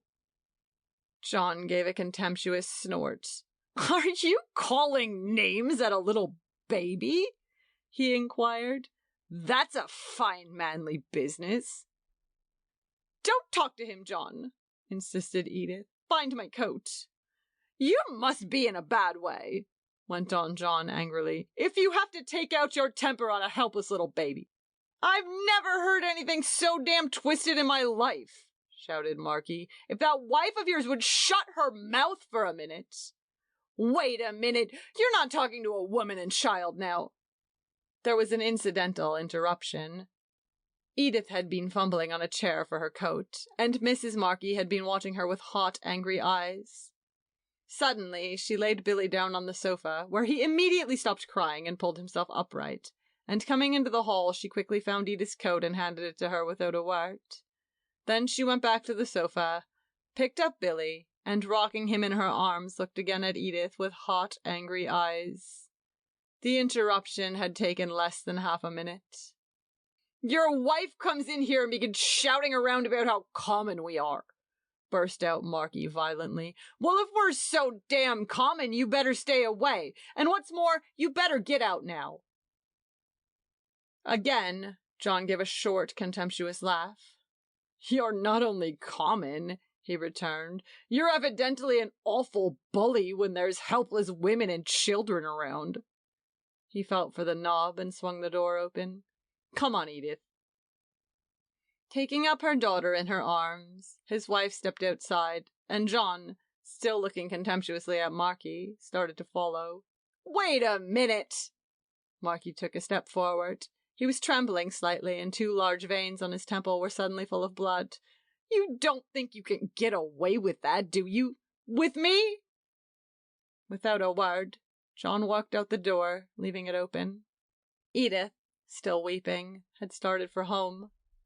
After following her with his eyes until she reached her own walk, John turned back toward the lighted doorway where Markey was slowly coming down the slippery steps. He took off his overcoat and hat, tossed them off the path onto the snow, then sliding a little on the iced walk, he took a step forward. At the first blow, they both slipped and fell heavily to the sidewalk, half rising then and again pulling each other to the ground. They found a better foothold in the thin snow to the side of the walk and rushed at each other, both swinging wildly and pressing out the snow into a pasty mud underfoot. The street was deserted, and except for their short, tired gasps and the padded sound as one or the other slipped down into the slushy mud, they fought in silence, clearly defined to each other by the full moonlight, as well as by the amber glow that shone out of the open door. Several times they both slipped down together, and then for a while the conflict threshed about wildly on the lawn. For 10, 15, 20 minutes they fought there senselessly in the moonlight. They had both taken off coats and vests at some silently agreed-upon interval, and now their shirts dripped from their backs in wet, pulpy shreds. Both were torn and bleeding, and so exhausted that they could stand only when by their position they mutually supported each other. The impact, the mere effort of a blow, would send them both to their hands and knees. But it was not weariness that ended the business, and the very meaninglessness of the fight was a reason for not stopping. They stopped because once, when they were straining at each other on the ground, they heard a man's footsteps coming along the sidewalk. They had rolled somehow into the shadow, and when they heard these footsteps, they stopped fighting, stopped moving, stopped breathing, lay huddled together like two boys playing Indian until the footsteps had passed. Then, staggering to their feet, they looked at each other like two drunken men. "I'll be damned if I'm going on with this thing anymore," cried Marky thickly. "I'm not going on anymore either," said John Andros. "I've had enough of this thing." Again, they looked at each other, sulkily this time, as if each suspected the other of urging him to a renewal of the fight. Marky spat out a mouthful of blood from a cut lip. Then he cursed softly, and picking up his coat and vest, shook off the snow from them in a surprised way, as if their comparative dampness was his only worry in the world. "Want to come in and wash up?" he asked suddenly. "No thanks," said John. "I ought to be going home. My wife will be worried." He, too, picked up his coat and vest, and then his overcoat and hat. Soaking wet and dripping with perspiration, it seemed absurd that less than half an hour ago he had been wearing all these clothes. "Well, good night," he said hesitantly. Suddenly, they both walked toward each other and shook hands. It was no perfunctory handshake. John Andros's arm went around Marky's shoulder, and he patted him softly on the back for a little while. "No harm done," he said brokenly. "No. You?" No harm done." "Well," said John Andros after a minute, "I guess I'll say good night." "Good night."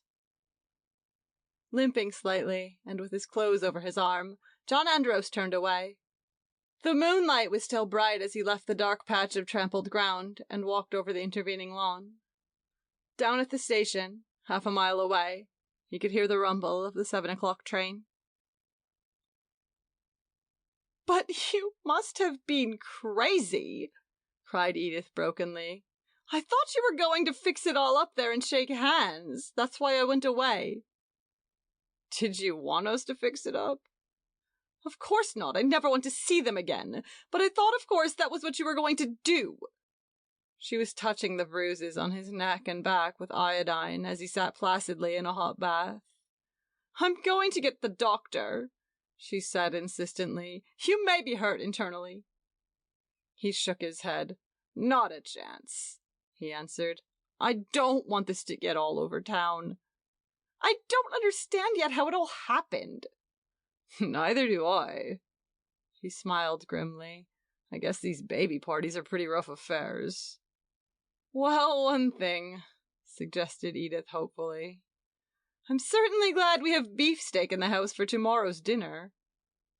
"Why?" "For your eye, of course. Do you know I came within an ace of ordering veal? Wasn't that the luckiest thing?" Half an hour later, dressed except that his neck would accommodate no collar, John moved his limbs experimentally before the glass.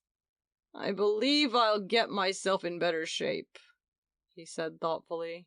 "I must be getting old." "You mean so that next time you can beat him?" "I did beat him," he announced. "At least, I beat him as much as he beat me, And there isn't going to be any next time. Don't you go calling people common anymore. If you get in trouble, you just take your coat and go home. Understand? Yes, dear, she said meekly. I was very foolish, and now I understand. Out in the hall, he paused abruptly by the baby's door. Is she asleep? Sound asleep, but you can go in and peek at her, just to say good night. They tiptoed in and bed together over the bed.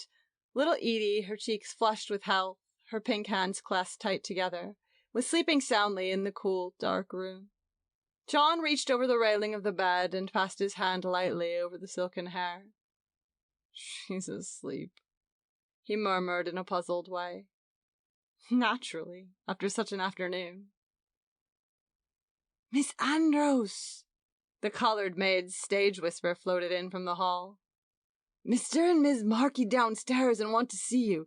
Mr. Markey, he's all cut up in pieces, ma'am. His face looked like a roast beef, and Miss Markey, she 'pear mighty mad. Why, what an incomparable nerve! Exclaimed Edith. Just tell them we're not home. I wouldn't go down for anything in the world. You most certainly will. John's voice was hard and set.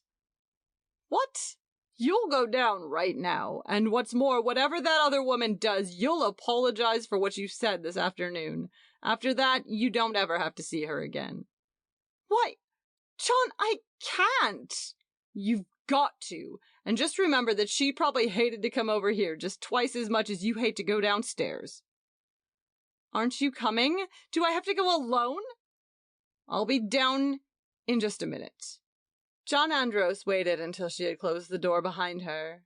Then he reached over into the bed, and picking up his daughter, blankets and all, sat down in the rocking chair, holding her tightly in his arms. She moved a little, and he held his breath, but she was sleeping soundly, and in a moment she was resting quietly in the hollow of his elbow. Slowly, he bent his head until his cheek was against her bright hair. Dear little girl, he whispered. Dear little girl, dear little girl. John Andros knew at length what it was he had fought for so savagely that evening. He had it now. He possessed it forever, and for some time he sat there rocking very slowly to and fro in the darkness. There was once a priest with cold, watery eyes, who in the still of the night wept cold tears. He wept because the afternoons were warm and long, and he was unable to attain a complete mystical union with our Lord. Sometimes, near 4 o'clock, there was a rustle of Swede girls along the path by his window, and in their shrill laughter he found a terrible dissonance that made him pray aloud for twilight to come. At twilight, the laughter and the voices were quieter, but several times he had walked past Romberg's drugstore when it was dusk and the yellow lights shone inside, and the nickel taps of the soda fountain were gleaming, and he had found the scent of cheap toilet soap desperately sweet upon the air. He passed that way when he returned from hearing confessions on Saturday nights, and he grew careful to walk on the other side of the street so that the smell of the soap would float upward before it reached his nostrils as it drifted, rather like incense, toward the summer moon. But there was no escape from the hot madness of 4 o'clock. From his window, as far as he could see, the Dakota wheat thronged the valley of the Red River. The wheat was terrible to look upon, and the carpet pattern to which in agony he bent his eyes sent his thought brooding through grotesque labyrinths, open always to the unavoidable sun. One afternoon, when he had reached the point where the mind runs down like an old clock, his housekeeper brought into his study a beautiful, intense little boy of 11 named Rudolph Miller. The little boy sat down in a patch of sunshine, and the priest, at his walnut desk, pretended to be very busy. This was to conceal his relief that someone had come into his haunted room. Presently he turned around and found himself staring into 2 enormous staccato eyes, lit with gleaming points of cobalt light. For a moment their expression startled him. Then he saw that his visitor was in a state of abject fear. "Your mouth is trembling," said Father Schwartz in a haggard voice. The little boy covered his quivering mouth with his hand. Are you in trouble? Asked Father Schwartz sharply. Take your hand away from your mouth and tell me what's the matter. The boy. Father Schwartz recognized him now as the son of a parishioner, Mr. Miller, the freight agent, moved his hand reluctantly off his mouth and became articulate in a despairing whisper. Father Schwartz, I've committed a terrible sin. A sin against purity? No, Father. Worse. Father Schwartz's body jerked sharply. Have you killed somebody? No, but I'm afraid. The voice rose to a shrill whimper. Do you want to go to confession? The little boy shook his head miserably. Father Schwartz cleared his throat so that he could make his voice soft and say some quiet, kind thing. In this moment, he should forget his own agony and try to act like God. He repeated to himself a devotional phrase, hoping that in return God would help him to act correctly. Tell me what you've done, said his new soft voice. The little boy looked at him through his tears and was reassured by the impression of moral resiliency which the distraught priest had created. Abandoning as much of himself as he was able to this man, Rudolph Miller began to tell his story. On Saturday, 3 days ago, my father, he said I had to go to confession because I hadn't been for a month, and the family, they go every week, and I hadn't been. So, just as I leave to go, I didn't care, so I put it off till after supper because I was playing with a bunch of kids, and father asked me if I went, and I said no, and he took me by the neck, and he said, you go now. So I said, all right. So I went over to the church, and he yelled after me, don't come back till you go. 2. On Saturday, 3 days ago. The plush curtain of the confessional rearranged its dismal creases, leaving exposed only the bottom of an old man's old shoe. Behind the curtain, an immortal soul was alone with God and the Reverend Adolphus Schwartz, priest of the parish. Sound began, a labored whispering, sibilant and discreet, broken at intervals by the voice of the priest in audible question. Rudolph Miller knelt in the pew beside the confessional and waited, straining nervously to hear, and yet not to hear, what was being said within. The fact that the priest was audible alarmed him. His own turn came next, and the 3 or 4 others who waited might listen unscrupulously while he admitted his violations of the 6th and 9th commandments. Rudolph had never committed adultery, nor even coveted his neighbor's wife, but it was the confession of the associate sins that was particularly hard to contemplate.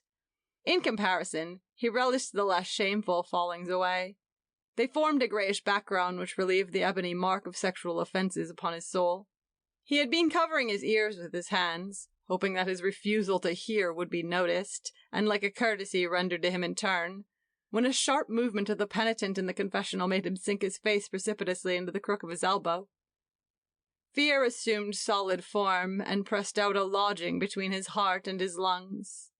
He must try now with all his might to be sorry for his sins, not because he was afraid, but because he had offended God.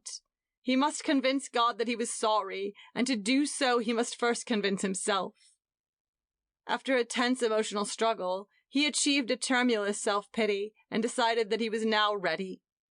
If, by allowing no other thought to enter his head, he could preserve this state of emotion unimpaired until he went into that large coffin set on end, he would have survived another crisis in his religious life. For some time, however, a demoniac notion had partially possessed him. He could go home now before his turn came and tell his mother that he had arrived too late and found the priest gone. This, unfortunately, involved the risk of being caught in a lie. As an alternative, he could say that he had gone to confession, but this meant that he must avoid communion the next day, for communion taken upon an uncleansed soul would turn to poison in his mouth, and he would crumple limp and damp from the altar rail. Again, Father Schwartz's voice became audible. And for your... The words blurred to a husky mumble, and Rudolph got excitedly to his feet. He felt that it was impossible for him to go to confession this afternoon. He hesitated tensely. Then, from the confessional, came a tap, a creak, and a sustained rustle. The slide had fallen, and the plush curtain trembled. Temptation had come to him too late. Bless me, Father, for I have sinned. I confess to the Almighty God and to you, Father, that I have sinned. Since my last confession, it has been 1 month and 3 days. I accuse myself of taking the name of the Lord in vain. This was an easy sin. His curses had been but bravado. Telling of them was little less than a brag. Of being mean to an old lady. The wan shadow moved a little on the latticed slat. How, my child? Old Lady Swenson, Rudolph's murmur soared jubilantly. She got our baseball that we knocked in her window and she wouldn't give it back, so we yelled 23 skidoo at her all afternoon. Then about 5 o'clock she had a fit and they had to have the doctor. Go on, my child. Of not believing I was the son of my parents. What? The interrogation was distinctly startled. Of not believing that I was the son of my parents. Why not? Just pride, answered the penitent airily. You mean you thought you were too good to be the son of your parents? Yes, Father, on a less jubilant note. Go on. Of being disobedient and calling my mother names, of slandering people behind my back, of smoking. Rudolph had now exhausted the minor offenses and was approaching the sins it was agony to tell. He held his fingers against his face like bars, as if to press out between them the shame in his heart. Of dirty words and immodest thoughts and desires, he whispered very low. How often? I don't know. Once a week? Twice a week? Twice a week? Did you yield to these desires? No, Father. Were you alone when you had them? No, Father, I was with 2 boys and a girl. Don't you know, my child, that you should avoid the occasions of sin, as well as the sin itself? Evil companionship leads to evil desires, and evil desires to evil actions. Where were you when this happened? In a barn in back of— I don't want to hear any names, interrupted the priest sharply. Well, it was up in the loft of this barn, and this girl and a fella, they were saying immodest things, and I stayed. You should have gone. You should have told the girl to go. He should have gone? He could not tell Father Schwartz how his pulse had bumped in his wrist, how a strange, romantic excitement had possessed him when those curious things had been said. Perhaps in the houses of delinquency among the dull and hard-eyed incorrigible girls can be found those for whom has burned the whitest fire. Have you anything else to tell me? I don't think so, Father. Rudolph felt a great relief. Perspiration had broken out under his tight-pressed fingers. Have you told any lies? The question startled him. Like all those who habitually and instinctively lie, he had an enormous respect and awe for the truth. Something almost exterior to himself dictated a quick, hurt answer. Oh no, Father, I never tell lies. For a moment, like the commoner in the king's chair, he tasted the pride of the situation. Then, as the priest began to murmur conventional admonitions, he realized that in heroically denying he had told lies, he had committed a terrible sin. He had told a lie in confession. In automatic response to Father Schwartz's "make an act of contrition," he began to repeat aloud meaninglessly, "Oh my God, I am heartily sorry for having offended thee." He must fix this now. It was a bad mistake. But as his teeth shut on the last words of his prayer, there was a sharp sound and the slat was closed. A minute later, when he emerged into the twilight, the relief in coming from a muggy church into an open world of wheat and sky postponed the full realization of what he had done. Instead of worrying, he took a deep breath of crisp air and began to say over and over to himself the words, "Blatchford Sarnamington, Blatchford Sarnamington." Blatchford Sarnamington was himself, and these words were in effect a lyric. When he became Blatchford Sarnamington, a suave nobility flowed from him.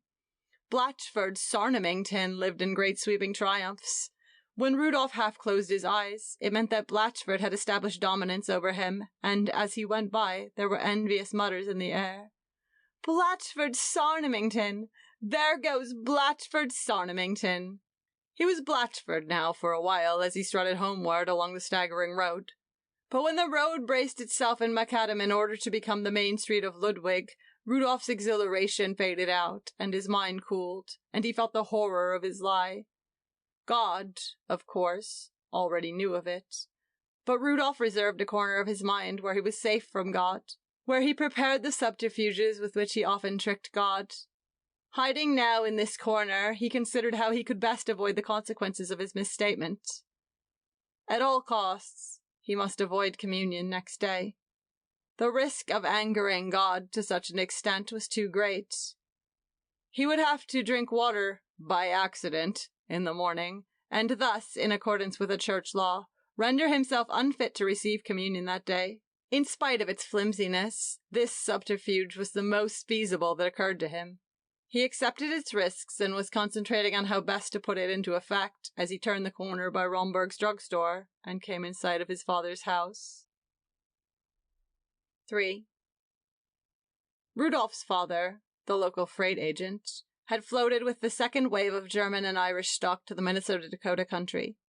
Theoretically, great opportunities lay ahead of a young man of energy in that day and place, but Carl Miller had been incapable of establishing either with his superiors or his subordinates the reputation for approximate immutability which is essential to success in a hierarchic industry.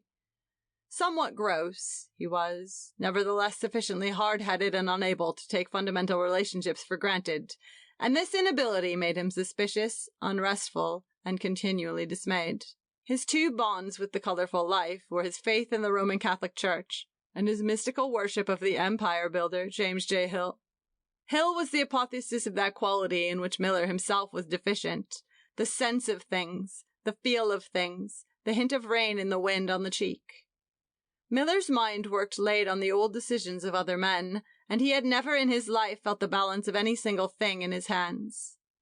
His weary, sprightly, undersized body was growing old in Hill's gigantic shadow. For 20 years he had lived alone with Hill's name and God. On Sunday morning, Carl Miller awoke in the dustless quiet of 6 o'clock.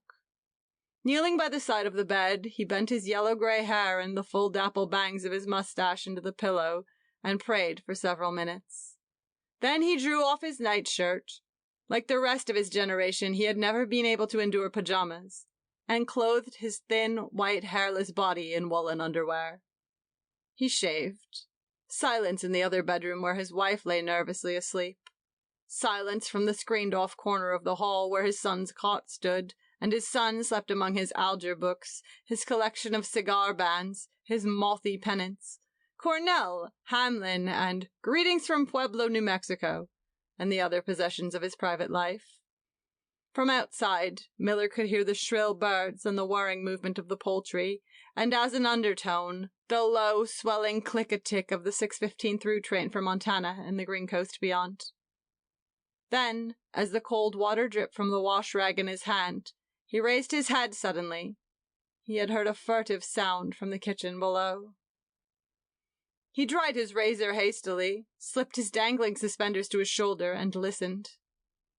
Someone was walking in the kitchen, and he knew by the light footfall that it was not his wife. With his mouth faintly ajar, he ran quickly down the stairs and opened the kitchen door. Standing by the sink, with one hand on the still-dripping faucet and the other clutching a full glass of water, stood his son. The boy's eyes, still heavy with sleep, met his father's with a frightened, reproachful beauty.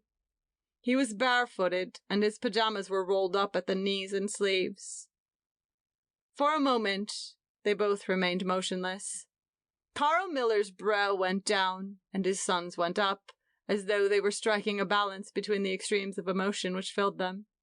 Then the bangs of the parent's mustache descended portentously until they obscured his mouth, and he gave a short glance around to see if anything had been disturbed. The kitchen was garnished with sunlight, which beat on the pans and made the smooth boards of the floor and table yellow and clean as wheat. It was the center of the house where the fire burned and the tins fitted into tins like toys, and the steam whistled all day on a thin pastel note. Nothing was moved, nothing touched, except the faucet where beads of water still formed and dripped with a white flash into the sink below. "What are you doing?" I got awful thirsty, so I thought I'd just come down and get... I thought you were going to communion. A look of vehement astonishment spread over his son's face. I forgot all about it. Have you drunk any water? No? As the word left his mouth, Rudolph knew it was the wrong answer, but the faded, indignant eyes facing him had signaled up the truth before the boy's will could act. He realized, too, that he should never have come downstairs. Some vague necessity for verisimilitude had made him want to leave a wet glass as evidenced by the sink. The honesty of his imagination had betrayed him. "Pour it out," commanded his father. "That water." Rudolph despairingly inverted the tumbler. "What's the matter with you, anyways?" demanded Miller angrily. "Nothing. Did you go to confession yesterday?" "Yes." "Then why were you going to drink water?" "I don't know, I forgot." "Maybe you care more about being a little bit thirsty than you do about your religion." "I forgot!" Rudolph could feel the tears straining in his eyes. "That's no answer." "Well, I did." "You'd better look out." His father held to a high, persistent, inquisitory note. "If you're so forgetful that you can't remember your religion, something better be done about it." Rudolph filled a sharp pause with, "I can remember it all right." "First you begin to neglect your religion," cried his father, fanning his own fierceness. "The next thing you'll begin to lie and steal, and the next thing is the reform school." Not even this familiar threat could deepen the abyss that Rudolph saw before him. He must either tell all now, offering his body for what he knew would be a ferocious beating, or else tempt the thunderbolt by receiving the body and blood of Christ with sacrilege upon his soul.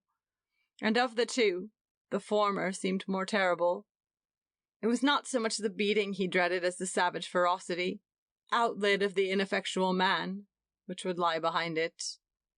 "Put down that glass and go upstairs and dress," his father ordered. "And when we get to church, before you go to communion, you better kneel down and ask God to forgive you for your carelessness." Some accidental emphasis in the phrasing of this command acted like a catalytic agent on the confusion and terror of Rudolph's mind. A wild, proud anger rose in him, and he dashed the tumbler passionately into the sink. His father uttered a strained, husky sound and sprang for him. Rudolph dodged to the side, tripping over a chair, and tried to get beyond the kitchen table. He cried out sharply when a hand grasped his pajama shoulder. Then he felt the dull impact of a fist against the side of his head and the glancing blows on the upper part of his body. As he slipped here and there in his father's grasp, dragged or lifted when he clung instinctively to an arm, aware of sharp smarts and strains, he made no sound except that he laughed hysterically several times. Then, in less than a minute, the blows abruptly ceased. After a lull during which Rudolph was tightly held, and during which they both trembled violently and uttered strange, truncated words, Carl Miller half dragged, half threatened his son upstairs. "Put on your clothes." Rudolph was now both hysterical and cold. His head hurt him, and there was a long, shallow scratch on his neck from his father's fingernail, and he sobbed and trembled as he dressed. He was aware of his mother standing at the doorway in a wrapper, her wrinkled face compressing and squeezing and opening out into a new series of wrinkles, which floated and eddied from neck to brow. Despising her nervous ineffectuality, and avoiding her rudely when she tried to touch his neck with witch hazel, he made a hasty, choking toilet. Then he followed his father out of the house and along the road toward the Catholic Church. 4. They walked without speaking, except when Carl Miller acknowledged automatically the existence of passers-by. Rudolph's uneven breathing alone ruffled the hot Sunday silence. His father stopped decisively at the door of the church. "I've decided you'd better go to confession again. Go in and tell Father Schwartz what you did, and ask God's pardon." "You lost your temper too," said Rudolph quickly. Carl Miller took a step toward his son, who moved cautiously backward. "All right, I'll go." Are you going to do what I say? Cried his father in a hoarse whisper. All right. Rudolph walked into the church, and for the second time in 2 days entered the confessional and knelt down. The slat went up almost at once. I accuse myself of missing my morning prayers. Is that all? That's all. A maudlin exultation filled him. Not easily ever again would he be able to put an abstraction before the necessities of his ease and pride. An invisible line had been crossed, and he had become aware of his isolation, aware that it applied not only to those moments when he was Blatchford Sarnamington, but that it applied to all his inner life. Hitherto such phenomena as crazy ambitions and petty shames and fears had been but private reservations, unacknowledged before the throne of his official soul. Now he realized unconsciously that his private reservations were himself, and all the rest a garnished front and a conventional flag. The pressure of his environment had driven him into the lonely, secret road of adolescence. He knelt in the pew beside his father. Mass began. Rudolph knelt up. When he was alone, he slumped his posterior back against the seat, and tasted the consciousness of a sharp, subtle revenge. Beside him, his father prayed that God would forgive Rudolph, and asked also that his own outbreak of temper would be pardoned. He glanced sideways at this son, and was relieved to see that the strained, wild look had gone from his face, and that he had ceased sobbing. The grace of God, inherent in the sacrament, would do the rest, and perhaps after Mass everything would be better. He was proud of Rudolph in his heart, and beginning to be truly as well as formally sorry for what he had done. Usually, the passing of the collection box was a significant point for Rudolph in the services. If, as was often the case, he had no money to drop in, he would be furiously ashamed and bow his head and pretend not to see the box, lest Jean Brady in the pew behind should take notice and suspect an acute family poverty. But today he glanced coldly into it as it skimmed under his eyes, noting with casual interest the large number of pennies it contained. When the bell rang for communion, however, he quivered. There was no reason why God should not stop his heart. During the past 12 hours he had committed a series of mortal sins, increasing in gravity, and he was now to crown them all with a blasphemous sacrilege. Domini, non sum dignus, ut interes sub tectum meum, sed tantum dic verbo, et sanabitur anima mea. There was a rustle in the pews, and the communicants worked their ways into the aisle with downcast eyes and joined hands.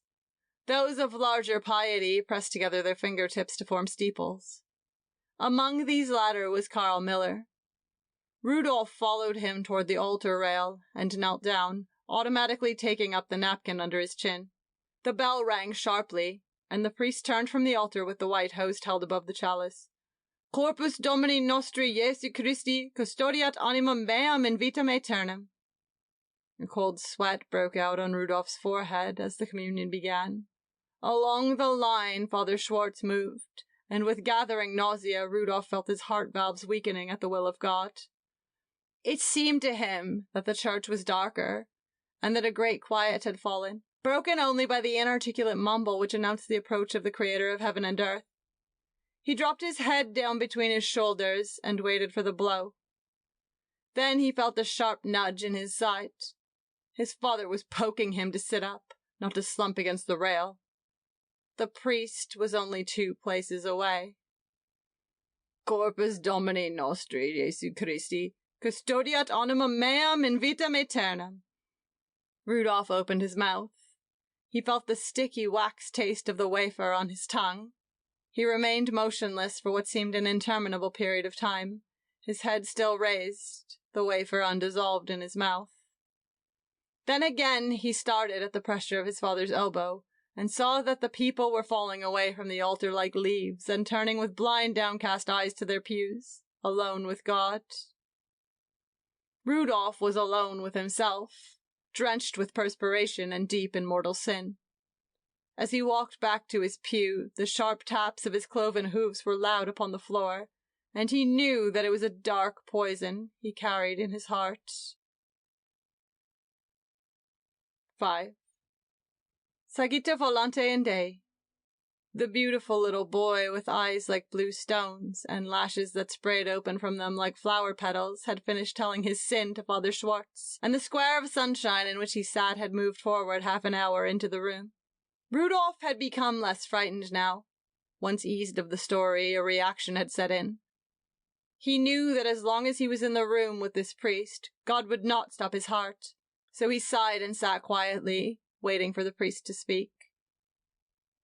Father Schwartz's cold, watery eyes were fixed upon the carpet pattern on which the sun had brought out the swastikas and the fat, bloomless vines and the pale echoes of flowers.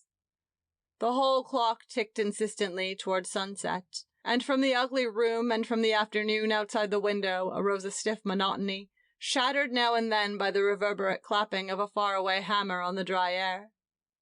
The priest's nerves were strung thin, and the beads of his rosary were crawling and squirming like snakes upon the green felt of his tabletop. He could not remember now what it was he should say. Of all the things in this lost Swede town, he was most aware of this little boy's eyes, the beautiful eyes with lashes that left them reluctantly and curved back as though to meet them once more. For a moment longer the silence persisted while Rudolph waited, and the priest struggled to remember something that was slipping farther and farther away from him, and the clock ticked in the broken house. Then Father Schwartz stared hard at the little boy, and remarked in a peculiar voice, "When a lot of people get together in the best places, things go glimmering." Rudolph started and looked quickly at Father Schwartz's face. "I said," began the priest, and paused, listening. "Do you hear the hammer, and the clock ticking, and the bees? Well, that's no good. The thing is to have a lot of people in the center of the world, wherever that happens to be. Then," his watery eyes widened knowingly, "things go glimmering." "Yes, Father," agreed Rudolph, feeling a little frightened. "What are you going to be when you grow up?" "Well, I was going to be a baseball player for a while," answered Rudolph nervously, "but I don't think that's a very good ambition, so I think I'll be an actor or a Navy officer." Again the priest stared at him. "I see exactly what you mean," he said with a fierce air. Rudolph had not meant anything in particular, and at the implication that he had, he became more uneasy. "This man is crazy," he thought, "and I'm scared of him. He wants me to help him out some way, and I don't want to." "You look as if things went glimmering," cried Father Schwartz wildly. "Did you ever go to a party?" "Yes, Father." "And did you notice that everybody was properly dressed? That's what I mean. Just as you went into the party, there was a moment when everybody was properly dressed. Maybe 2 little girls were standing by the door, and some boys were leaning over the banisters, and there were bowls around full of flowers." "I've been to a lot of parties," said Rudolph, rather relieved that the conversation had taken this turn. "Of course," continued Father Schwartz triumphantly.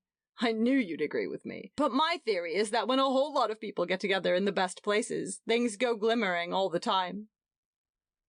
Rudolph found himself thinking of Blatchford Sarnamington. "Please listen to me," commanded the priest impatiently.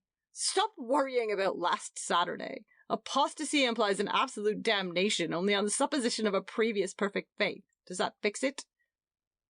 Rudolph had not the faintest idea what Father Schwartz was talking about, but he nodded, and the priest nodded back at him and returned to his mysterious preoccupation. "Why?" he cried. "They have lights now as big as stars. Do you realize that? I heard of one light they had in Paris or somewhere that was as big as a star. A lot of people had it. A lot of gay people. They have all sorts of things now that you never dreamed of. Look here." He came nearer to Rudolph, but the boy drew away, so Father Schwartz went back and sat down in his chair, his eyes dried out and hot. "Did you ever see an amusement park?" "No, Father." "Well, go and see an amusement park." The priest waved his hand vaguely. "It's a thing like a fair, only much more glittering. Go to one at night and stand a little way off from it in a dark place, under dark trees. You'll see a big wheel made of lights turning in the air, and a long slide shooting boats down into the water. A band playing somewhere, and a smell of peanuts, and everything will twinkle. But it won't remind you of anything, you see. It will all just hang out there in the night like a colored balloon, like a big yellow lantern on a pole. Father Schwartz frowned as he suddenly thought of something. But don't get up close, he warned Rudolph, because if you do, you will only feel the heat and the sweat and the life. All this talking seemed particularly strange and awful to Rudolph, because this man was a priest. He sat there, half terrified, his beautiful eyes open wide and staring at Father Schwartz. But underneath his terror, he felt that his own inner convictions were confirmed. There was something ineffably gorgeous somewhere that had nothing to do with God. He no longer thought that God was angry at him about the original lie, because he must have understood that Rudolph had done it to make things finer in the confessional, brightening up the dinginess of his admissions by saying a thing radiant and proud. At the moment when he had affirmed immaculate honor, a silver pennant had flapped out into the breeze somewhere, and there had been the crunch of leather and the shine of silver spurs and a troop of horsemen waiting for dawn on a low green hill. The sun had made stars of light on their breastplates, like the picture at home of the German cuirassiers at Sedan. But now the priest was muttering inarticulate and heartbroken words, and the boy became wildly afraid. Horror entered suddenly in at the open window, and the atmosphere of the room changed. Father Schwartz collapsed precipitously down on his knees, and let his body settle back against a chair. "Oh my God! Oh my God!" he cried out in a strange voice, and wilted to the floor. Then a human oppression rose from the priest's worn clothes, and mingled with the faint smell of old food in the corners. Rudolph gave a sharp cry and ran in a panic from the house, while the collapsed man lay there quite still, filling his room, filling it with voices and faces until it was crowded with echolalia, and rang loudly with a steady, shrill note of laughter. Outside the window, the blue sirocco trembled over the wheat, and girls with yellow hair walked sensuously along roads that bounded the fields, calling innocent, exciting things to the young men who were working in the lines between the grain. Legs were shaped under starchless gingham, and rims of the necks of dresses were warm and damp. For 5 hours now, hot, fertile life had burned in the afternoon. It would be night in 3 hours, and all along the land there would be these blonde northern girls, and the tall young men from the farms lying out beside the wheat under the moon. Braggs Martin Jones and the Prince of Wales. The Majestic came gliding into New York Harbor on an April morning. She sniffed at the tugboats and turtle-gated ferries, winked at a gaudy young yacht, and ordered a cattle boat out of her way with a snarling whistle of steam. Then she parked at her private dock with all the fuss of a stout lady sitting down, and announced complacently that she had just come from Cherbourg and Southampton with a cargo of the best people in the world. The best people in the world stood on the deck and waved idiotically to their poor relations who were waiting on the dock for gloves from Paris. Before long, a great toboggan had connected the Majestic with the North American continent, and the ship began to disgorge these very best people in the world, who turned out to be Gloria Swanson, 2 buyers from Lord and Taylor, the financial minister from Graustark with a proposal for funding the debt, and an African king who had been trying to land somewhere all winter and was feeling violently seasick. The photographers worked passionately as the stream of passengers flowed onto the dock. There was a burst of cheering at the appearance of a pair of stretchers laden with 2 Middle Westerners who had drunk themselves delirious on the last night out. The deck gradually emptied, but when the last bottle of Benedictine had reached shore, the photographers still remained at their posts, and the officer in charge of debarkation still stood at the foot of the gangway, glancing first at his watch and then at the deck, as if some important part of the cargo was still on board. At last, from the watchers on the pier, there arose a long-drawn "Ah!" as a final entourage began to stream down from Deck B. First came 2 French maids, carrying small purple dogs, and followed by a squad of porters, blind and invisible under innumerable bunches and bouquets of fresh flowers. Another maid followed, leading a sad-eyed orphan child of a French flavour, and close upon its heels walked the second officer, pulling along 3 neurasthenic wolfhounds, much to their reluctance and his own. A pause. Then the captain, Sir Howard George Witchcraft, appeared at the rail, with something that might have been a pile of gorgeous silver fox fur standing by his side. Rags Martin Jones, after 5 years in the capitals of Europe, was returning to her native land. Rags Martin Jones was not a dog. She was half a girl and half a flower, and as she shook hands with Captain Sir Howard George Witchcraft, she smiled as if someone had told her the newest, freshest joke in the world. All the people who had not already left the pier felt that smile trembling on the April air and turned around to see. She came slowly down the gangway. Her hat, an expensive, inscrutable experiment, was crushed under her arm, so that her scant boy's hair, convict's hair, tried unsuccessfully to toss and flop a little in the harbour wind.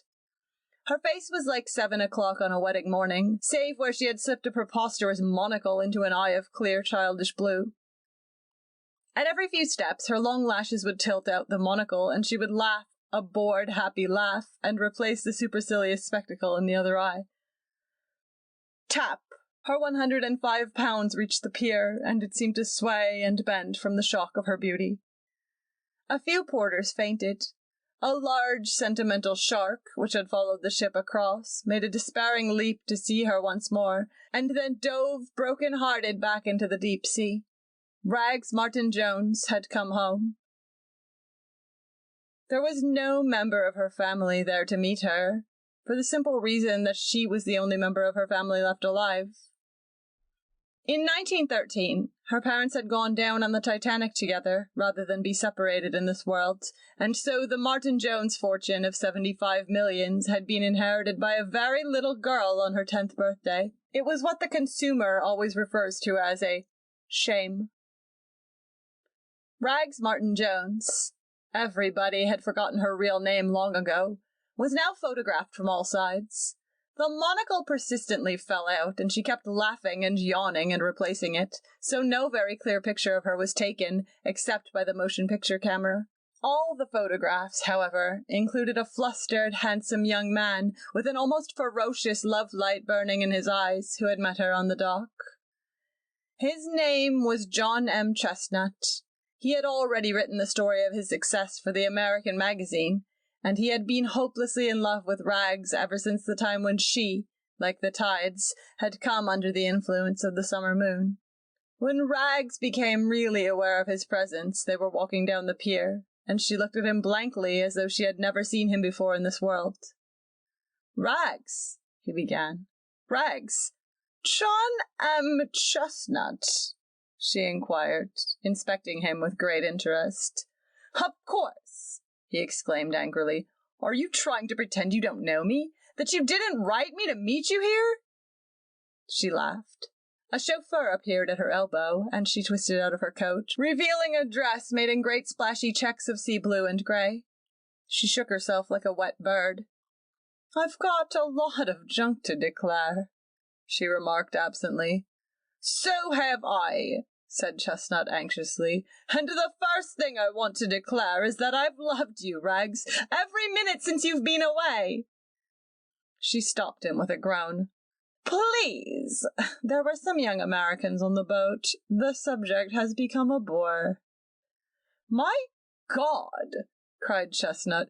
"Do you mean to say that you class my love with what was said to you on a boat?" His voice had risen, and several people in the vicinity turned to hear. "Shh!" she warned him. "I'm not giving a circus. If you want me to even see you while I'm here, you'll have to be less violent." But John M. Chestnut seemed unable to control his voice. "Do you mean to say," it trembled to a carrying pitch, "that you've forgotten what you said on this very pier 5 years ago last Thursday?" Half the passengers from the ship were now watching the scene on the dock, and another little eddy drifted out of the customs house to sea. "John!" Her displeasure was increasing. "If you raise your voice again, I'll arrange it so you'll have plenty of chance to cool off. I'm going to the Ritz. Come and see me there this afternoon."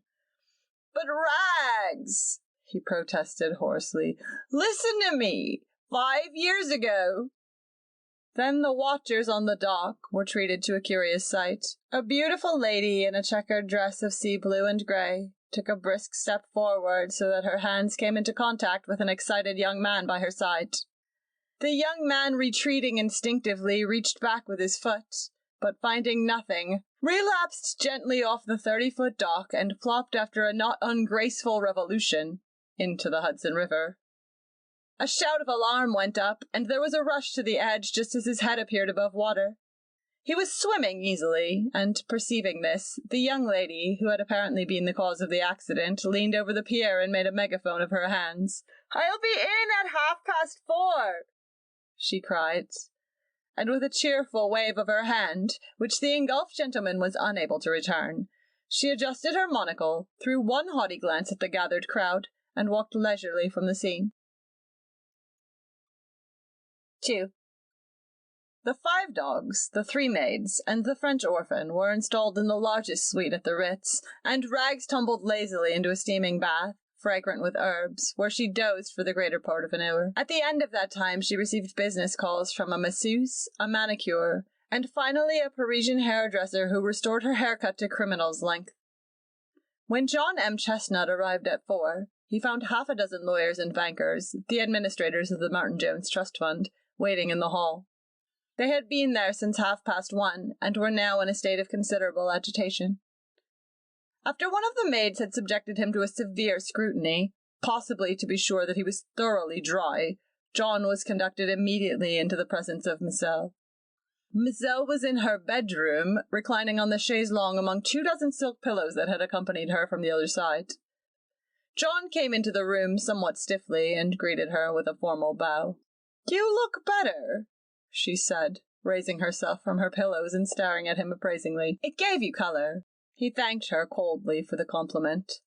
"You ought to go in every morning." And then she added irrelevantly, "I'm going back to Paris tomorrow." John Chestnut gasped. "I wrote you that I didn't intend to stay more than a week anyhow," she added. "But, Rags, why should I? There isn't an amusing man in New York." "But listen, Rags, won't you give me a chance? Won't you stay for, say, 10 days and get to know me a little?" "Know you?" Her tone implied that he was already a far too open book. "I want a man who's capable of a gallant gesture." "Do you mean you want me to express myself entirely in pantomime?" Rags uttered a disgusted sigh. "I mean, you haven't any imagination," she explained patiently. "No Americans have any imagination. Paris is the only large city where a civilized woman can breathe." "Don't you care for me at all anymore?"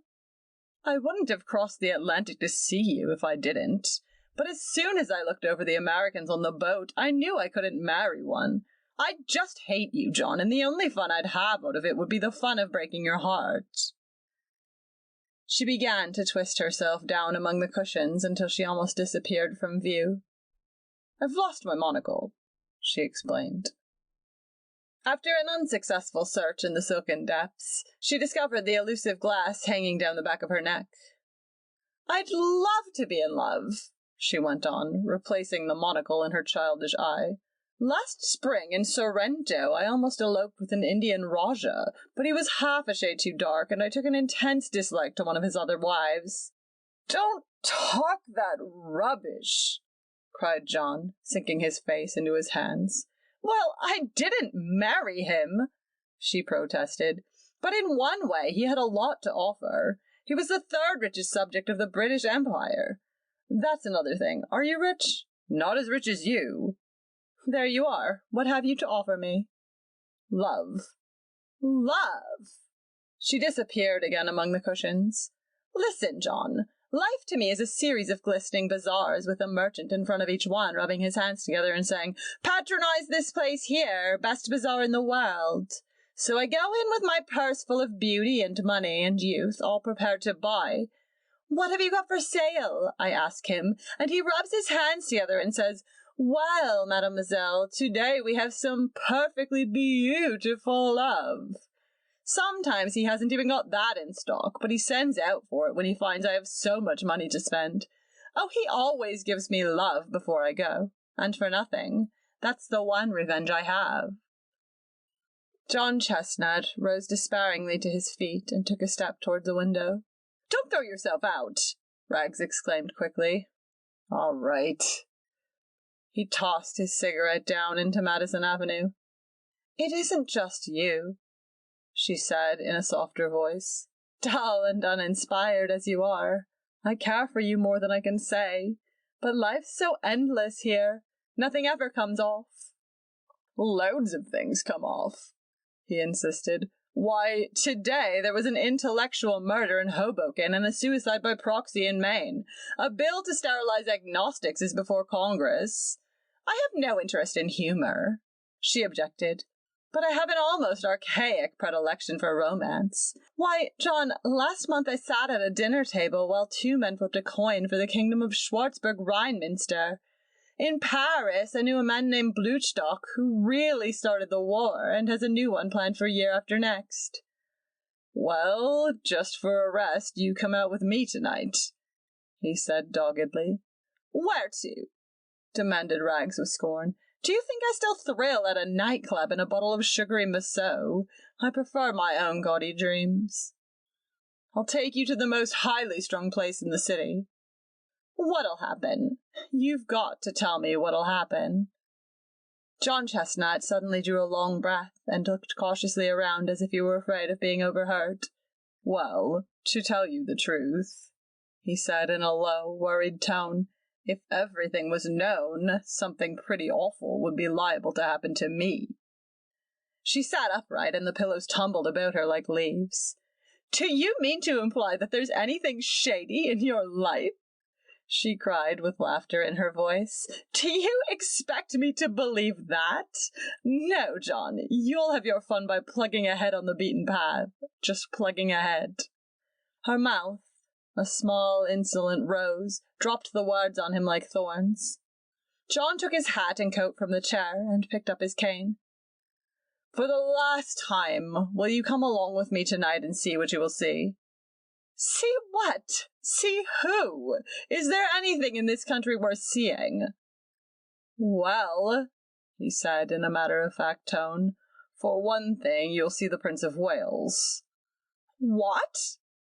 She left the chaise-longue at a bound. "Is he back in New York?" "He will be tonight. Would you care to see him?" "Would I? I've never seen him. I've missed him everywhere. I'd give a year of my life to see him for an hour." Her voice trembled with excitement. "He's been in Canada. He's down here incognito for the big prize fight this afternoon, and I happen to know where he's going to be tonight." Rags gave a sharp, ecstatic cry. "Dominique! Louise! Germaine!" The three maids came running. The room filled suddenly with vibrations of wild, startled light.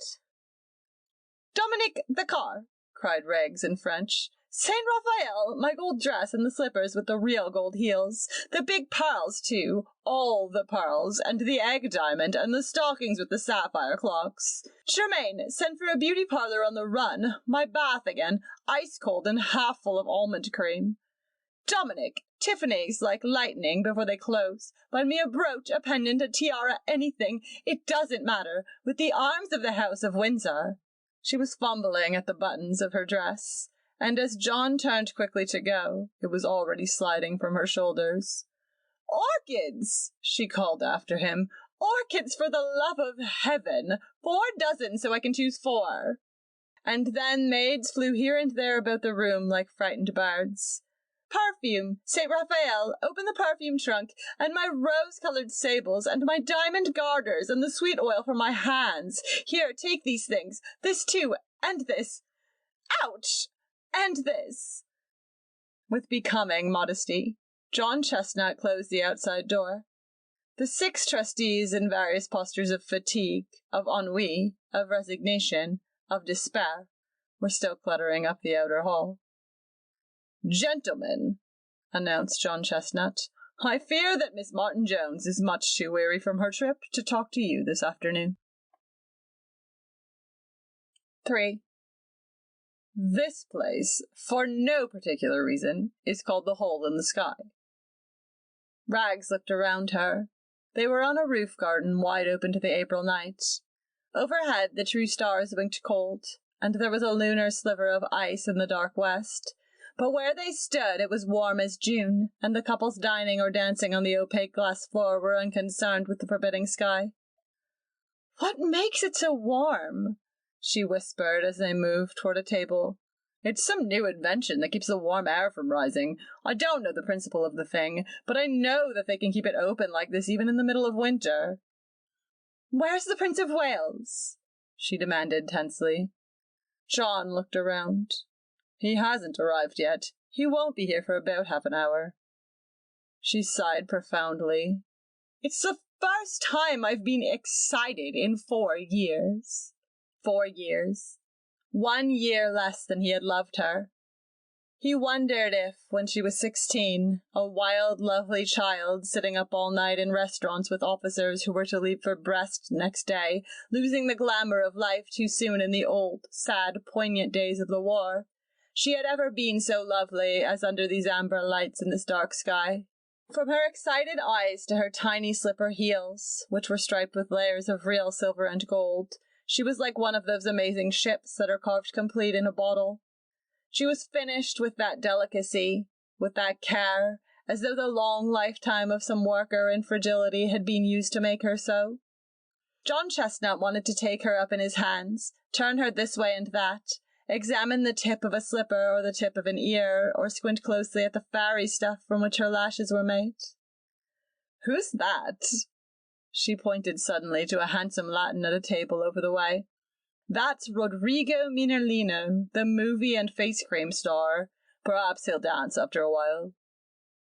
Rags became suddenly aware of the sound of violins and drums, but the music seemed to come from far away, seemed to float over the crisp night, and onto the floor with the added remoteness of a dream. "The orchestra's on another roof," explained John. "It's a new idea. Look, the entertainment's beginning."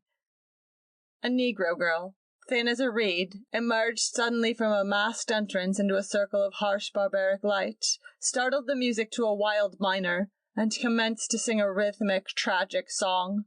The pipe of her body broke abruptly, and she began a slow, incessant step, without progress and without hope, like the failure of a savage, insufficient dream.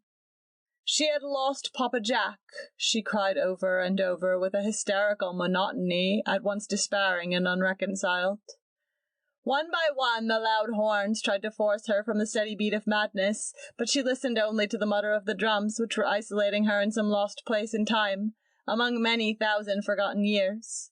After the failure of the piccolo, she made herself again into a thin brown line, wailed once with sharp and terrible intensity, then vanished into sudden darkness.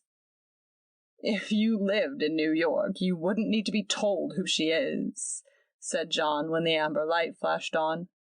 "The next fellow is Sheik B. Smith, a comedian of the fatuous, garrulous sort." He broke off.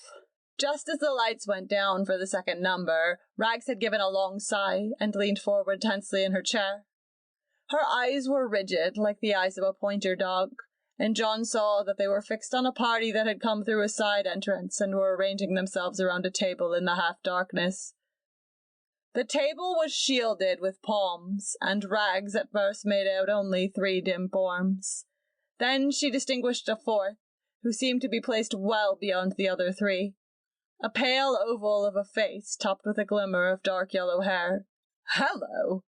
ejaculated John. "There's His Majesty now." Her breath seemed to die murmurously in her throat. She was dimly aware that the comedian was now standing in a glow of white light on the dancing floor, that he had been talking for some moments, and that there was a constant ripple of laughter in the air. But her eyes remained motionless, enchanted. She saw one of the party bend and whisper to another, and after the low glitter of a match, the bright button of a cigarette end gleamed in the background. How long it was before she moved, she did not know. Then something seemed to happen to her eyes, something white, something terribly urgent, and she wrenched about sharply to find herself full in the center of a baby spotlight from above.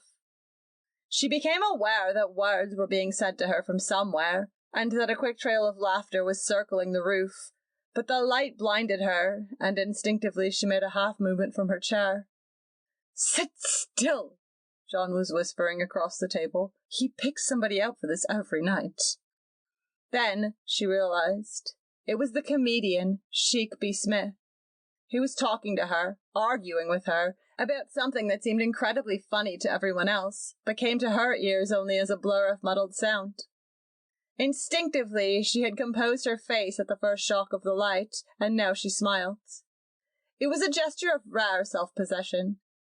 Into this smile, she insinuated a vast impersonality, as if she were unconscious of the light, unconscious of his attempt to play upon her loveliness, but amused at an infinitely removed him, whose darts might have been thrown just as successfully at the moon. She was no longer a lady. A lady would have been harsh or pitiful or absurd. Rags stripped her attitude to a sheer consciousness of her own impervious beauty, sat there glittering until the comedian began to feel alone, as he had never felt alone before. At a signal from him, the spotlight was switched suddenly out. The moment was over. The moment was over, and the comedian left the floor, and the faraway music began. John leaned toward her. "I'm sorry. There really wasn't anything to do. You were wonderful." She dismissed the incident with a casual laugh. Then she started. There were now only 2 men sitting at the table across the floor. "He's gone!" she exclaimed in quick distress. "Don't worry. He'll be back. He's got to be awfully careful, you see, so he's probably waiting outside with one of his aides until it gets dark again." "Why has he got to be careful?" "Because he's not even supposed to be in New York. He's even under one of his second-string names." The lights dimmed again, and almost immediately a tall man appeared out of the darkness and approached their table. "May I introduce myself?" he said rapidly to John in a supercilious British voice. "Lord Charles Estey, of Baron Marchbank's party." He glanced at John closely, as if to be sure that he appreciated the significance of the name. "That is between ourselves, you understand." "Of course." Rags groped on the table for her untouched champagne and tipped the glassful down her throat.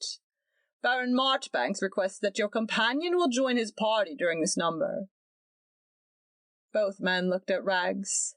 There was a moment's pause. "Very well," she said, and glanced back interrogatively at John. Again he nodded. She rose and, with her heart beating wildly, threaded the tables, making the half-circuit of the room, then melted, a slim figure in shimmering gold, into the table set in half-darkness. 4. The number drew to a close, and John Chestnut sat alone at his table, stirring auxiliary bubbles in his glass of champagne. Just before the lights went on, there was a soft rasp of gold cloth, and Rags, flushed and breathing quickly, sank into her chair. Her eyes were shining with tears. John looked at her moodily. "Well, what did he say?" "He was very quiet." "Didn't he say a word?" Her hand trembled as she took up her glass of champagne. "He just looked at me while it was dark, and he said a few conventional things. He was like his pictures, only he looks very bored and tired. He didn't even ask my name." "Is he leaving New York tonight?" "In half an hour. He and his aides have a car outside, and they expect to be over the border before dawn." "Did you find him fascinating?" She hesitated, and then slowly nodded her head. "That's what everybody says," admitted John glumly. "Do they expect you back there?" "I don't know." She looked uncertainly across the floor, but the celebrated personage had again withdrawn from his table to some retreat outside. As she turned back, an utterly strange young man who had been standing for a moment in the main entrance came toward them hurriedly. He was a deathly pale person in a disheveled and inappropriate business suit, and he had laid a trembling hand on John Chestnut's shoulder. "Monty!" exclaimed John, starting up so suddenly that he upset his champagne. "What is it? What's the matter?" "They've picked up the trail," said the young man in a shaken whisper. He looked around. "I've got to speak to you alone." John Chestnut jumped to his feet, and Rags noticed that his face, too, had become white as the napkin in his hand. He excused himself, and they retreated to an unoccupied table a few feet away. Rags watched them curiously for a moment. Then she resumed her scrutiny of the table across the floor. Would she be asked to come back? The prince had simply risen and bowed and gone outside. Perhaps she should have waited until he returned, but though she was still tense with excitement, she had, to some extent, become Rags Martin Jones again. Her curiosity was satisfied. Any new urge must come from him. She wondered if she had really felt an intrinsic charm. She wondered especially if he had, in any marked way, responded to her beauty. The pale person called Monty disappeared, and John returned to the table. Rags was startled to find that a tremendous change had come over him. He lurched into his chair like a drunken man. "John, what's the matter?" Instead of answering, he reached for the champagne bottle, but his fingers were trembling so that the splattered wine made a wet yellow ring around his glass. "Are you sick?" "Rags," he said unsteadily, "I'm all through." "What do you mean?" "I'm all through, I tell you." He managed a sickly smile. "There's been a warrant out for me for over an hour." "What have you done?" she demanded in a frightened voice. "What's the warrant for?"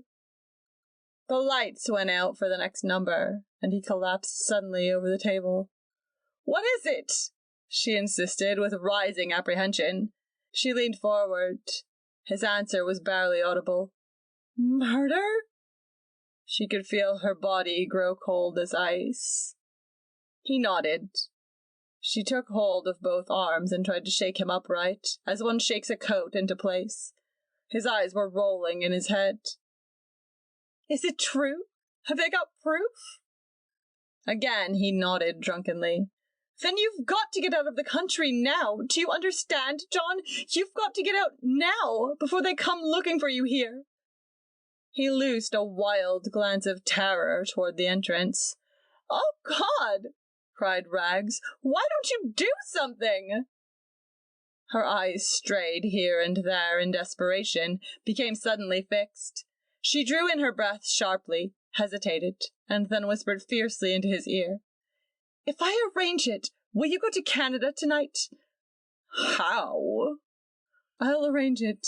If you'll pull yourself together a little. This is Rags talking to you. Don't you understand, John? I want you to sit here and not move until I come back." A minute later, she had crossed the room under the cover of darkness. "Baron Marchbanks," she whispered softly, standing just behind his chair. He motioned her to sit down. "Have you room in your car for 2 more passengers tonight?" One of the aides turned around abruptly. "His lordship's car is full," he said shortly. "It's terribly urgent." Her voice was trembling. "Well," said the prince hesitantly, "I don't know." Lord Charles Este looked at the prince and shook his head. "I don't think it's advisable. This is a ticklish business anyhow, with contrary orders from home. You know we agreed there'd be no complications." The prince frowned. "This isn't a complication," he objected. Este turned frankly to Rags. "Why is it urgent?" Rags hesitated. "Why," she flushed suddenly, "it's a runaway marriage." The prince laughed. "Good," he exclaimed. "That settles it. Este is just being official. Bring him over right away. We're leaving shortly, what?" Este looked at his watch.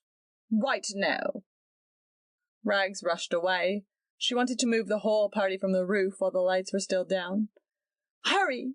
she cried in John's ear. "We're going over the border with the Prince of Wales. You'll be safe by morning." He looked up at her with dazed eyes. She hurriedly paid the check, and seizing his arm, piloted him as inconspicuously as possible to the other table, where she introduced him with a word. The prince acknowledged his presence by shaking hands. The aides nodded, only faintly concealing their displeasure. "We'd better start," said Este, looking impatiently at his watch. They were on their feet when suddenly an exclamation broke from all of them. 2 policemen and a red-haired man in plain clothes had come in at the main door. "Out we go," breathed Este, impelling the party toward the side entrance. "There's going to be some kind of riot here." He swore. 2 more blue coats barred the exit there.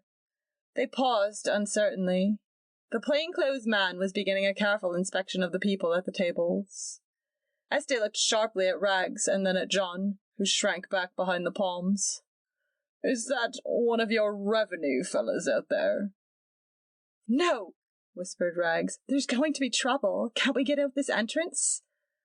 The prince, with rising impatience, sat down again in his chair. "Let me know when you chaps are ready to go." He smiled at Rags. "Now, just suppose we all get in trouble just for that jolly face of yours." Then, suddenly, the lights went up. The plainclothes man whirled around quickly and sprang to the middle of the cabaret floor. "Nobody try to leave this room," he shouted. "Sit down. That party behind the palms. Is John M. Chestnut in this room?" Rags gave a short, involuntary cry. "Here," cried the detective to the policeman behind him. "Take a look at that funny bunch across over there. Hands up, you men!" "My God!" whispered Este. "We've got to get out of here." He turned to the prince. "This won't do, Ted. You can't be seen here. I'll stall them off while you get down to the car." He took a step toward the side entrance. "Hands up there!" shouted the plainclothes man. "And when I say hands up, I mean it. Which one of you's Chestnut?" "You're mad!" cried Este. "We're British subjects. We're not involved in this affair in any way." A woman screamed somewhere, and there was a general movement toward the elevator, a movement which stopped short before the muzzles of 2 automatic pistols. A girl next to Rags collapsed in a dead faint to the floor, and at the same moment the music on the other roof began to play. "Stop that music!" bellowed the plainclothes man, "and get some earrings on that whole bunch quick." The 2 policemen advanced toward the party, and simultaneously Este and the other aides drew their revolvers, and, shielding the prince as best they could, began to edge toward the side. A shot rang out, and then another, followed by a crash of silver and china as 6 diners overturned their tables and dropped quickly behind. The panic became general. There were 3 shots in quick succession, and then a fusillade.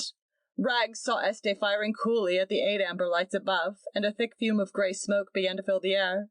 As a strange undertone to the shouting and screaming came the incessant clamor of the distant jazz band. Then, in a moment, it was all over. A shrill whistle rang out over the roof, and through the smoke Rags saw John Chestnut advancing toward the plainclothes man, his hands held out in a gesture of surrender. There was a last nervous cry, a chill clatter as someone inadvertently stepped into a pile of dishes, and then a heavy silence fell on the roof. Even the band seemed to have died away. "It's all over!" John Chestnut's voice rang out wildly on the night air. "The party's over! Everybody who wants to can go home!" Still, there was silence. Rags knew it was the silence of awe. The strain of guilt had driven John Chestnut insane. "It was a great performance," he was shouting. "I want to thank you one and all. If you can find any tables still standing, champagne will be served as long as you care to stay." It seemed to Rags that the roof and the high stars suddenly began to swim round and round. She saw John take the detective's hand and shake it heartily, and she watched the detective grin and pocket his gun. The music had recommenced, and the girl who had fainted was suddenly dancing with Lord Charles Este in the corner.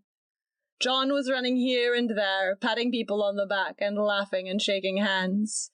Then he was coming toward her, fresh and innocent as a child. "Wasn't it wonderful?" he cried. Rags felt a faintness stealing over her. She groped backward with her hand toward a chair. "What was it?" she cried dazedly. "Am I dreaming?" "Of course not. You're wide awake. I made it up, Rags, don't you see? I made up the whole thing for you. I had it invented. The only thing real about it was my name." She collapsed suddenly against his coat, clung to his lapels, and would have wilted to the floor if he had not caught her quickly in his arms. "Some champagne, quick," he called, and then he shouted at the Prince of Wales, who stood nearby. "Order my car, quick, you! Miss Martin Jones has fainted from excitement." 5. The skyscraper rose bulkily through 30 tiers of windows before it attenuated itself to a graceful sugarloaf of shining white. Then it darted up again another 100 feet, then to a mere oblong tower in its last fragile aspiration toward the sky. At the highest of its high windows, Rags Martin Jones stood full in the stiff breeze, gazing down at the city. "Mr. Chestnut wants to know if you'll come right into his private office." Obediently, her slim feet moved along the carpet into a high, cool chamber overlooking the harbor and the wide sea. John Chestnut sat at his desk waiting, and Rags walked to him and put her arms around his shoulder. "Are you sure you're real?" she asked anxiously. "Are you absolutely sure?" "You only wrote me a week before you came," he protested modestly, "or I could have arranged a revolution." "Was the whole thing just mine?" she demanded. "Was it a perfectly useless, gorgeous thing just for me?" "Useless?" he considered. "Well, it started out to be. At the last minute, I invited a big restaurant man to be there, and while you were at the other table, I sold him the whole idea of the nightclub." He looked at his watch. "I've got one more thing to do, and then we've got just time to be married before lunch." He picked up his telephone. "Jackson, send a triplicated cable to Paris, Berlin, and Budapest, and have those two bogus dukes who tossed up for Schwarzburg-Rheinminster chased over the Polish border. If the duchy won't act, lower the rate of exchange to .00002. Also, that idiot Bluchstock is in the Balkans again trying to start a new war. Put him on the first boat for New York or else throw him in a Greek jail." He rang off, turned to the startled Cosmopolite with a laugh. "The next stop is the City Hall. Then, if you like, we'll run over to Paris." "John," she asked him intently, "who is the Prince of Wales?" He waited till they were in the elevator, dropping 20 floors at a swoop. Then he leaned forward and tapped the lift boy on the shoulder. "Not so fast, Cedric. This lady isn't used to falls from high places."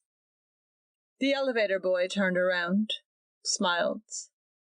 His face was pale, oval, framed in yellow hair.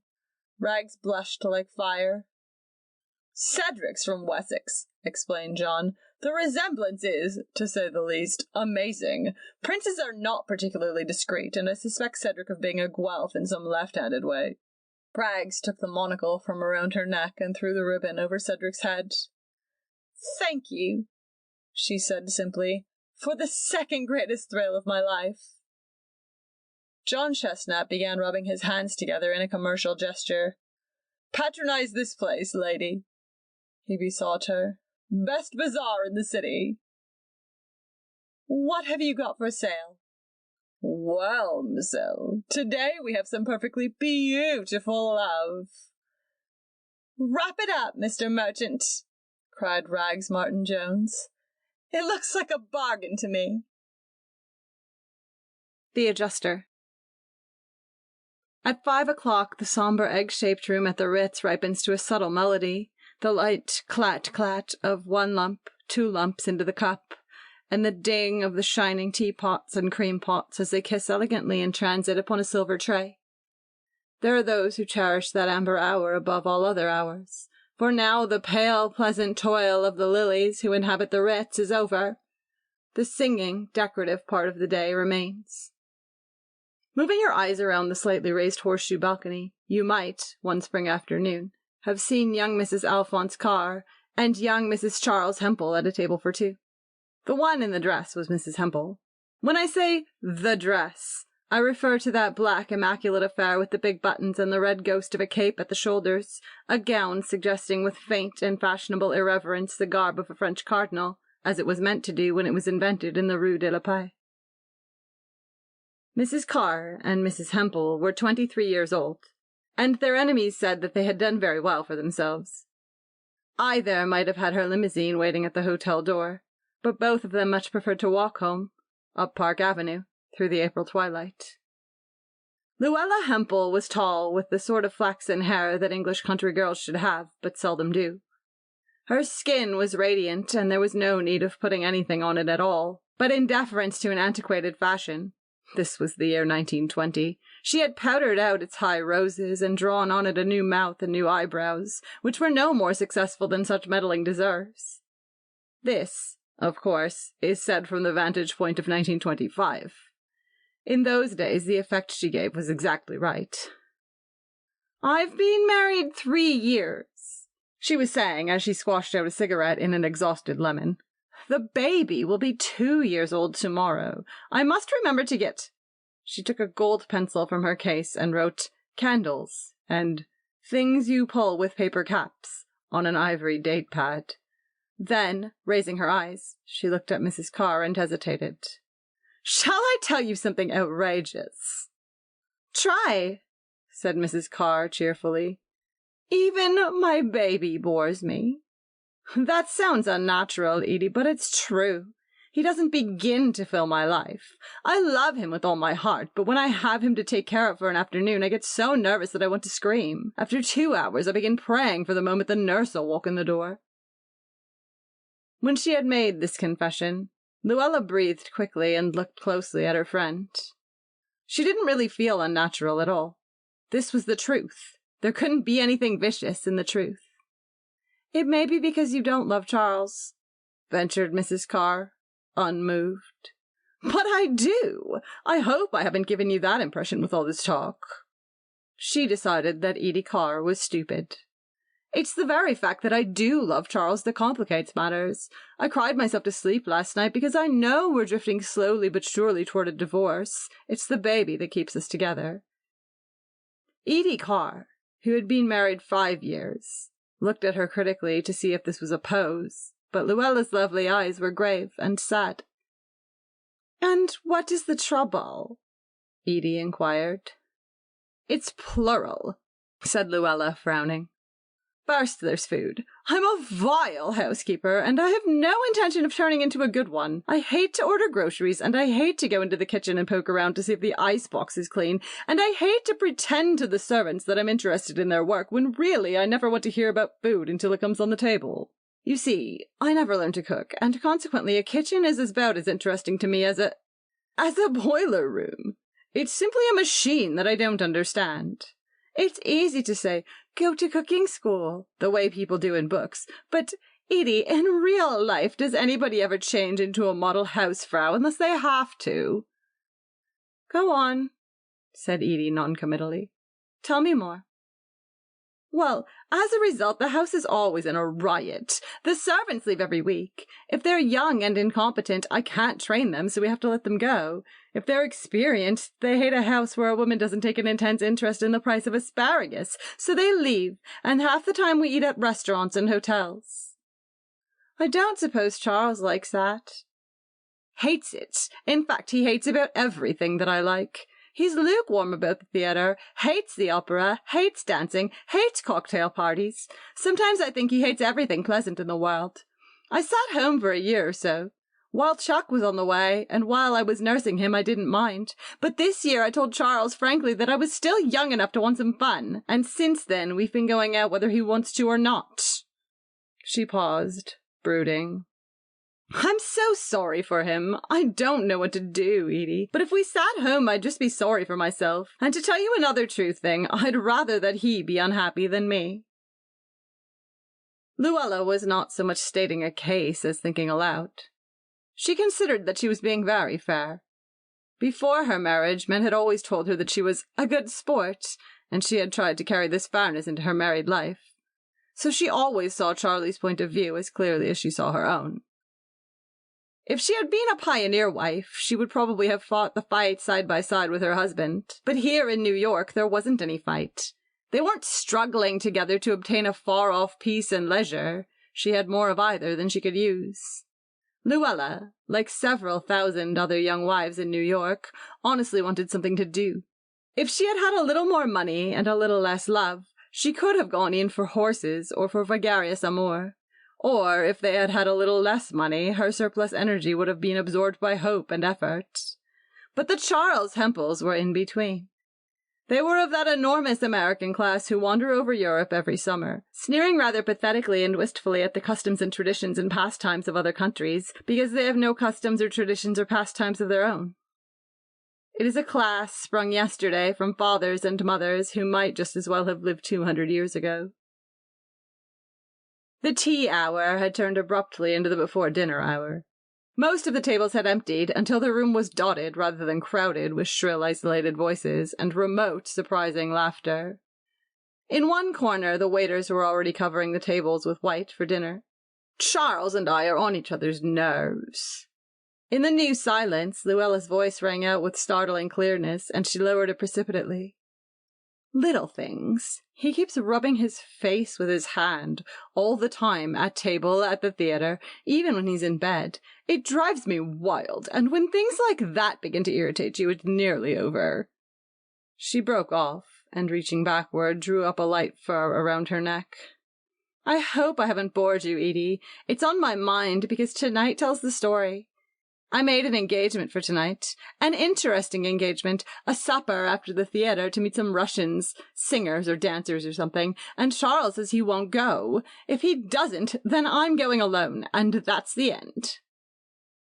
She put her elbows on the table suddenly, and bending her eyes down into her smooth gloves, began to cry stubbornly and quietly. There was no one near to see, but Edie Carr wished that she had taken her gloves off. She would have reached out consolingly and touched her bare hand, but the gloves were a symbol of the difficulty of sympathizing with a woman to whom life had given so much. Edie wanted to say that it would come out all right, that it wasn't so bad as it seemed, but she said nothing. Her only reaction was impatience and distaste.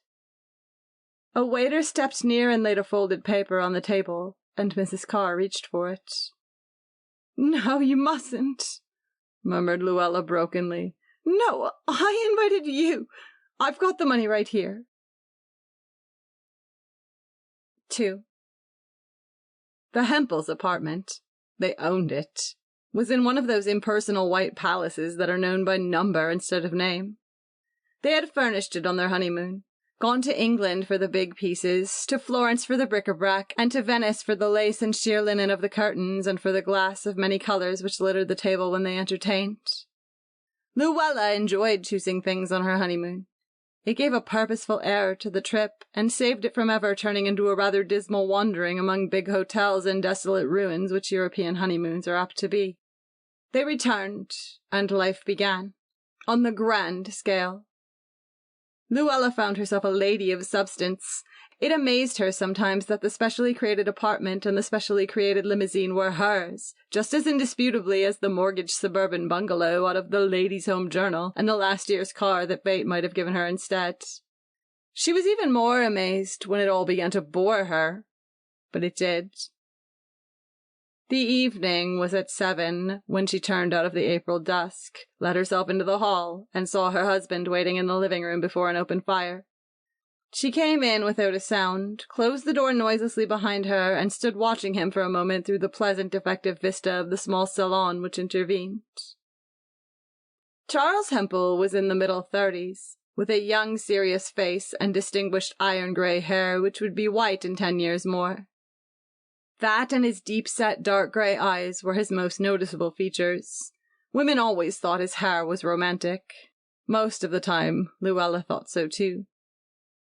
At this moment, she found herself hating him a little, for she saw that he had raised his hand to his face and was rubbing it nervously over his chin and mouth. It gave him an air of unflattering abstraction, and sometimes even obscured his words so that she was continually saying, "What?" She had spoken about it several times, and he had apologized in a surprised way. But obviously, he didn't realize how noticeable and how irritating it was, for he continued to do it. Things had now reached such a precarious state that Luella dreaded speaking of such matters any more. A certain sort of word might precipitate the imminent scene. Luella tossed her gloves and purse abruptly on the table. Hearing the faint sound, her husband looked out toward the hall. "Is that you, dear?" "Yes, dear." She went into the living room and walked into his arms and kissed him tensely. Charles Hempel responded with unusual formality, and then turned her slowly around so that she faced across the room. "I've brought someone home to dinner." She saw then that they were not alone, and her first feeling was of strong relief. The rigid expression on her face softened into a shy, charming smile as she held out her hand.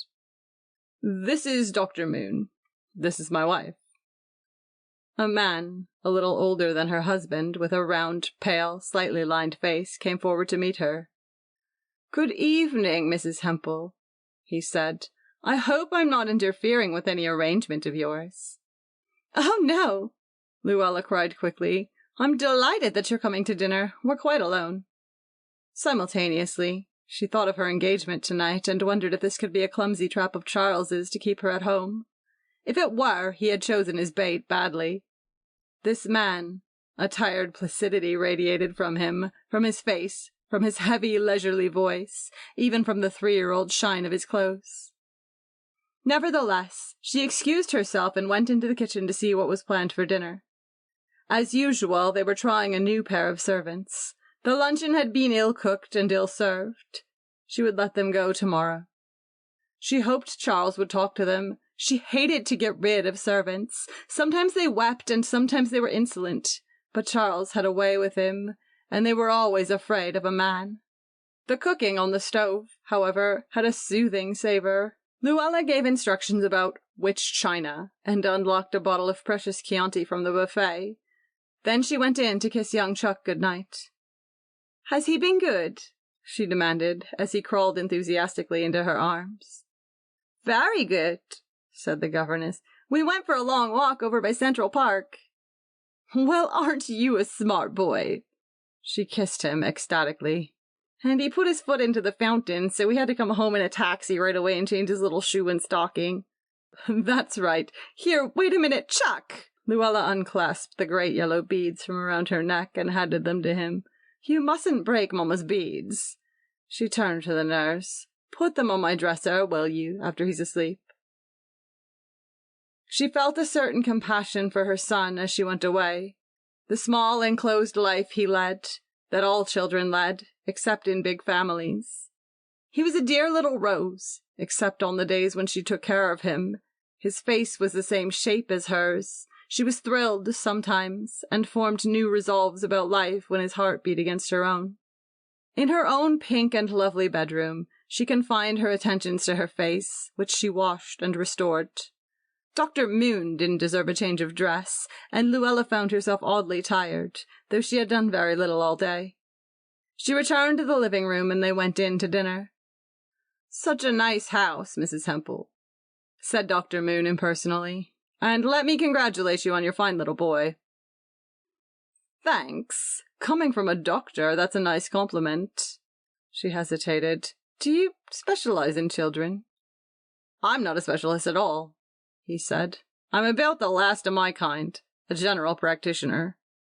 "The last in New York, anyhow," remarked Charles. He had begun rubbing his face nervously, and Luella fixed her eyes on Dr. Moon so that she wouldn't see. But at Charles's next words, she looked back at him sharply. "In fact," he said unexpectedly, "I've invited Dr. Moon here because I wanted you to have a talk with him tonight." Luella sat up straight in her chair. "A talk with me?"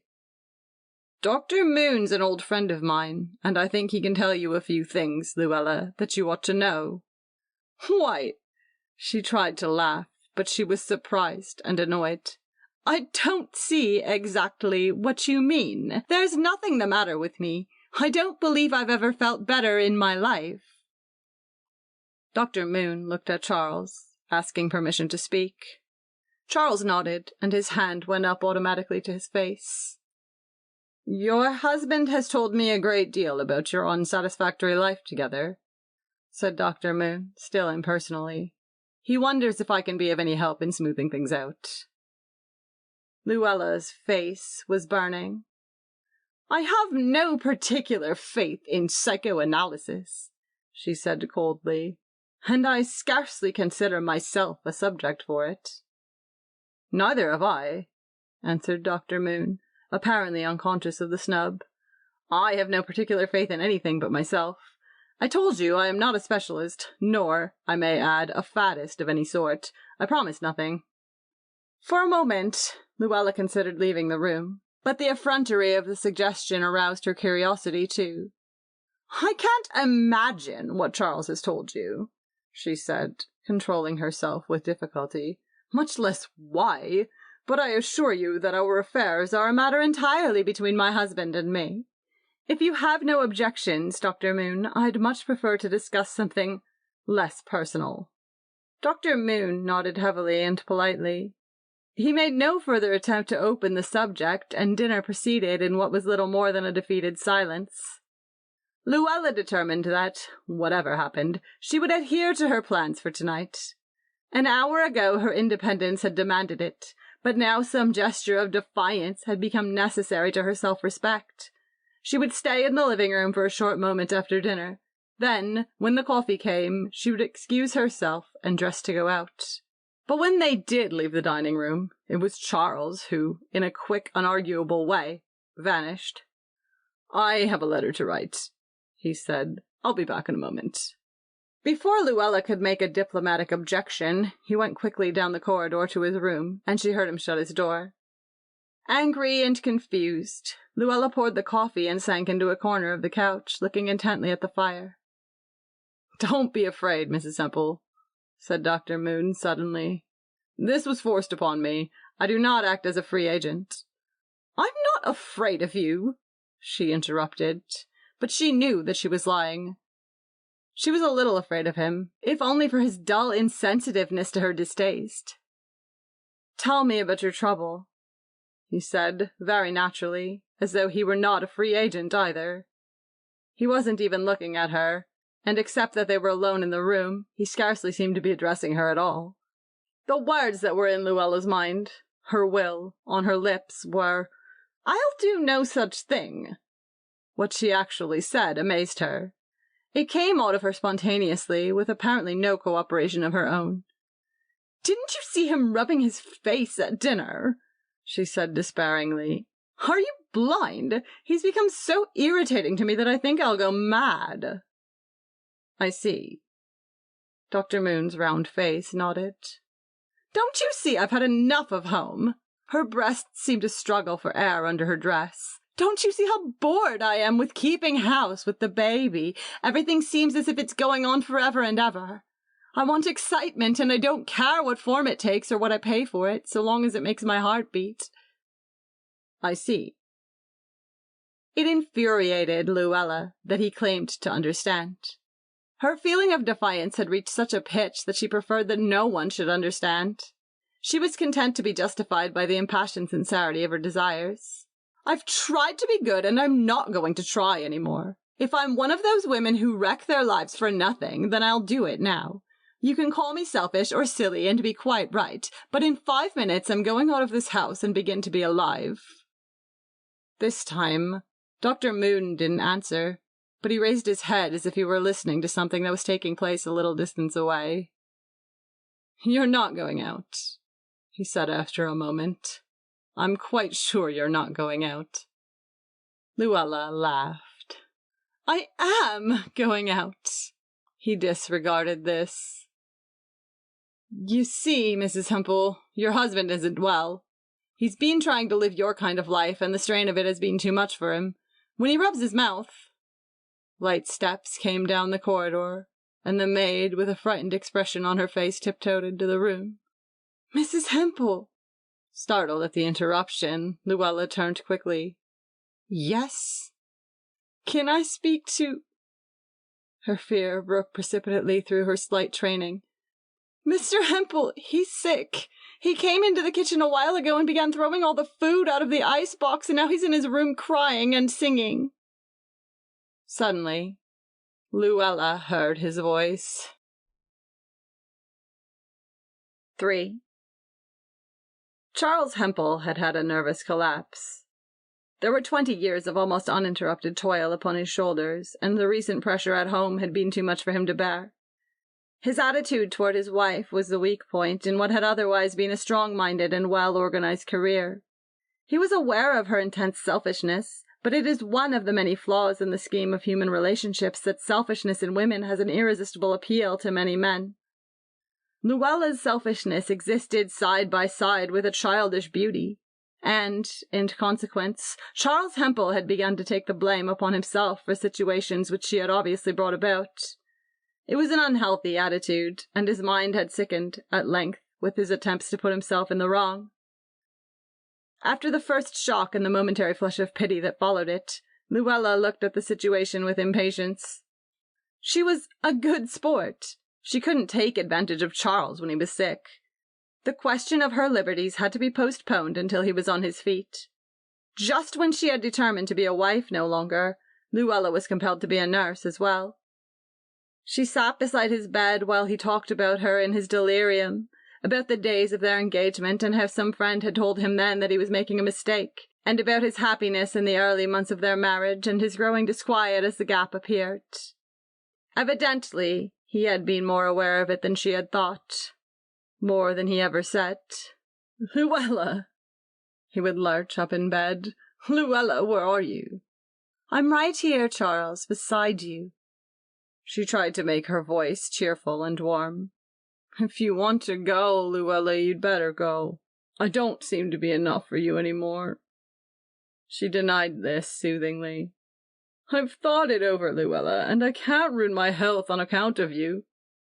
Then quickly and passionately, "Don't go, Luella, for God's sake, don't go away and leave me. Promise me you won't. I'll do anything you say if you won't go." His humility annoyed her most. He was a reserved man, and she had never guessed at the extent of his devotion before. "I'm only going for a minute. It's Dr. Moon, your friend, Charles. He came today to see how you were, don't you remember? And he wants to talk to me before he goes." "You'll come back?" he persisted. "In just a little while. There, lie quiet." She raised his head and plumped his pillow into freshness. A new trained nurse would arrive tomorrow. In the living room, Dr. Moon was waiting, his suit more worn and shabby in the afternoon light. She disliked him inordinately, with an illogical conviction that he was in some way to blame for her misfortune, but he was so deeply interested that she couldn't refuse to see him. She hadn't asked him to consult with the specialists, though. A doctor who was so down at the heel. "Mrs. Hempel." He came forward, holding out his hand, and Luella touched it, lightly and uneasily. "You seem well," he said. "I am well, thank you. I congratulate you on the way you've taken hold of things." "But I haven't taken hold of things at all," she said coldly. "I do what I have to. That's just it." Her impatience mounted rapidly. "I do what I have to and nothing more," she continued, and with no particular goodwill. Suddenly, she opened up to him again, as she had the night of the catastrophe, realizing that she was putting herself on a footing of intimacy with him, yet unable to restrain her words. "The house isn't going," she broke out bitterly. "I had to discharge the servants, and now I've got a woman in by the day, and the baby has a cold, and I've found out that his nurse doesn't know her business, and everything's just as messy and terrible as it can be." "Would you mind telling me how you found out the nurse didn't know her business?" "You find out very unpleasant things when you're forced to stay around the house." He nodded, his weary face turning here and there about the room. "I feel somewhat encouraged," he said slowly. "As I told you, I promise nothing. I only do the best I can." Luella looked up at him, startled. "What do you mean?" she protested. "You've done nothing for me. Nothing at all." "Nothing much, yet," he said heavily. "It takes time, Mrs. Hempel." The words were said in a dry monotone that was somehow without offense, but Luella felt that he had gone too far. She got to her feet. "I've met your type before," she said coldly. "For some reason you seem to think that you have a standing here as the old friend of the family. But I don't make friends quickly, and I haven't given you the privilege of being so—" She wanted to say insolent, but the word eluded her. "So personal with me." When the front door had closed behind him, Luella went into the kitchen to see if the woman understood about the 3 different dinners, one for Charles, one for the baby, and one for herself. It was hard to do with only a single servant when things were so complicated. She must try another employment agency. This one had begun to sound bored. To her surprise, she found the cook with a hat and coat on reading a newspaper at the kitchen table. "Why," Luella tried to think of the name. "Why, what's the matter, Mrs. Dansky is my name. What's the matter?" "I'm afraid I won't be able to accommodate you," said Mrs. Dansky. "You see, I'm only a plain cook, and I'm not used to preparing invalids' food." "But I've counted on you." "I'm very sorry." She shook her head stubbornly. "I've got my own health to think of. I'm sure they didn't tell me what kind of job it was when I came, and when you asked me to clean out your husband's room, I knew it was way beyond my powers." "I won't ask you to clean anything," said Luella desperately. "If you'll just stay until tomorrow, I can't possibly get anybody else tonight." Mrs. Dansky smiled politely. "I've got my own children to think of, just like you." It was on Luella's tongue to offer her more money, but suddenly her temper gave way. "I've never heard of anything so selfish in my life," she broke out. "To leave me at a time like this. You're an old fool." "If you'd pay me for my time, I'd go," said Mrs. Dansky calmly. "I won't pay you a cent unless you'll stay." She was immediately sorry she had said this, but she was too proud to withdraw the threat. "You will so pay me. You go out that door. I'll go when I get my money," asserted Mrs. Dansky indignantly. "I got my children to think of." Luella drew in her breath sharply and took a step forward. Intimidated by her intensity, Mrs. Dansky turned and flounced, muttering, out of the door. Luella went to the phone and, calling up the agency, explained that the woman had left. "Can you send me someone right away? My husband is sick and the baby's sick."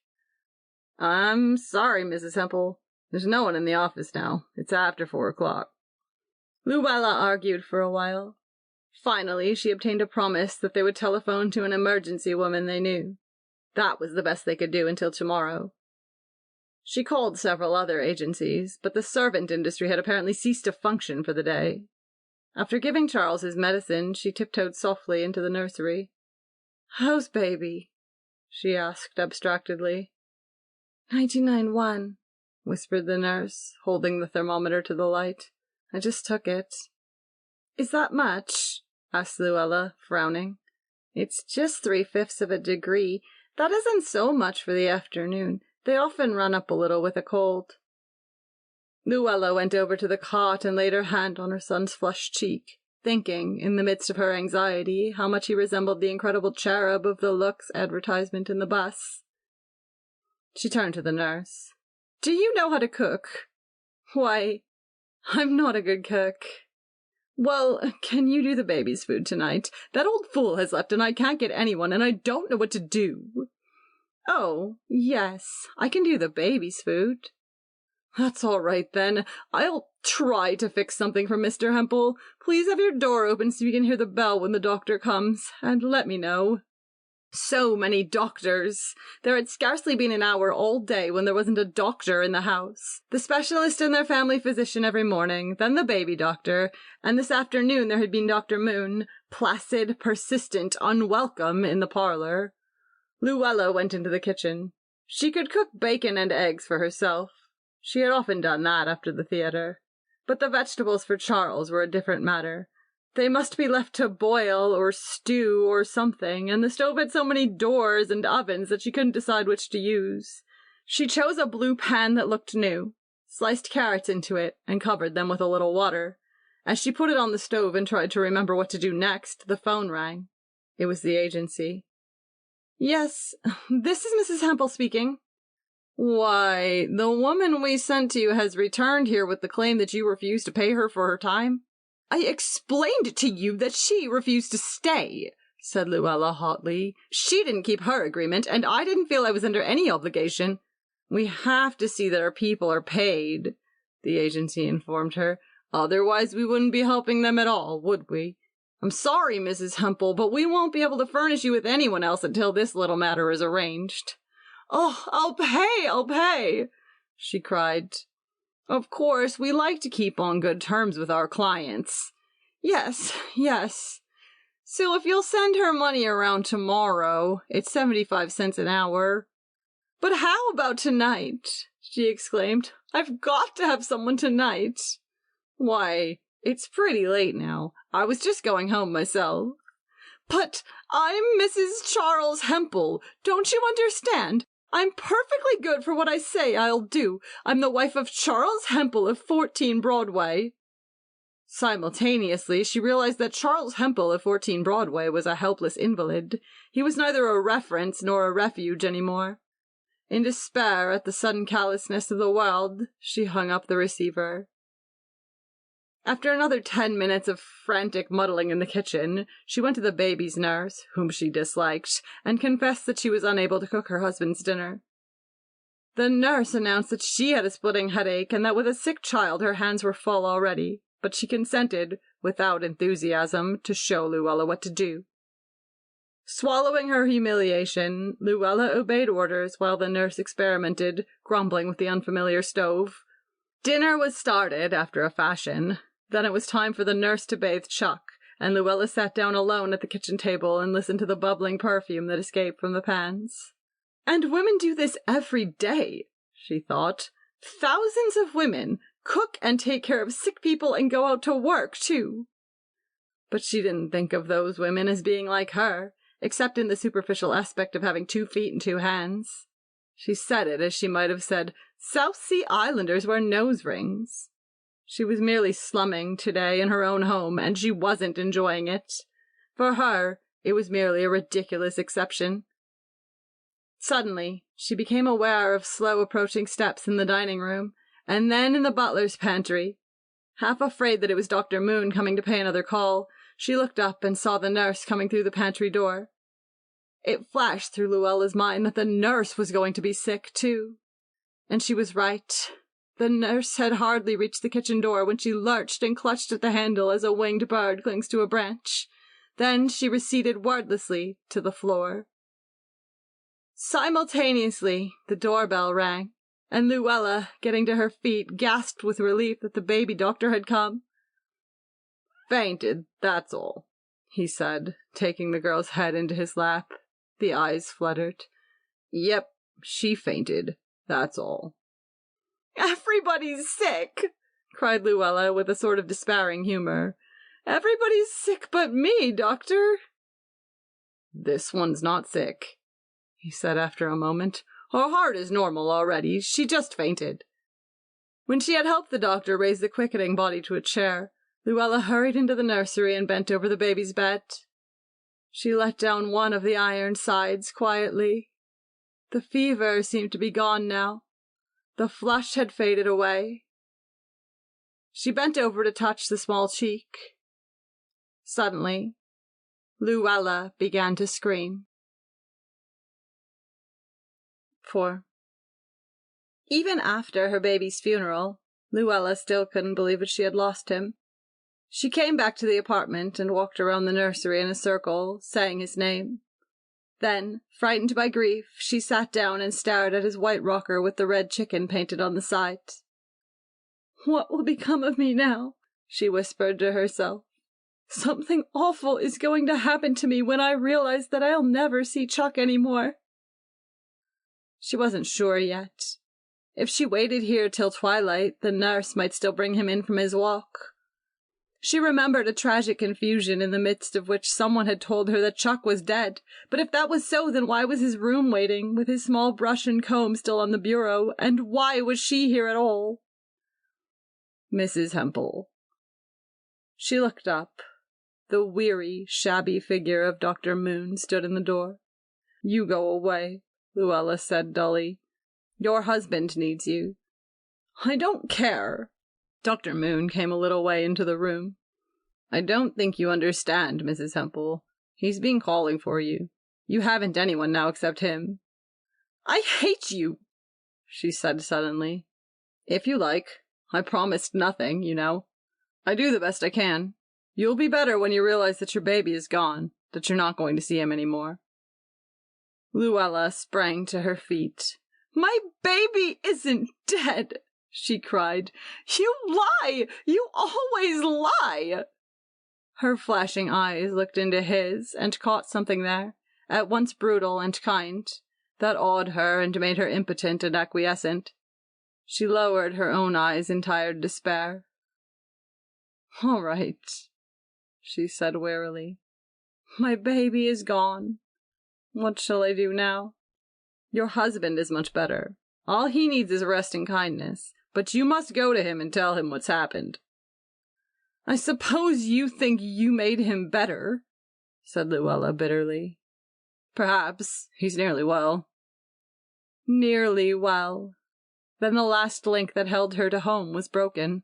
This part of her life was over. She could cut it off here with its grief and depression and be off now, free as the wind. I'll go to him in a minute, Luella said in a faraway voice. Please leave me alone. Dr. Moon's unwelcome shadow melted into the darkness of the hall.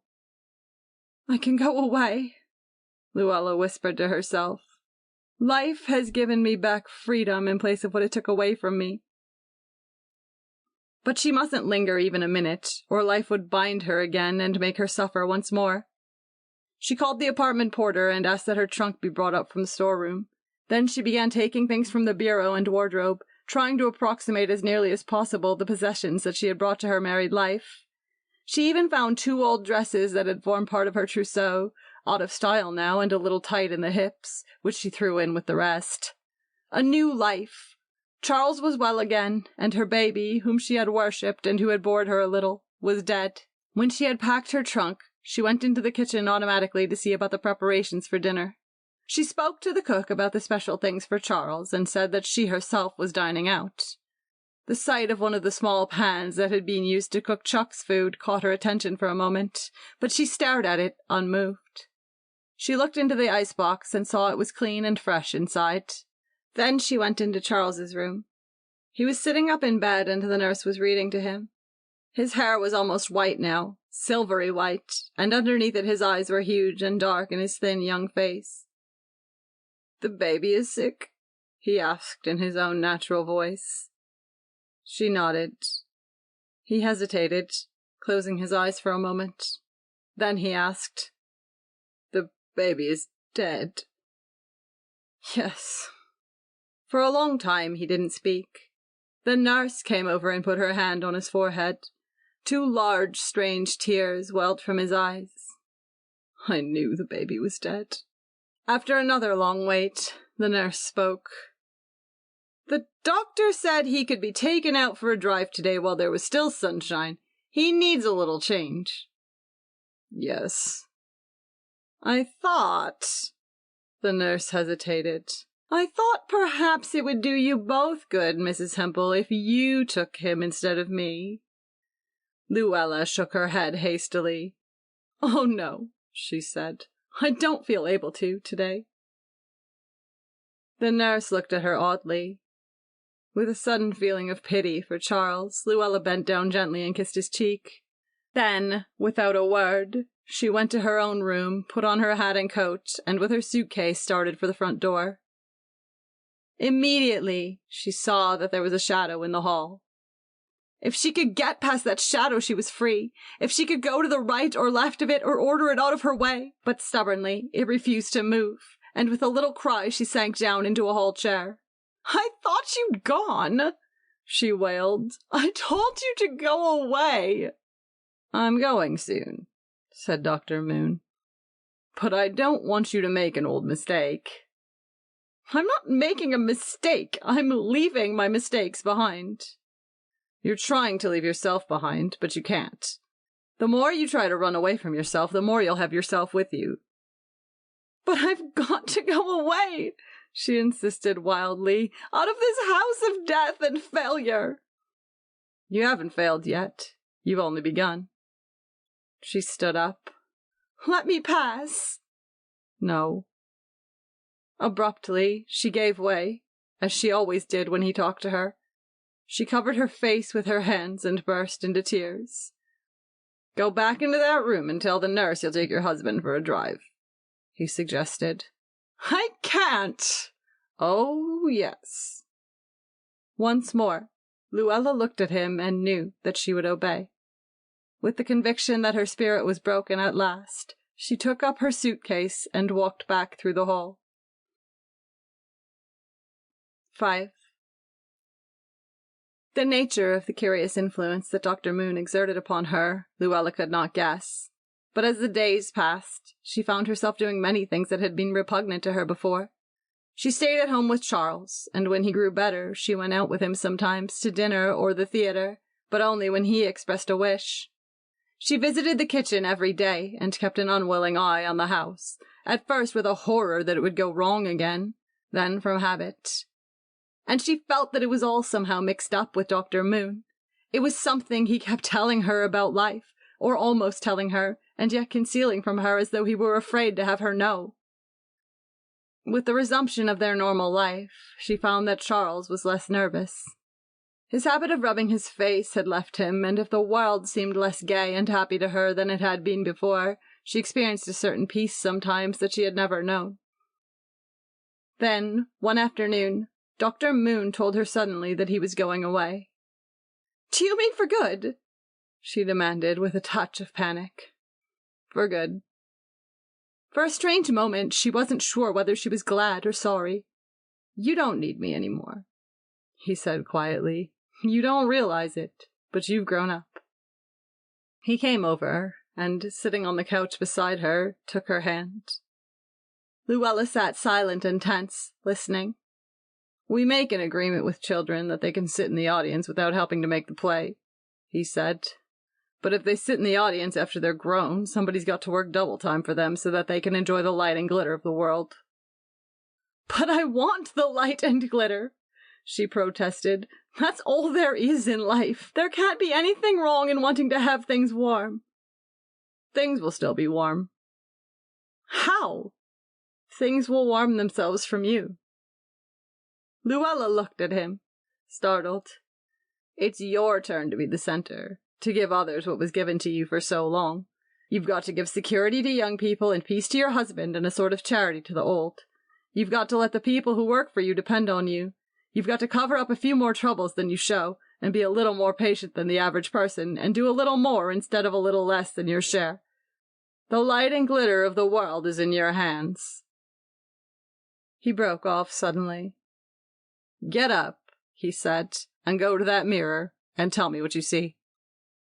Obediently, Luella got up and went close to a purchase of her honeymoon, a Venetian pier glass on the wall. "I see new lines in my face here," she said, raising her finger and placing it between her eyes, "and a few shadows at the sides that are little wrinkles." "Do you care?" She turned quickly. "No," she said. "Do you realize that Chuck is gone? That you'll never see him anymore?" "Yes." She passed her eyes slowly over her hands. "But that all seems so vague and far away." "Vague and far away," he repeated, and then, "And are you afraid of me now?" "Not any longer," she said, and she added frankly, "now that you're going away." He moved toward the door. He seemed particularly weary tonight, as though he could hardly move about at all. "The household here is in your keeping," he said in a tired whisper. "If there is any light and warmth in it, it will be your light and warmth. If it is happy, it will be because you've made it so. Happy things may come to you in life, but you must never go seeking them any more. It is your turn to make the fire." "Won't you sit down a moment longer?" Luella ventured. "There isn't time." His voice was so low now that she could scarcely hear the words. "But remember that whatever suffering comes to you, I can always help you, if it is something that can be helped. I promise nothing." "What have you done to me?" she cried. "Why have I no sorrow left for Chuck? For anything at all? Tell me. I almost see, yet I can't see. Before you go, tell me who you are." Who am I? His worn suit paused in the doorway. His round, pale face seemed to dissolve into 2 faces, a dozen faces, a score, each one different yet the same, sad, happy, tragic, indifferent, resigned, until 70 Dr. Moons were ranged like an infinite series of reflections, like months stretching into the vista of the past. Who am I? He repeated. I am 5 years. The door closed. At 6 o'clock, Charles Hempel came home, and as usual, Luella met him in the hall. Except that now his hair was dead white, his long illness of 2 years had left no mark upon him. Luella himself was more noticeably changed. She was a little stouter, and there were those lines around her eyes that had come when Chuck died one evening back in 1921. But she was still lovely, and there was a mature kindness about her face at 28, as if suffering had touched her only reluctantly and then hurried away. Edie and her husband are coming to dinner, she said. I've got theatre tickets, but if you're tired, I don't care whether we go or not. I'd like to go. She looked at him. You wouldn't. I really would. We'll see how you feel after dinner. He put his arm around her waist. Together they walked into the nursery, where the 2 children were waiting up to say good night. Hot and cold blood. One day, when the young Mathers had been married for about a year, Jacqueline walked into the rooms of the hardware brokerage where her husband carried on with more than average success. At the open door of the inner office, she stopped and said, "Oh, excuse me." She had interrupted an apparently trivial yet somehow intriguing scene. A young man named Bronson, whom she knew slightly, was standing with her husband. The latter had risen from his desk. Bronson seized her husband's hand and shook it earnestly, something more than earnestly. When they heard Jacqueline step in the doorway, both men turned, and Jacqueline saw that Bronson's eyes were red. A moment later, he came out, passing her with a somewhat embarrassed, "How do you do?" She walked into her husband's office. "What was Ed Bronson doing here?" she demanded curiously and at once. Jim Mather smiled at her, half shutting his gray eyes, and drew her quietly to a sitting position on his desk. "He just dropped in for a minute," he answered easily. "How's everything at home?" "All right." She looked at him with curiosity. "What did he want?" she insisted. "Oh, he just wanted to see me about something." "What?" "Oh, just something. Business." "Why were his eyes red?" "Were they?" He looked at her innocently, and then suddenly they both began to laugh. Jacqueline rose and walked around the desk and plumped down into his swivel chair. "You might as well tell me," she announced cheerfully, "because I'm going to stay right here until you do." "Well," he hesitated, frowning. "He wanted me to do him a little favor." Then Jacqueline understood, or rather her mind leaped half accidentally to the truth. "Oh." Her voice tightened a little. "You've been lending him some money." "Only a little." "How much?" "Only 300. "Only 300?" The voice was of the texture of Bessemer cooled. "How much do we spend a month, Jim?"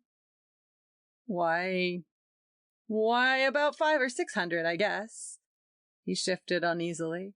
"Listen, Jack, Bronson'll pay that back. He's in little trouble. He's made a mistake about a girl out in Woodmere. And he knows you're famous for being an easy mark, so he comes to you." "No?" He denied this formally. "Don't you suppose I could use that $300? She demanded. "How about that trip to New York we couldn't afford last November?" The lingering smile faded from Mather's face. He went over and shut the door to the outer office. "Listen, Jack," he began. "You don't understand this. Bronson's one of the men I eat lunch with almost every day. We used to play together when we were kids. We went to school together. Don't you see that I'm just the person he'd be right to come to in trouble? And that's just why I couldn't refuse." Jacqueline gave her shoulders a twist as if to shake off this reasoning.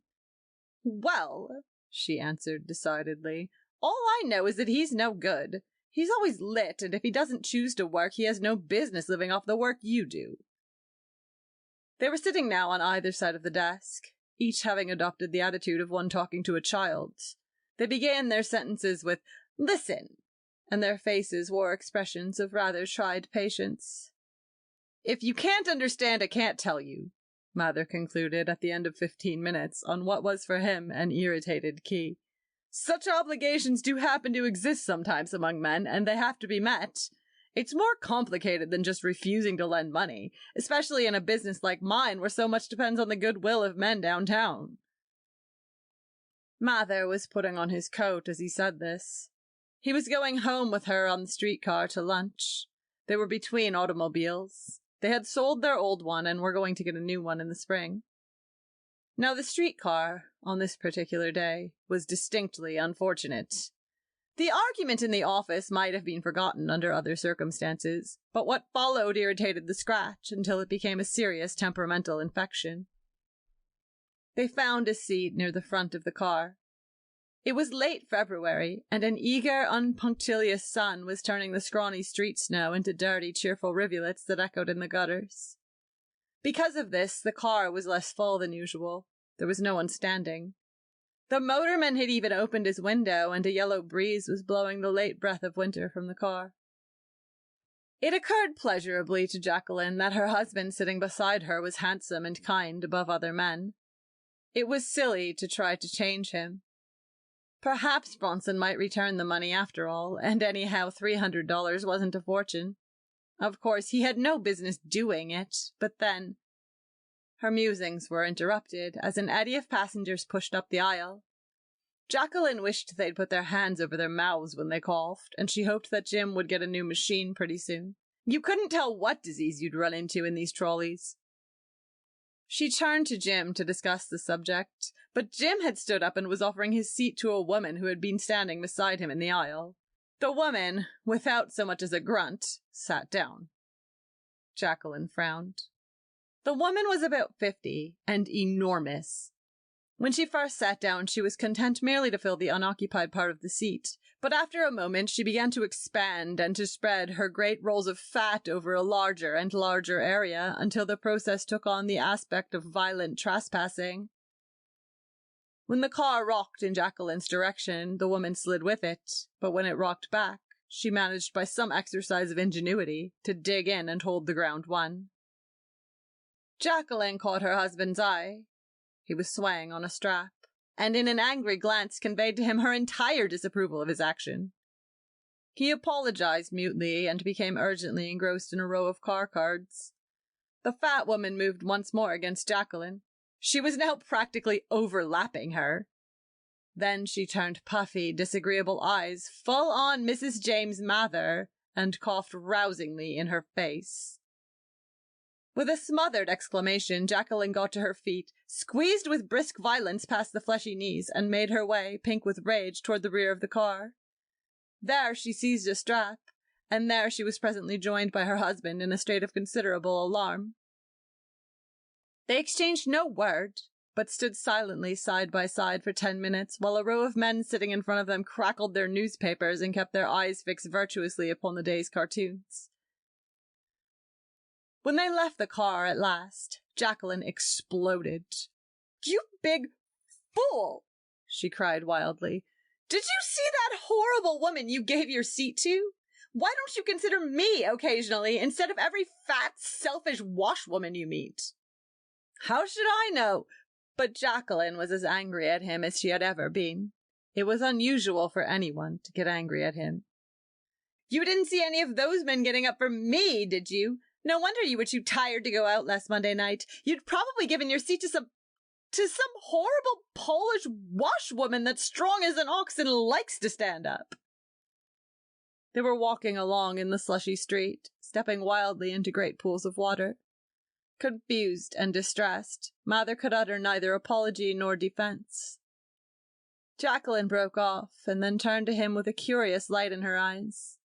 The words in which she couched her summary of the situation were probably the most disagreeable that had ever been addressed to him in his life.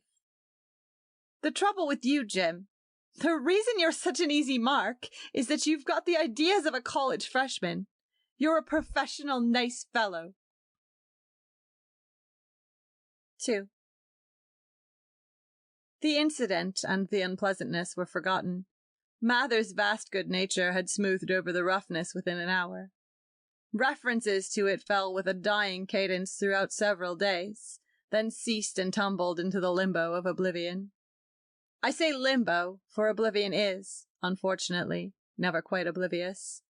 The subject was drowned out by the fact that Jacqueline, with her customary spirit and coolness, began the long, arduous uphill business of bearing a child. Her natural traits and prejudices became intensified, and she was less inclined to let things pass. It was April now, and as yet they had not bought a car. Mather had discovered that he was saving practically nothing, and that in another half-year he would have a family on his hands. It worried him. A wrinkle, small, tentative, undisturbing, appeared for the first time as a shadow around his honest, friendly eyes.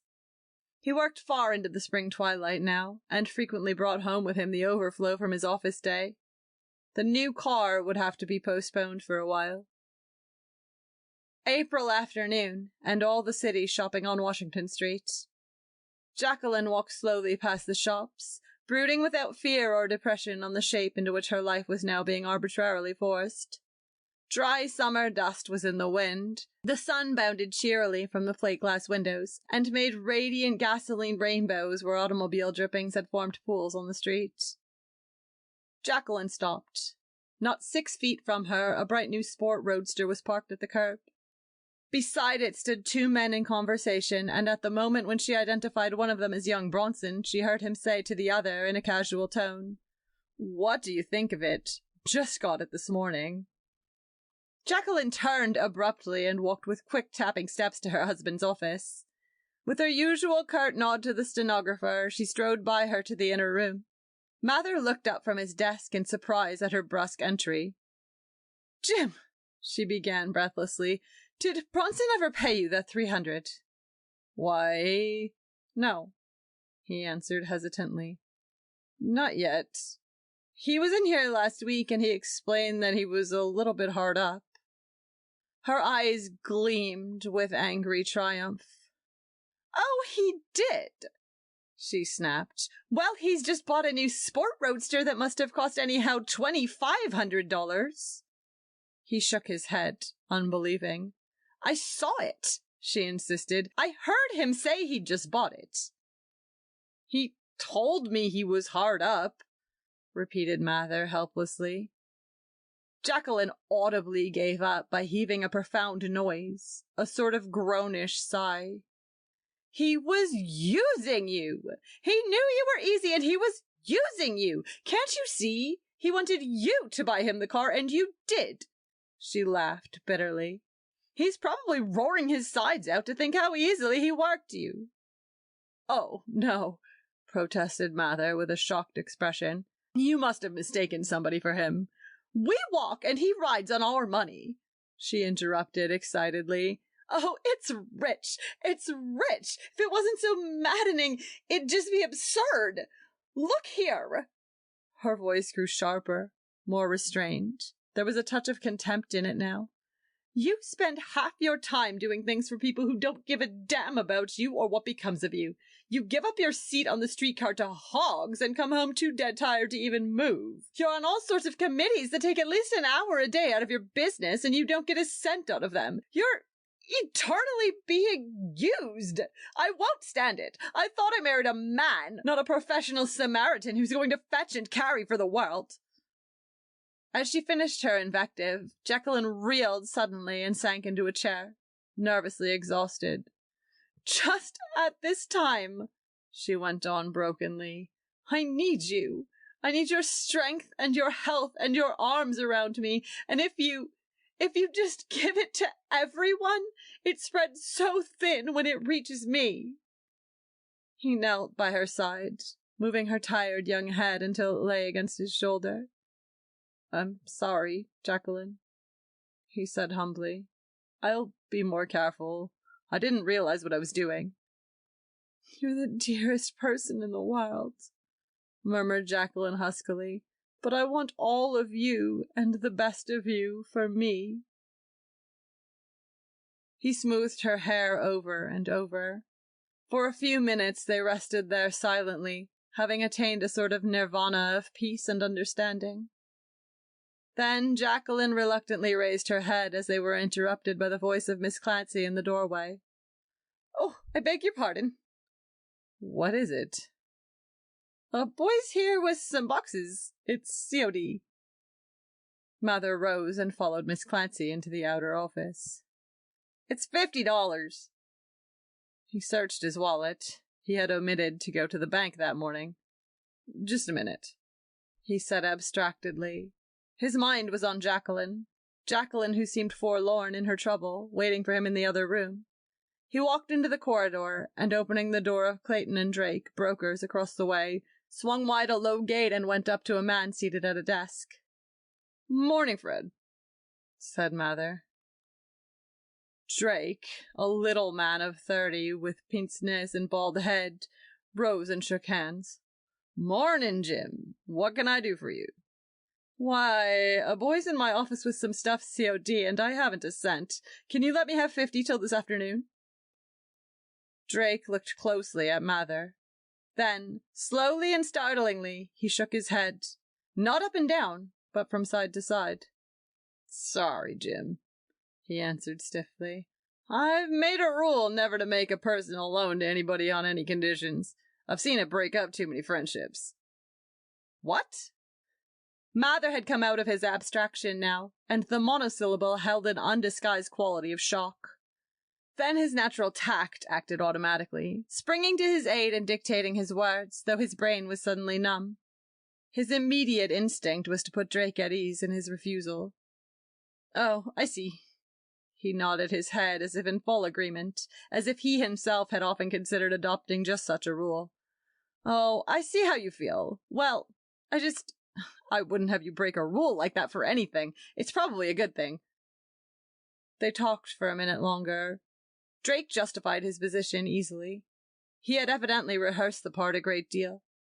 He treated Mather to an exquisitely frank smile. Mather went politely back to his office, leaving Drake under the impression that the latter was the most tactful man in the city. Mather knew how to leave people with that impression, but when he entered his own office and saw his wife staring dismally out the window into the sunshine, he clenched his hands and his mouth moved in an unfamiliar shape.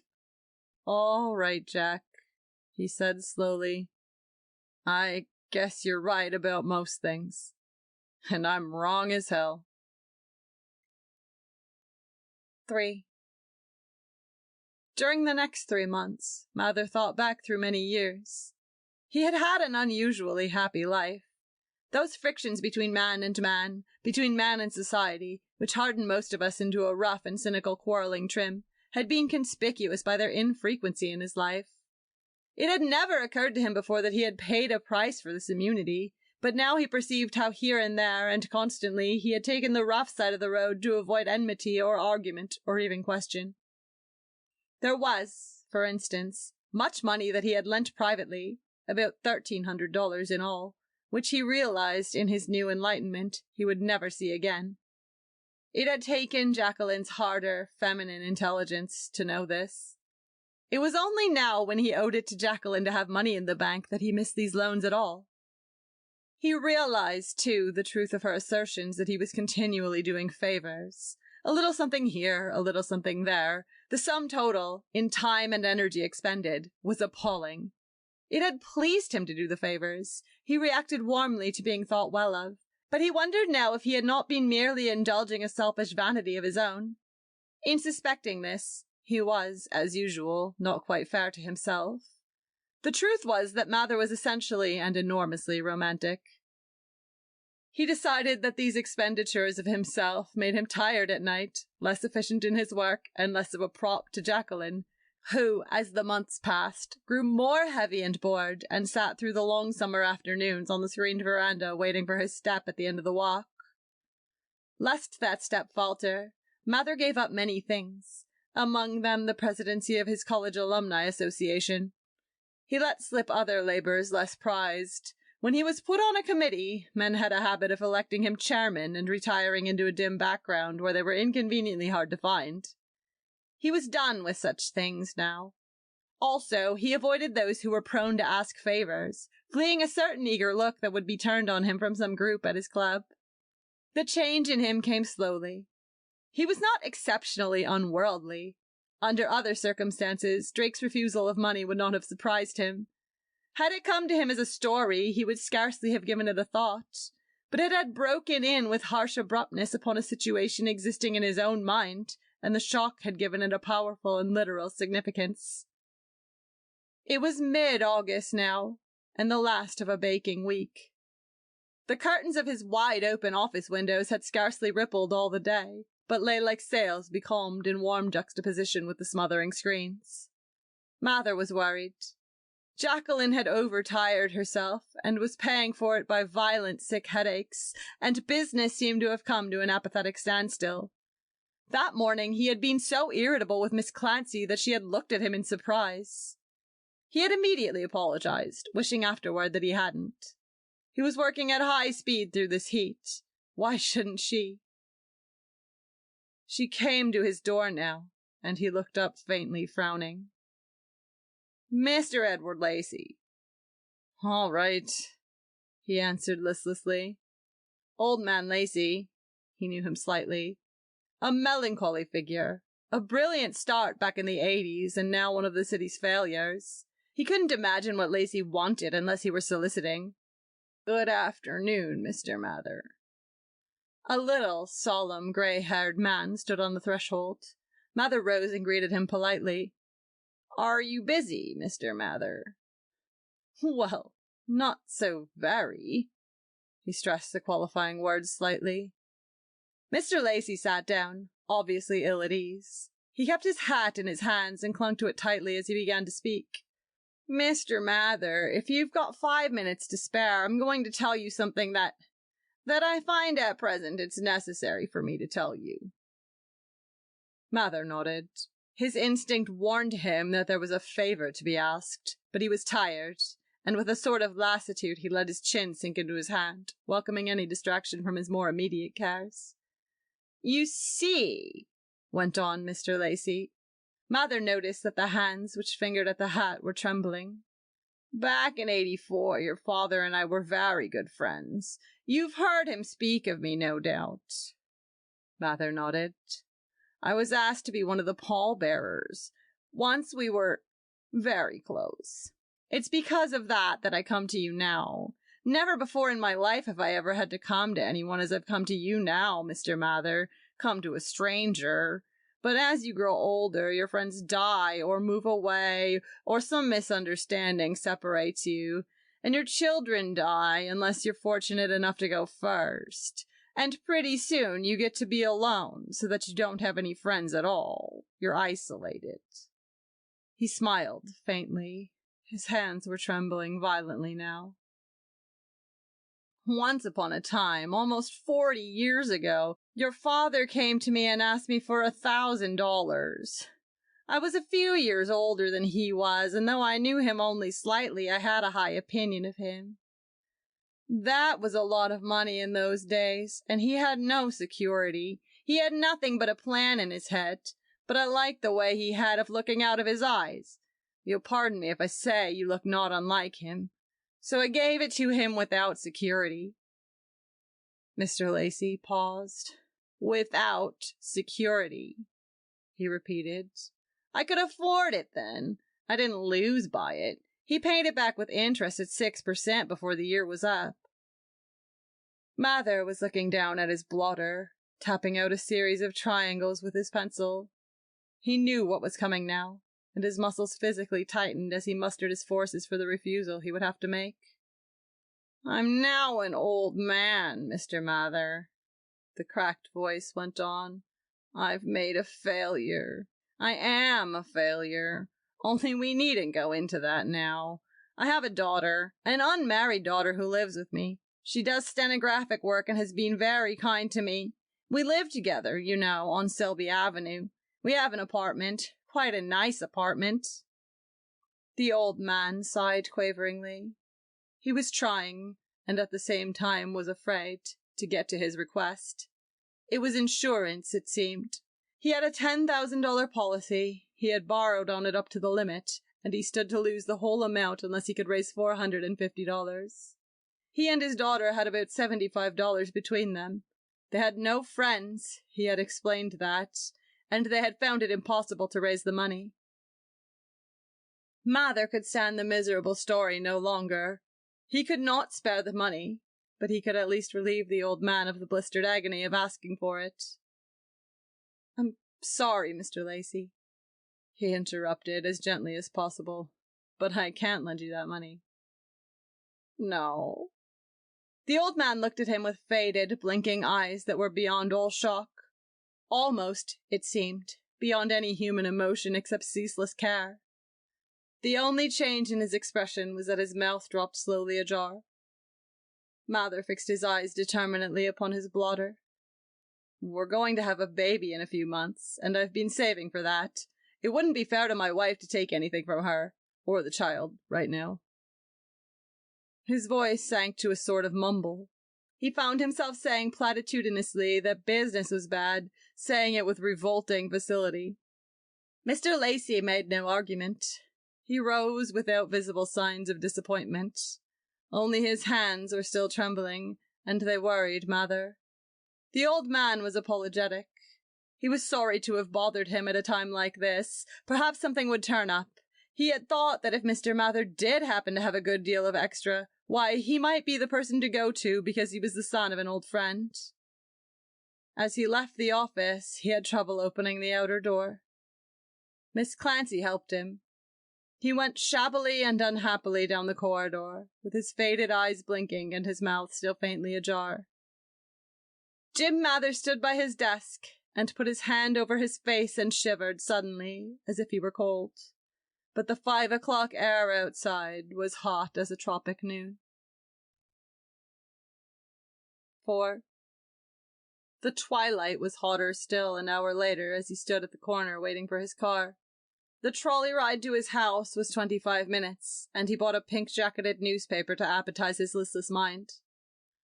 Life had seemed less happy, less glamorous of late. Perhaps he had learned more of the world's ways. Perhaps its glamour was evaporating little by little with the hurried years. Nothing like this afternoon, for instance, had ever happened to him before. He could not dismiss the old man from his mind. He pictured him plodding home in the weary heat, on foot probably, to save car fare, opening the door of a hot little flat and confessing to his daughter that the son of his friend had not been able to help him out. All evening they would plan helplessly until they said good-night to each other, father and daughter, isolated by chance in this world, and went to lie awake with a pathetic loneliness in their 2 beds. Mather's streetcar came along, and he found a seat near the front next to an old lady who looked at him grudgingly as she moved over. At the next block, a crowd of girls from the department store district flowed up the aisle, and Mather unfolded his paper. Of late, he had not indulged his habit of giving up his seat. Jacqueline was right. The average young girl was able to stand as well as he was. Giving up his seat was silly, a mere gesture. Nowadays, not 1 woman in a dozen even bothered to thank him. It was stifling hot in the car, and he wiped the heavy damp from his forehead. The aisle was thickly packed now, and a woman standing beside his seat was thrown momentarily against his shoulder as the car turned a corner. Mather took a long breath of the hot, foul air, which persistently refused to circulate, and tried to center his mind on a cartoon at the top of the sporting page. "Move forward in a car, please." The conductor's voice pierced the opaque column of humanity with raucous irritation. "Plenty of room forward." The crowd made a feeble attempt to shove forward, but the unfortunate fact that there was no space into which to move precluded any marked success. The car turned another corner, and again the woman next to Mather swayed against his shoulder. Ordinarily, he would have given up his seat, if only to avoid this reminder that she was there. It made him feel unpleasantly cold-blooded. And the car was horrible. Horrible. They ought to put more of them on the line these sweltering days. For the 5th time, he looked at the pictures in the comic strip. There was a beggar in the second picture, and the wavering image of Mr. Lacey persistently inserted itself in the beggar's place. God, suppose the old man really did starve to death. Suppose he threw himself into the river. Once, thought Mather, he helped my father. Perhaps if he hadn't, my own life would have been different than it has been. But Lacey could afford it then, and I can't. To force out the picture of Mr. Lacey, Mather tried to think of Jacqueline.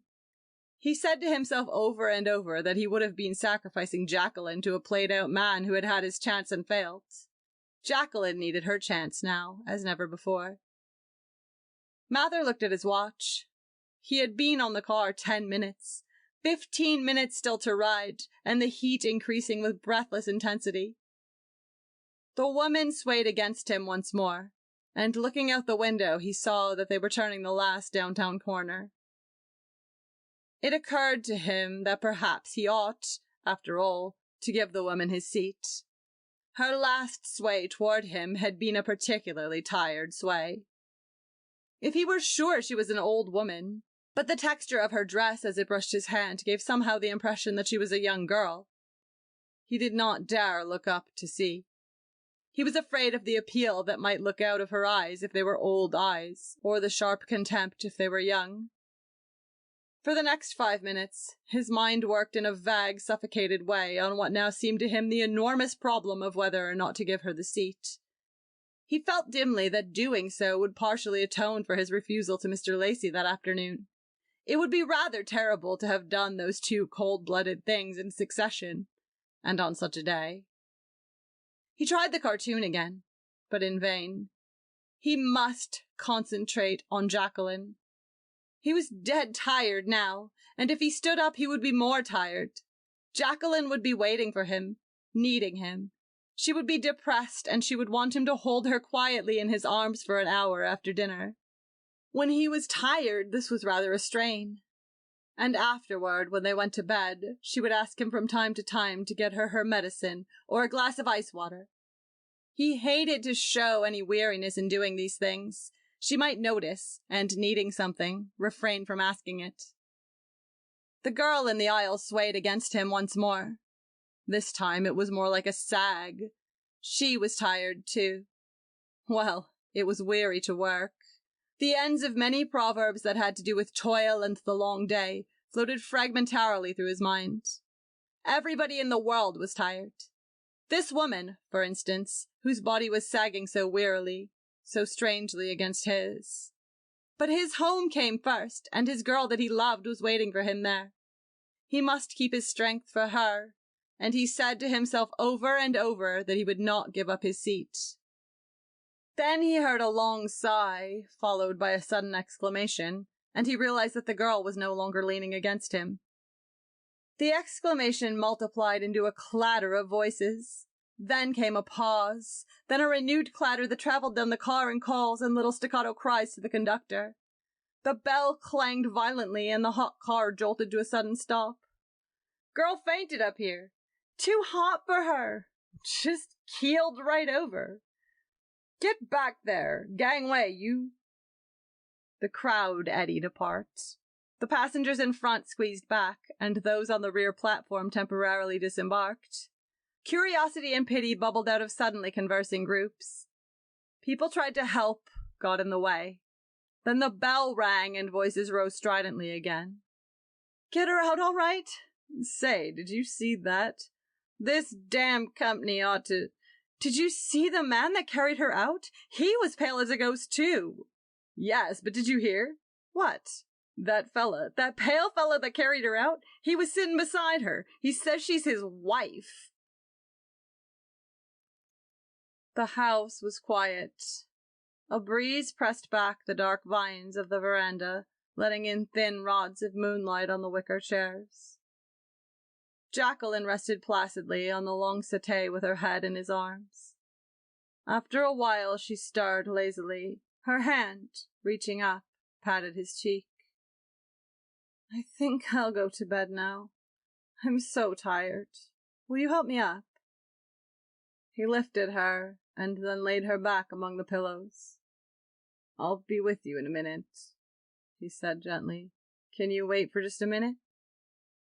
He passed into the lighted living room, and she heard him thumbing the pages of a telephone directory. Then she listened as he called a number. Hello, is Mr. Lacey there? Why, yes, it is pretty important, if he hasn't gone to sleep. A pause. Jacqueline could hear restless sparrows splattering through the leaves of the magnolia over the way. Then her husband at the telephone. Is this Mr. Lacey? Oh, this is Mather. Why, in regard to that matter we talked about this afternoon, I think I'll be able to fix that up after all. He raised his voice a little, as though someone at the other end found it difficult to hear. James Mather's son, I said. About that little matter this afternoon. The sensible thing. At the great American lunch hour, young George O'Kelly straightened his desk deliberately and with an assumed air of interest. No one in the office must know that he was in a hurry, for success is a matter of atmosphere, and it is not well to advertise the fact that your mind is separated from your work by a distance of 700 miles. But once out of the building, he set his teeth and began to run, glancing now and then at the gay noon of early spring which filled Times Square and loitered less than 20 feet over the heads of the crowd. The crowd all looked slightly upward and took deep March breaths, and the sun dazzled their eyes so that scarcely anyone saw anyone else but only their own reflection on the sky. George O'Kelly, whose mind was over 700 miles away, thought that all outdoors was horrible. He rushed into the subway and for 95 blocks bent a frenzied glance on a car card which showed vividly how he had only one chance in 5 of keeping his teeth for 10 years. At 137th Street, he broke off his study of commercial art, left the subway, and began to run again, a tireless, anxious run that brought him this time to his home. One room in a high, horrible apartment house in the middle of nowhere. There it was on the bureau. The letter, in sacred ink on blessed paper. All over the city, people, if they listened, could hear the beating of George O'Kelly's heart. He read the commas, the blots, and the thumb smudge on the margin. Then he threw himself hopelessly upon his bed. He was in a mess. One of those horrific messes which are ordinary incidents in the life of the poor, which follow poverty like birds of prey. The poor go under, or go up, or go wrong, or even go on, somehow, in a way the poor have. But George O'Kelly was so new to poverty that had anyone denied the uniqueness of his case, he would have been astounded. Less than 2 years ago, he had been graduated with honors from the Massachusetts Institute of Technology, and had taken a position with a firm of construction engineers in southern Tennessee. All his life he had thought in terms of tunnels and skyscrapers and great squat dams and tall, 3-towered bridges that were like dancers holding hands in a row with heads as tall as cities and skirts of cable strand. It had seemed romantic to George O'Kelly to change the sweep of rivers and the shape of mountains so that life could flourish in the old bad lands of the world where it had never taken root before. He loved steel, and there was always steel near him in his dreams.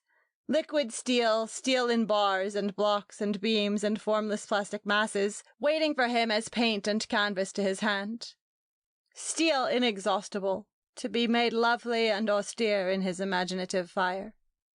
At present, he was an insurance clerk at $40 a week, with his dreams slipping fast behind him. The dark little girl who had made this mess, this terrible and intolerable mess, was waiting to be sent for in a town in Tennessee. In 15 minutes, the woman from whom he sublet his room knocked and asked him with maddening kindness if, since he was home, he would have some lunch. He shook his head, but the interruption aroused him, and getting up from the bed, he wrote a telegram. Letter depressed me. Have you lost your nerve? You are foolish and just upset to think of breaking off. Why not marry me immediately? Sure, we can make it all right. He hesitated for a wild minute, and then added in a hand that could scarcely be recognized as his own, In any case, I will arrive tomorrow at 6 o'clock.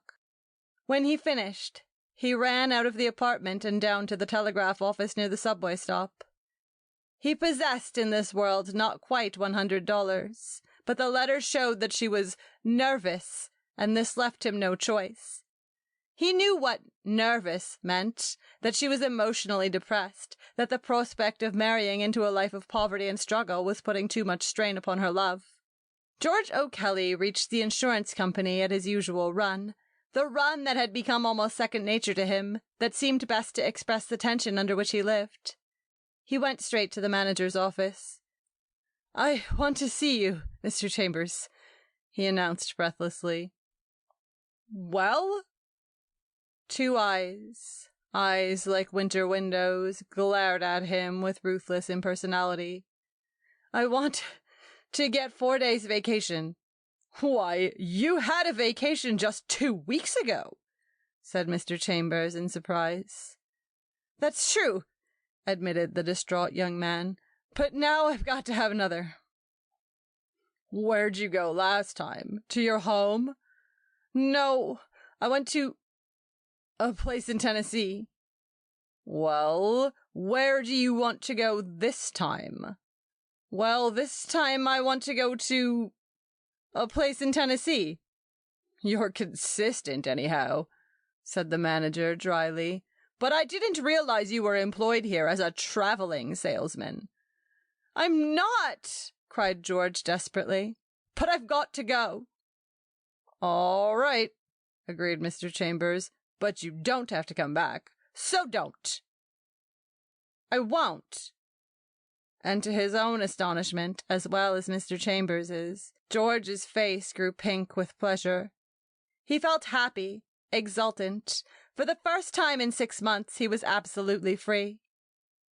Tears of gratitude stood in his eyes, and he seized Mr. Chambers warmly by the hand. "I want to thank you," he said, with a rush of emotion. "I don't want to come back. I think I'd have gone crazy if you said that I could come back. Only I couldn't quit myself, you see, and I want to thank you for quitting for me." He waved his hand magnanimously, shouted aloud, "You owe me 3 days' salary, but you can keep it," and rushed from the office. Mr. Chambers rang for his stenographer to ask if O'Kelly had seemed queer lately. He had fired many men in the course of his career, and they had taken it in many different ways. But none of them had thanked him ever before. 2.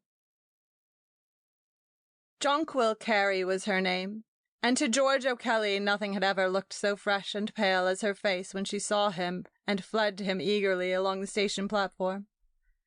Her arms were raised to him, her mouth was half parted for his kiss, when she held him off suddenly and lightly and, with a touch of embarrassment, looked around.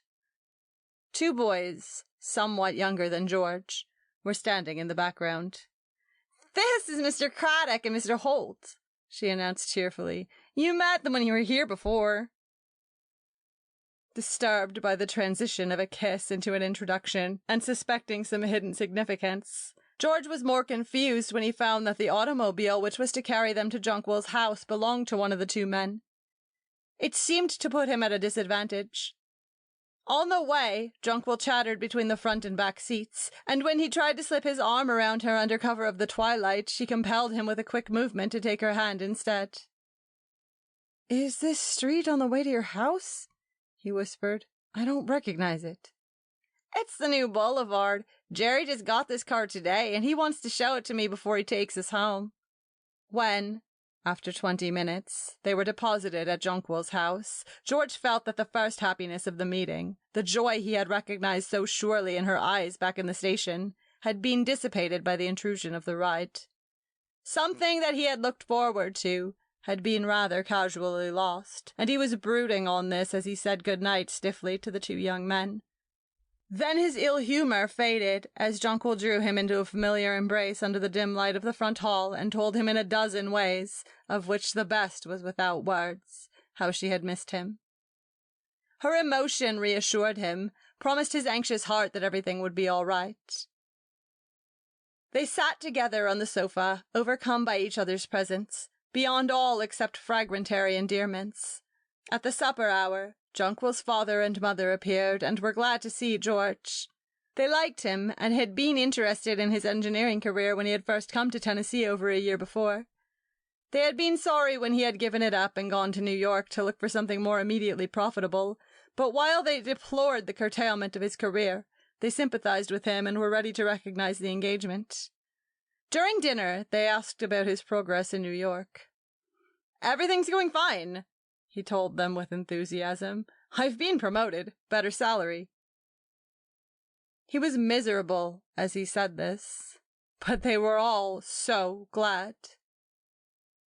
"They must like you," said Mrs. Carey. "That's certain, or they wouldn't let you off twice in 3 weeks to come down here." "I told them they had to," explained George hastily. "I told them if they didn't, I wouldn't work for them anymore." "But you ought to save your money," Mrs. Carey reproached him gently, "not spend it all on this expensive trip." Dinner was over. He and Jonquil were alone, and she came back into his arms. "So glad you're here," she sighed. "Wish you never were going away again, darling." "Do you miss me?" "Oh, so much, so much." Do other men come to see you often? Like those 2 kids?" The question surprised her. The dark velvet eyes stared at him. "Why, of course they do. All the time. Why, I've told you in the letters that they did, dearest." This was true. When he had first come to the city, there had been already a dozen boys around her, responding to her picturesque fragility with adolescent worship, and a few of them perceiving that her beautiful eyes were also sane and kind. "Do you expect me never to go anywhere?" Jonquil demanded, leaning back against the sofa pillows until she seemed to look at him from many miles away. "And just fold my hands and sit still forever?" "What do you mean?" he blurted out in a panic. "Do you mean you think I'll never have enough money to marry you?"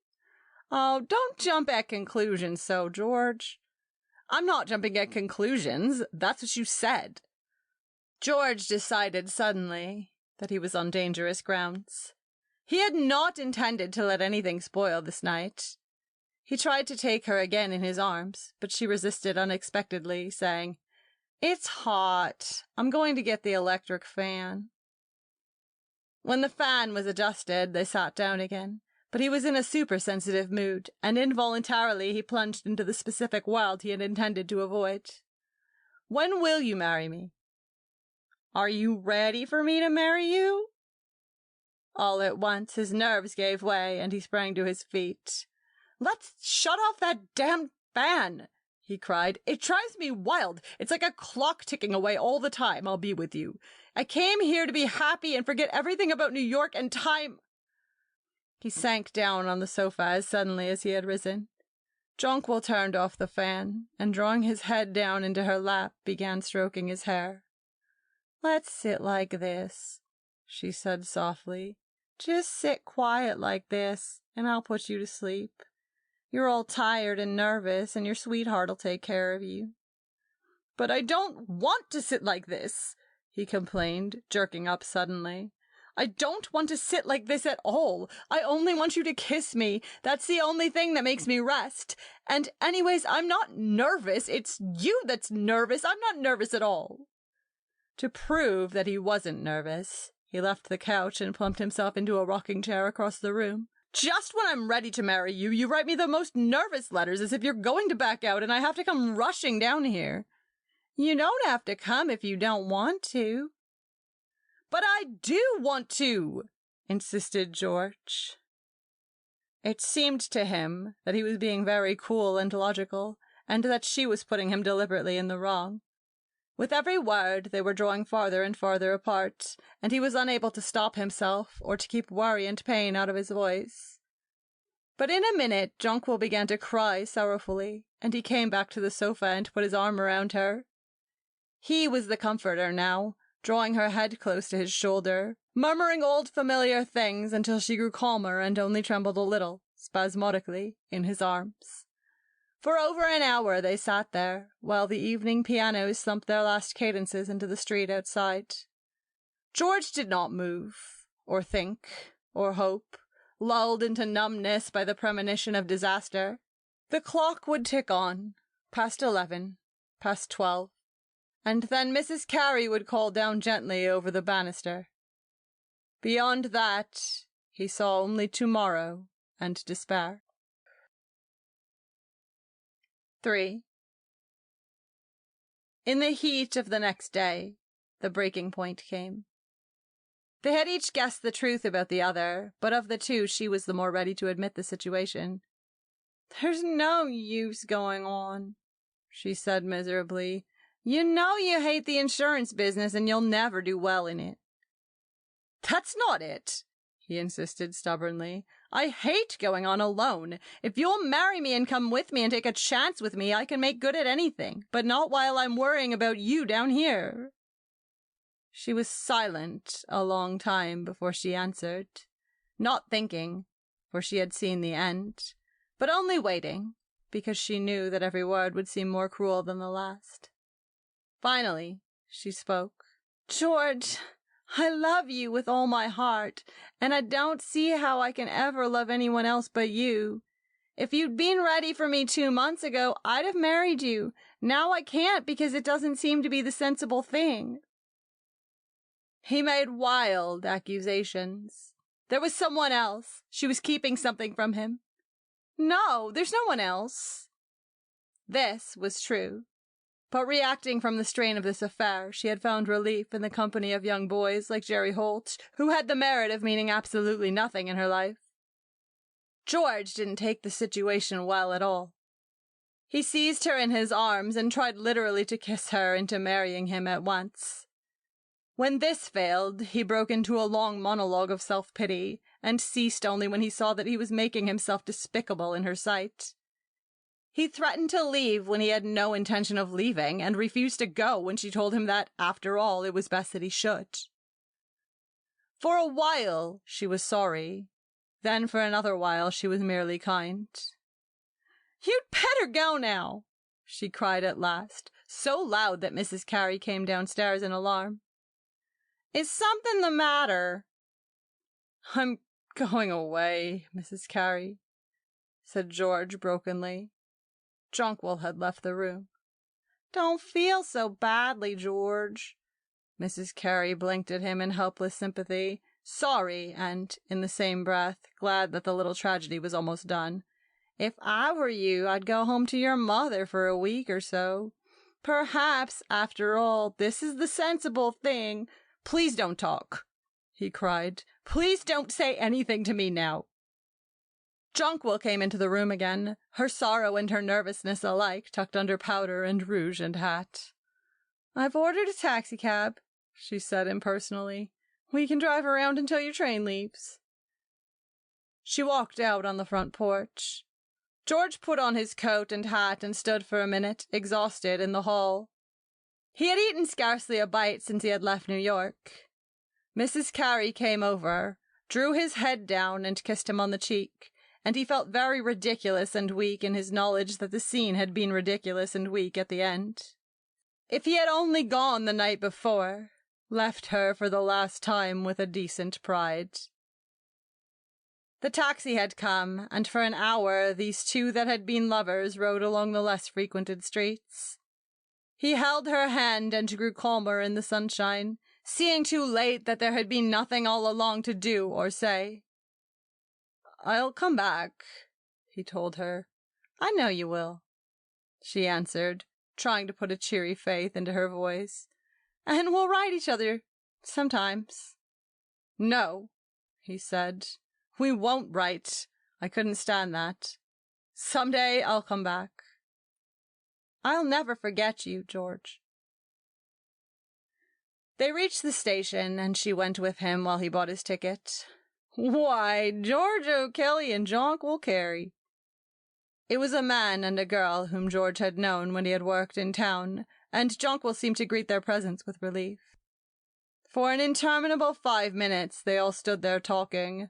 Then the train roared into the station, and, with ill-concealed agony in his face, George held out his arms toward Jonquil. She took an uncertain step toward him, faltered, and then pressed his hand quickly as if she were taking leave of a chance friend. "Goodbye, George," she was saying. "I hope you have a pleasant trip." "Goodbye, George. Come back and see us all again." Dumb, almost blind with pain, He seized his suitcase and in some dazed way got himself aboard the train. Past clanging street crossings, gathering speed through wide suburban spaces toward the sunset. Perhaps she, too, would see the sunset and pause for a moment, turning, remembering before he faded with her sleep into the past. This night's dusk would cover up forever the sun and the trees and the flowers and laughter of his young world. 4. On a damp afternoon in September of the following year, a young man with his face burned to a deep copper glow got off a train at a city in Tennessee. He looked around anxiously and seemed relieved when he found that there was no one in the station to meet him. He taxied to the best hotel in the city, where he registered with some satisfaction as George O'Kelly, Cusco, Peru. Up in his room, he sat for a few minutes at the window, looking down into the familiar street below. Then, with his hand trembling faintly, he took off the telephone receiver and called a number. "Is Miss Jonquil in?" "This is she." "Oh." His voice, after overcoming a faint tendency to waver, went on with friendly formality. "This is George Rollins. Did you get my letter?" "Yes, I thought you'd be in today." Her voice, cool and unmoved, disturbed him, but not as he had expected. This was the voice of a stranger, unexcited, pleasantly glad to see him. That was all. He wanted to put down the telephone and catch his breath. "I haven't seen you for a long time." He succeeded in making this sound offhand. "Over a year." He knew how long it had been. To the day. "It'll be awfully nice to talk to you again." "I'll be there in an hour." He hung up. For 4 long seasons, every minute of his leisure had been crowded with anticipation of this hour, and now this hour was here. He had thought of finding her married, engaged, in love.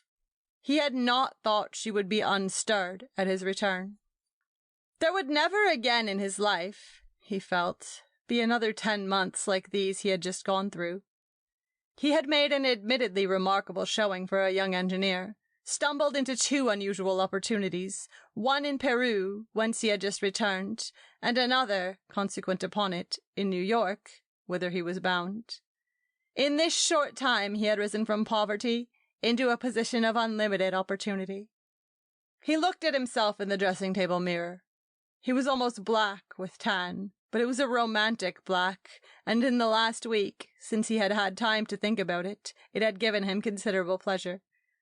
The hardiness of his frame, too, he appraised with a sort of fascination. He had lost part of an eyebrow somewhere, and he still wore an elastic bandage on his knee.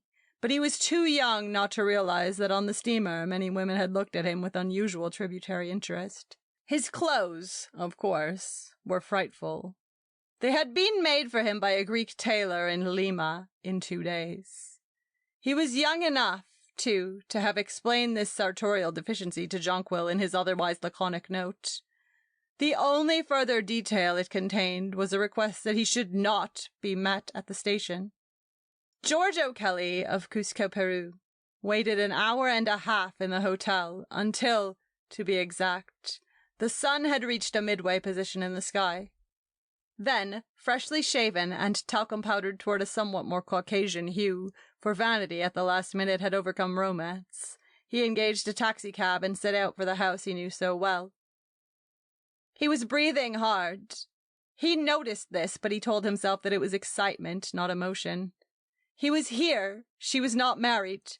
That was enough. He was not even sure what he had to say to her. But this was the moment of his life that he felt he could least easily have dispensed with. There was no triumph, after all, without a girl concerned, and if he did not lay his spoils at her feet, he could at least hold them for a passing moment before her eyes. The house loomed up suddenly beside him, and his first thought was that it had assumed a strange unreality. There was nothing changed, only everything was changed. It was smaller, and it seemed shabbier than before. There was no cloud of magic hovering over its roof and issuing from the windows of the upper floor. He rang the doorbell, and an unfamiliar colored maid appeared. Miss Jonquil would be down in a moment. He wet his lips nervously and walked into the sitting room, and the feeling of unreality increased. After all, he saw, this was only a room, and not the enchanted chamber where he had passed those poignant hours. He sat in a chair, amazed to find it a chair, realizing that his imagination had distorted and colored all these simple familiar things. Then the door opened, and Jonquil came into the room, and it was as though everything in it suddenly blurred before his eyes. He had not remembered how beautiful she was, and he felt his face grow pale and his voice diminish to a poor sigh in his throat.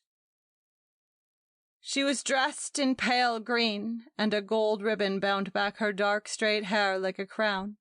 The familiar velvet eyes caught his as she came through the door, and a spasm of fright went through him at her beauty's power of inflicting pain. He said, "Hello," and they took a few steps forward and shook hands. Then they sat in chairs quite far apart and gazed at each other across the room. "You've come back," she said, and he answered just as tritely, "I wanted to stop in and see you as I came through." He tried to neutralize the tremor in his voice by looking anywhere but at her face. The obligation to speak was on him, but unless he immediately began to boast, it seemed that there was nothing to say. There had never been anything casual in their previous relations. It didn't seem possible that people in this position would talk about the weather. "This is ridiculous," he broke out in sudden embarrassment. "I don't know exactly what to do. Does my being here bother you?" "No."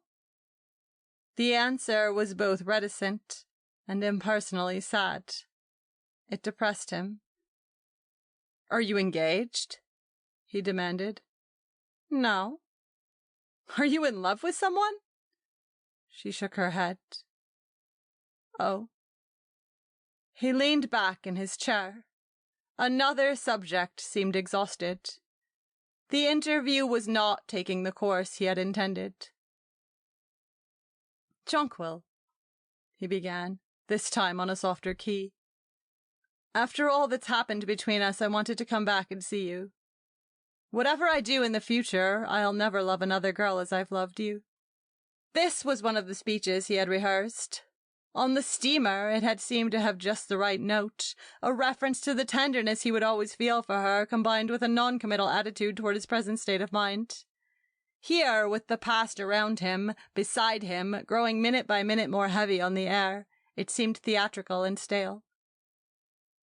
She made no comment, sat without moving, her eyes fixed on him with an expression that might have meant everything or nothing. "You don't love me any more, do you?" he asked her in a level voice. "No." When Mrs. Carey came in a minute later and spoke to him about his success, there had been a half-column about him in the local paper. He was a mixture of emotions. He knew now that he still wanted this girl, and he knew that the past sometimes comes back. That was all. For the rest, he must be strong and watchful, and he would see. "And now," Mrs. Carey was saying, "I want you two to go and see the lady who has the chrysanthemums. She particularly told me she wanted to see you because she'd read about you in the paper." They went to see the lady with the chrysanthemums. They walked along the street, and he recognized with a sort of excitement just how her shorter footsteps always fell in between his own. The lady turned out to be nice, and the chrysanthemums were enormous and extraordinarily beautiful. The lady's gardens were full of them, white and pink and yellow, so that to be among them was a trip back into the heart of summer. There were 2 gardens full, and a gate between them. When they strolled toward the second garden, the lady went first through the gate. And then a curious thing happened. George stepped aside to let Jonquil pass, but instead of going through, she stood still and stared at him for a minute. It was not so much the look, which was not a smile, as it was the moment of silence. They saw each other's eyes, and both took a short, faintly accelerated breath. and then they went on into the second garden. That was all. The afternoon waned. They thanked the lady and walked home slowly, thoughtfully, side by side. Through dinner, too, they were silent. George told Mr. Carey something of what had happened in South America, and managed to let it be known that everything would be plain sailing for him in the future. Then dinner was over, and he and Jonquil were alone in the room which had seen the beginning of their love affair and the end. It seemed to him long ago and inexpressibly sad. On that sofa he had felt agony and grief such as he would never feel again.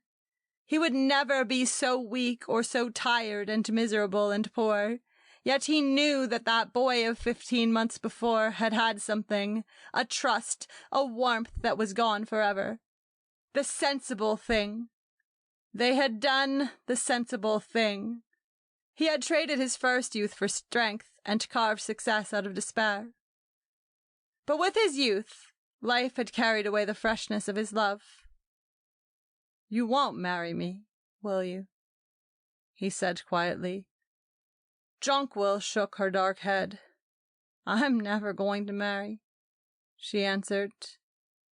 He nodded. "I'm going on to Washington in the morning," he said. "Oh." "I have to go. I've got to be in New York by the 1st, and meanwhile I want to stop off in Washington." "Business?" "No," he said, as if reluctantly. "There's someone there I must see, who was very kind to me when I was so down and out." This was invented. There was no one in Washington for him to see, but he was watching Jonquil narrowly, and he was sure that she winced a little, that her eyes closed and then opened wide again. "But before I go, I want to tell you the things that happened to me since I saw you, and as maybe we won't meet again, I wonder if just this once you'd sit in my lap like you used to. I wouldn't ask, except since there's no one else, yet perhaps it doesn't matter." She nodded, and in a moment was sitting in his lap as she had sat so often in that vanished spring. The feel of her head against his shoulder, of her familiar body, sent a shock of emotion over him. His arms holding her had a tendency to tighten around her, so he leaned back and began to talk thoughtfully into the air. He told her of a despairing 2 weeks in New York, which had terminated with an attractive, if not very profitable, job in a construction plant in Jersey City. When the Peru business had first presented itself, it had not seemed an extraordinary opportunity. He was to be third assistant engineer on the expedition, but only 10 of the American party, including 8 rodmen and surveyors, had ever reached Cusco.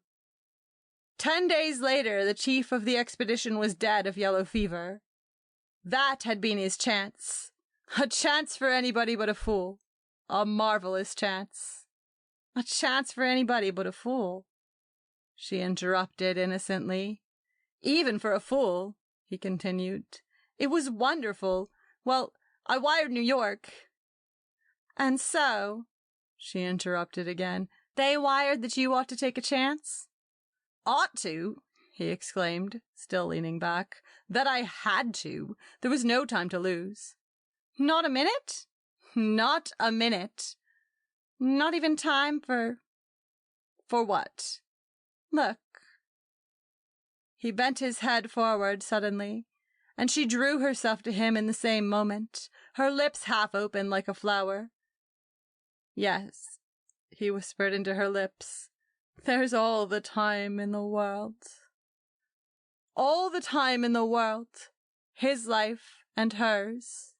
But for an instant as he kissed her, he knew that though he searched through eternity, he could never recapture those lost April hours. He might press her close now till the muscles knotted on his arms. She was something desirable and rare that he had fought for and made his own. But never again an intangible whisper in the dusk or on the breeze of night. Well, let it pass, he thought. April is over.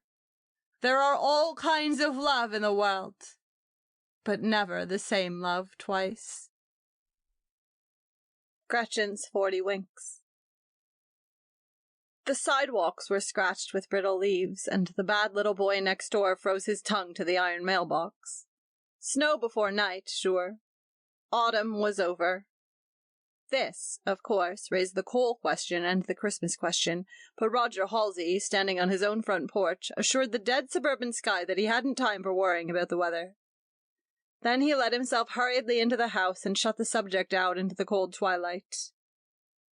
The hall was dark, but from above he heard the voices of his wife and the nursemaid and the baby in one of their interminable conversations, which consisted chiefly of, "Don't!" and "Look out, Maxie!" and "Oh, there he goes!" punctuated by wild threats and fag bumpings and the recurrent sound of small, venturing feet. Roger turned on the hall light and walked into the living room and turned on the red silk lamp. He put his bulging portfolio on the table, and sitting down rested his intense young face in his hand for a few minutes, shading his eyes carefully from the light. Then he lit a cigarette, squashed it out, and going to the foot of the stairs called for his wife. "Gretchen!" "Hello, dear!" Her voice was full of laughter. "Come see baby!" He swore softly.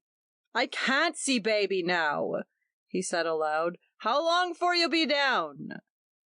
There was a mysterious pause, and then a succession of "Don'ts!" and "Look out, Maxie!" evidently meant to avert some threatened catastrophe.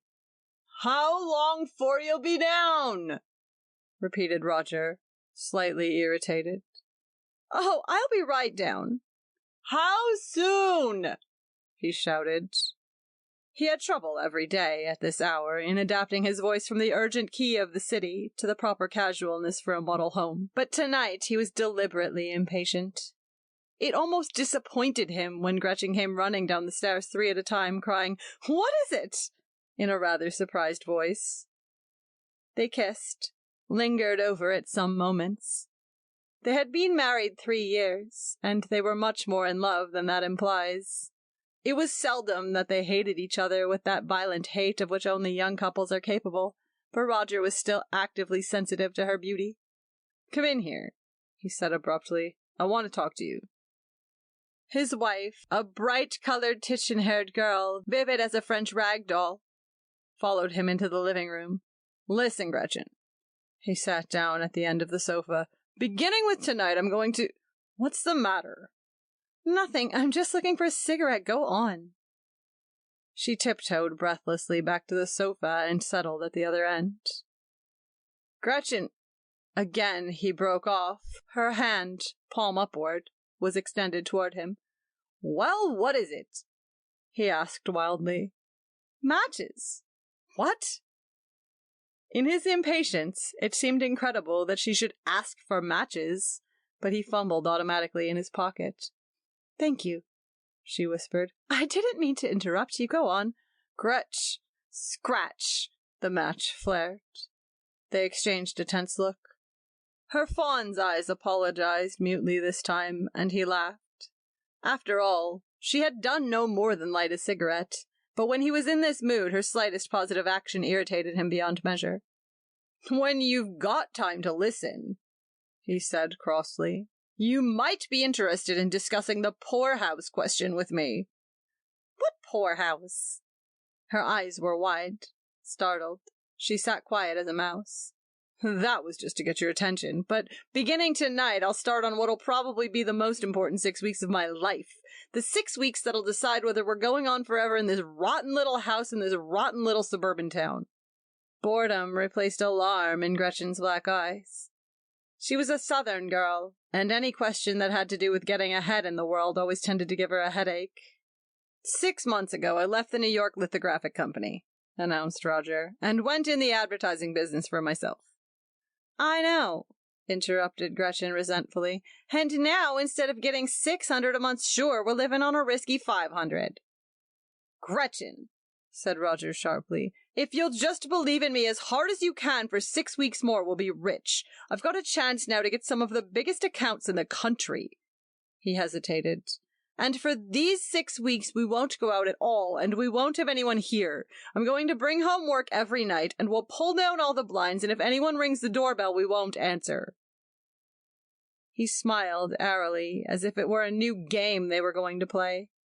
Then, as Gretchen was silent, his smile faded, and he looked at her uncertainly. Well, what's the matter? She broke out finally. Do you expect me to jump up and sing? You do enough work as it is. If you try to do any more, you'll end up with a nervous breakdown. I read about it. Don't worry about me, he interrupted. I'm all right, but you're going to be bored to death sitting here every evening. No, I won't, she said without conviction. Except tonight. What about tonight? George Tompkins asked us to dinner. Did you accept? Of course I did, she said impatiently. Why not? You're always talking about what a terrible neighborhood this is, and I thought maybe you'd like to go to a nicer one for a change. When I go to a nicer neighborhood, I want to go for good, he said grimly. Well, can we go? I suppose we'll have to if you've accepted. Somewhat to his annoyance, the conversation abruptly ended. Gretchen jumped up and kissed him sketchily and rushed into the kitchen to light the hot water for a bath. With a sigh, he carefully deposited his portfolio behind the bookcase. It contained only sketches and layouts for display advertising, but it seemed to him the first thing a burglar would look for. Then he went abstractedly upstairs, dropped into the baby's room for a casual moist kiss, and began dressing for dinner. They had no automobile, so George Tompkins called for them at 6:30. Tompkins was a successful interior decorator, a broad, rosy man with a handsome moustache and a strong odor of jasmine. He and Roger had once roomed side by side in a boarding house in New York, but they had met only intermittently in the past 5 years. We ought to see each other more, he told Roger tonight. You ought to go out more often, old boy. Cocktail? No, thanks. No? Well, your fair wife will, won't you, Gretchen? I love this house, she exclaimed, taking the glass and looking admiringly at ship models, colonial whiskey bottles, and other fashionable debris of 1925. I like it, said Tompkins with satisfaction. I did it to please myself, and I succeeded. Roger stared moodily around the stiff, plain room, wondering if they could have blundered into the kitchen by mistake. You look like the devil, Roger, said his host. Have a cocktail and cheer up. Have one, urged Gretchen. What? Roger turned around absently. Oh, no, thanks. I've got to work after I get home. Work? Tompkins smiled. Listen, Roger, you'll kill yourself with work. Why don't you bring a little balance into your life? Work a little, then play a little. That's what I tell him, said Gretchen. Do you know an average businessman's day? Demanded Tompkins as they went in to dinner. Coffee in the morning, 8 hours work interrupted by a bolted luncheon, and then home again with dyspepsia and a bad temper to give the wife a pleasant evening. Roger laughed shortly. You've been going to the movies too much, he said dryly. What? Tompkins looked at him with some irritation. Movies? I've hardly ever been to the movies in my life. I think that movies are atrocious. My opinions on life are drawn from my own observations. I believe in a balanced life. What's that? Demanded Roger. Well, he hesitated. Probably the best way to tell you would be to describe my own day. Would that seem horribly egotistic? Oh, no. Gretchen looked at him with interest. I'd love to hear about it. Well, in the morning I get up and go through a series of exercises. I've got one room fitted up as a little gymnasium, and I punch the bag and do shadow boxing and weight pulling for an hour. Then after a cold bath. There's the thing now. Do you take a daily cold bath? No, admitted Roger.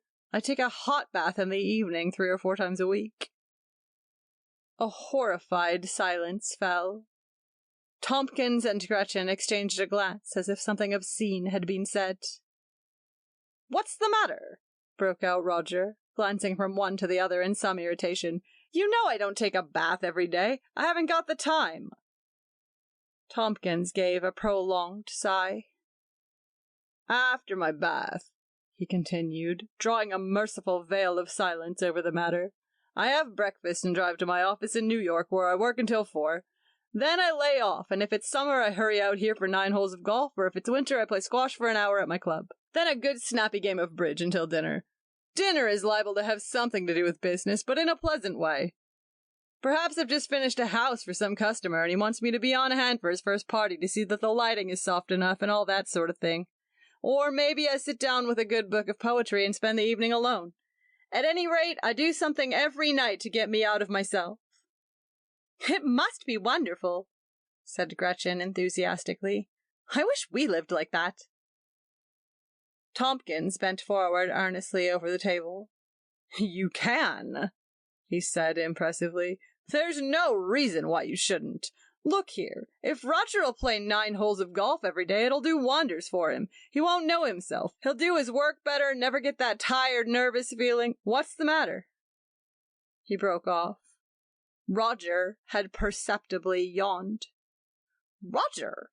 cried Gretchen sharply. "There's no need to be so rude. If you did what George said, you'd be a lot better off."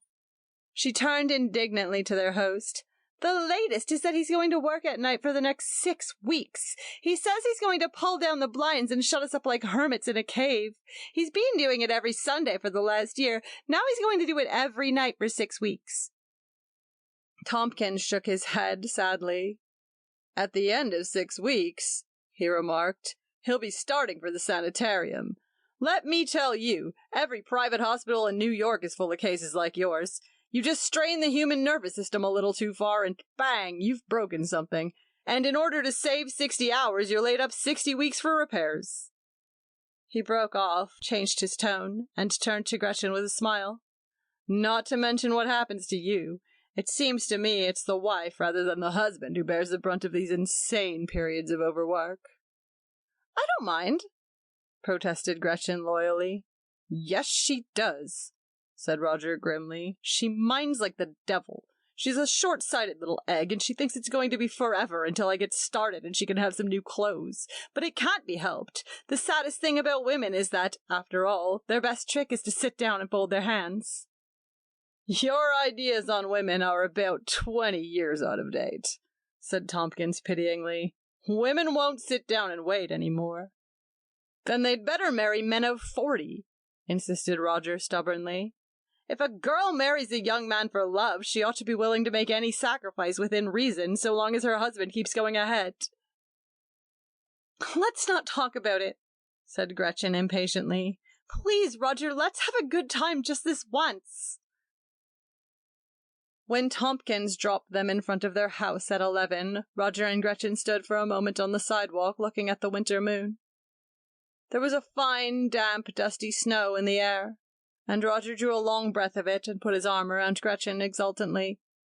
"I can make more money than he can," he said tensely, "and I'll be doing it in just 40 days. 40 days, she sighed. "It seems like such a long time, when everybody else is always having fun. If I could only sleep for 40 days. "Why don't you, honey? Just take 40 winks, and when you wake up, everything will be fine." She was silent for a moment. "Roger," she asked thoughtfully, "do you think George meant what he said about taking me horseback riding on Sunday?" Roger frowned. "I don't know. Probably not. I hope to heaven he didn't." He hesitated. "As a matter of fact, he made me sort of sore tonight, all that junk about his cold bath." With their arms about each other, they started up the walk to the house. "I'll bet he doesn't take a cold bath every morning," continued Roger ruminatively. "Or 3 times a week, either." He fumbled in his pocket for the key and inserted it in the lock with savage precision. Then he turned around defiantly. "I'll bet he hasn't had a bath for a month." 2. After a fortnight of insensitive work, Roger Halsey's days blurred into each other and passed by in blocks of 2s and 3s and 4s. From 8 until 5:30 he was in his office, then a half-hour on the commuting train where he scrawled notes on the backs of envelopes under the dull yellow light. By 7:30 his crayons, shears, and sheets of white cardboard were spread over the living-room table, and he labored there with much grunting and sighing until midnight, while Gretchen lay on the sofa with a book, and the doorbell tinkled occasionally behind the drawn blinds. At 12 there was always an argument as to whether he would come to bed. He would agree to come after he had cleared up everything, but as he was invariably sidetracked by half a dozen new ideas, he usually found Gretchen sound asleep when he tiptoed upstairs. Sometimes it was 3 o'clock before Roger squashed his last cigarette into the overloaded ashtray, and he would undress in the darkness, disembodied with fatigue, but with a sense of triumph that he had lasted out another day. Christmas came and went, and he scarcely noticed that it was gone. He remembered it afterward as the day he completed the window cards for Garrett's shoes. This was one of the 8 large accounts for which he was pointing in January. If he got half of them, he was assured $250,000 worth of business during the year. But the world outside his business became a chaotic dream. He was aware that on 2 cool December Sundays, George Tompkins had taken Gretchen horseback riding, and that another time she had gone out with him in his automobile to spend the afternoon skiing on the country club hill. A picture of Tompkins, in an expensive frame, had appeared one morning on their bedroom wall. And one night he was shocked into a startled protest when Gretchen went to the theatre with Tompkins in town. But his work was almost done. Daily now, his layouts arrived from the printers until 7 of them were piled and docketed in his office safe.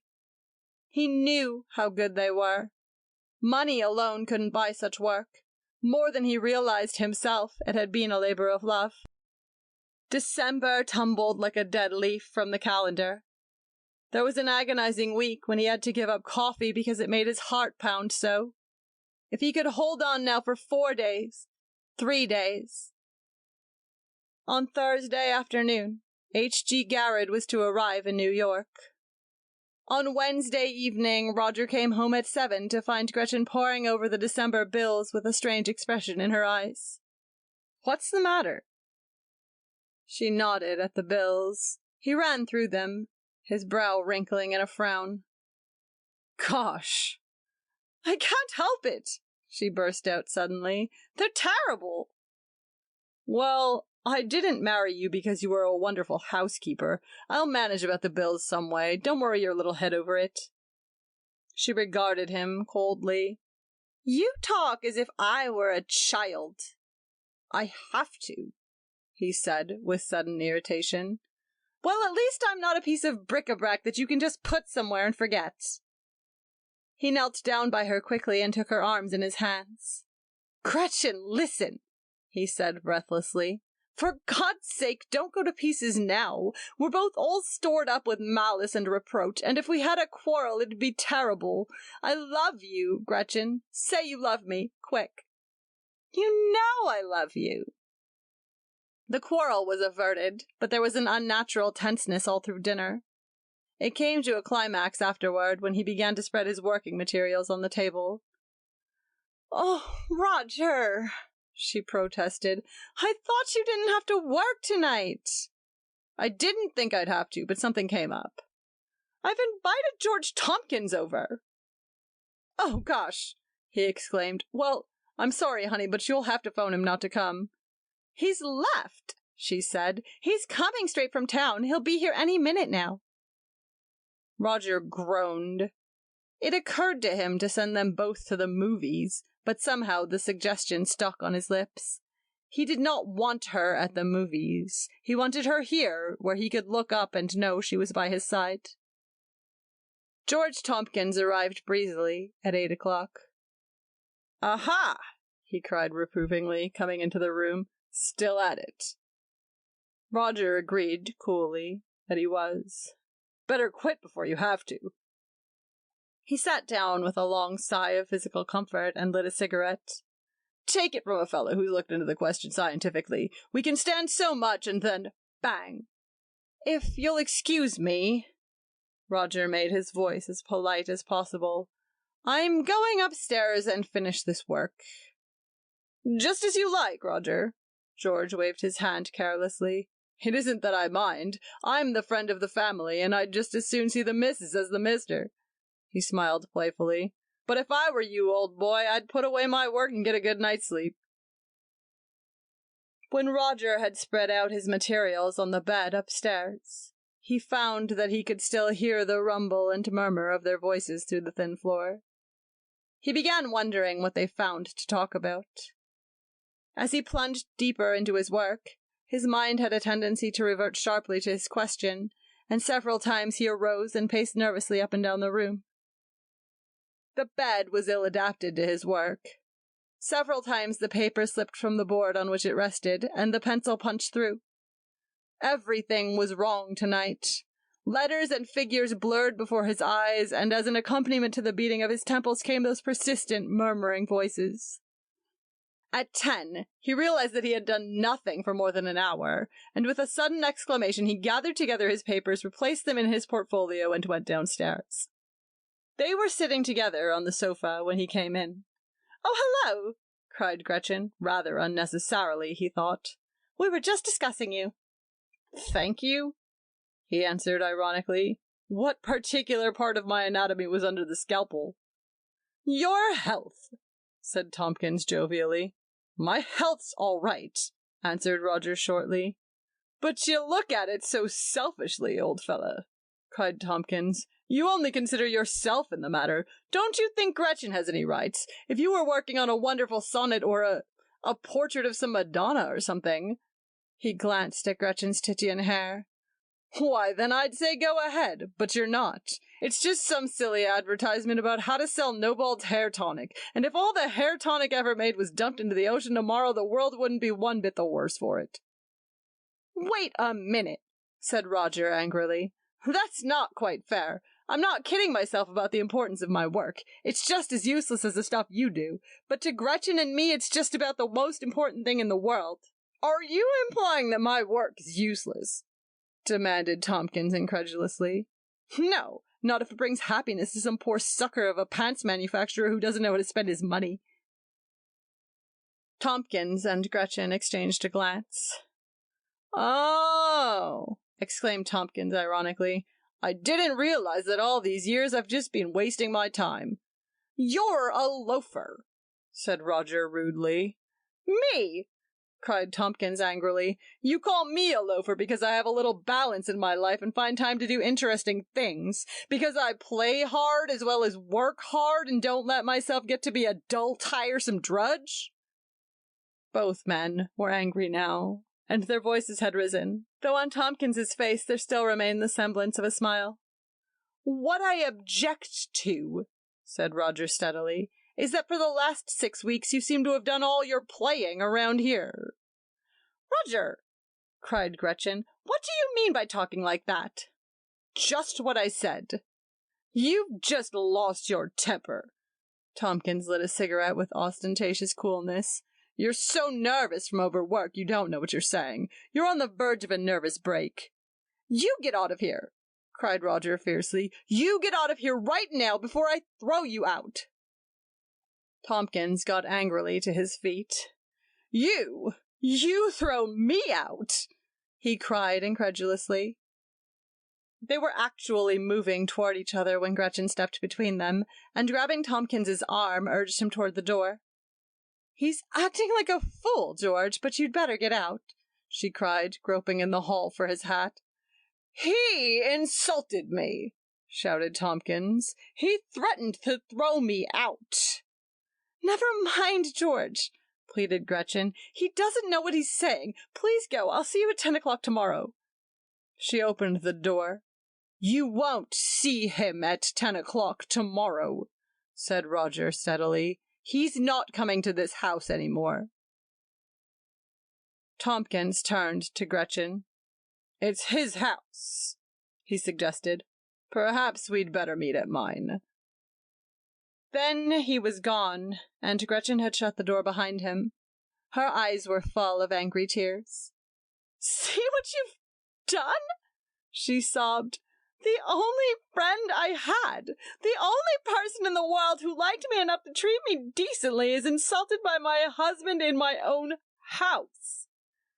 She threw herself on the sofa and began to cry passionately into the pillows. "He brought it on himself," said Roger stubbornly. "I've stood as much as my self-respect will allow. I don't want you going out with him any more." "I will go out with him!" cried Gretchen wildly. "I'll go out with him all I want. Do you think it's any fun living here with you?" "Gretchen," he said coldly, "get up and put on your hat and coat and go out that door and never come back." Her mouth fell slightly ajar. "But I don't want to get out," she said dazedly. Well then, behave yourself. And he added in a gentler voice, I thought you were going to sleep for this 40 days. Oh, yes, she cried bitterly. Easy enough to say, but I'm tired of sleeping. She got up, faced him defiantly. And what's more, I'm going riding with George Tompkins tomorrow. You won't go out with him if I have to take you to New York and sit you down in my office until I get through. She looked at him with rage in her eyes. I hate you, she said slowly, and I'd like to take all the work you've done and tear it up and throw it in the fire. And just to give you something to worry about tomorrow, I probably won't be here when you get back. She got up from the sofa and very deliberately looked at her flushed, tear-stained face in the mirror. Then she ran upstairs and slammed herself into the bedroom. Automatically, Roger spread his work on the living room table. The bright colors of the designs, the vivid ladies. Gretchen had posed for one of them, holding orange ginger ale or glistening silk hosiery, dazzled his mind into a sort of coma. His restless crayon moved here and there over the pictures, shifting a block of letters half an inch to the right, trying a dozen blues for a cool blue, and eliminating the word that made a phrase anemic and pale. Half an hour passed. He was deep in the work now. There was no sound in the room but the velvety scratch of the crayon over the glossy board. After a long while, he looked at his watch. It was after 3.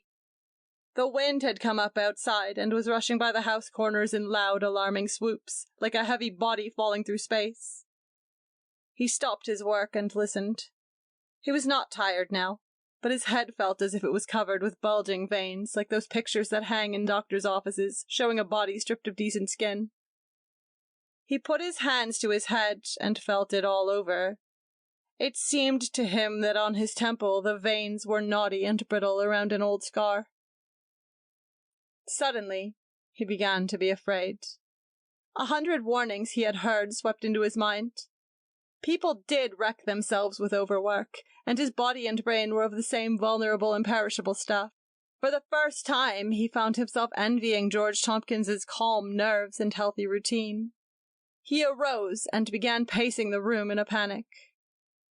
"I've got to sleep," he whispered to himself tensely. "Otherwise I'm going crazy."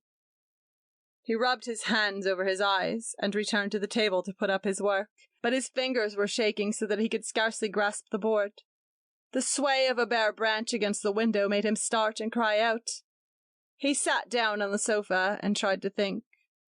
"Stop, stop, stop," the clock said. "Stop, stop, stop." "I can't stop," he answered aloud. "I can't afford to stop." "Listen." Why, there was the wolf at the door now. He could hear its sharp claws scrape against the varnished woodwork. He jumped up and, running to the front door, flung it open, then started back with a ghastly cry. An enormous wolf was standing on the porch, glaring at him with red, malignant eyes. As he watched it, the hair bristled on his neck.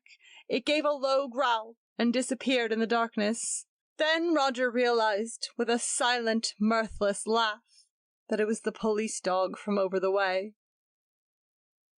Dragging his limbs wearily into the kitchen, he brought the alarm clock into the living room and set it for 7.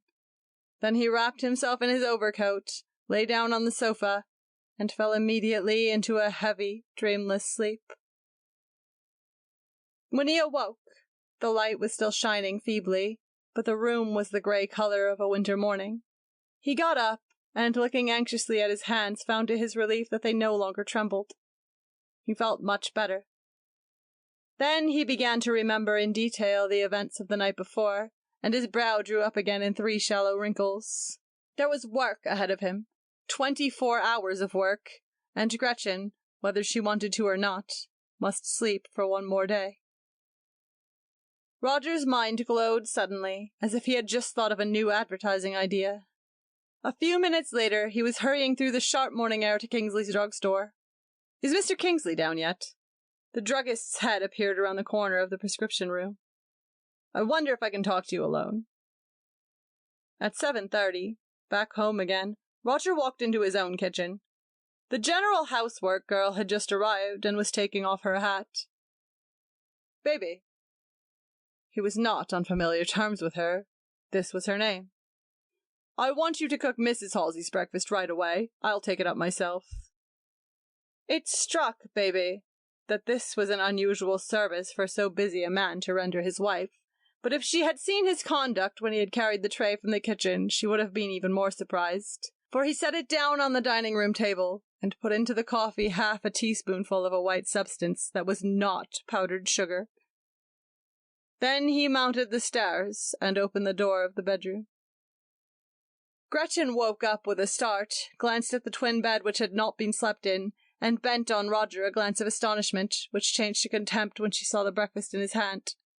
She thought he was bringing it as a capitulation. I don't want any breakfast, she said coldly, and his heart sank.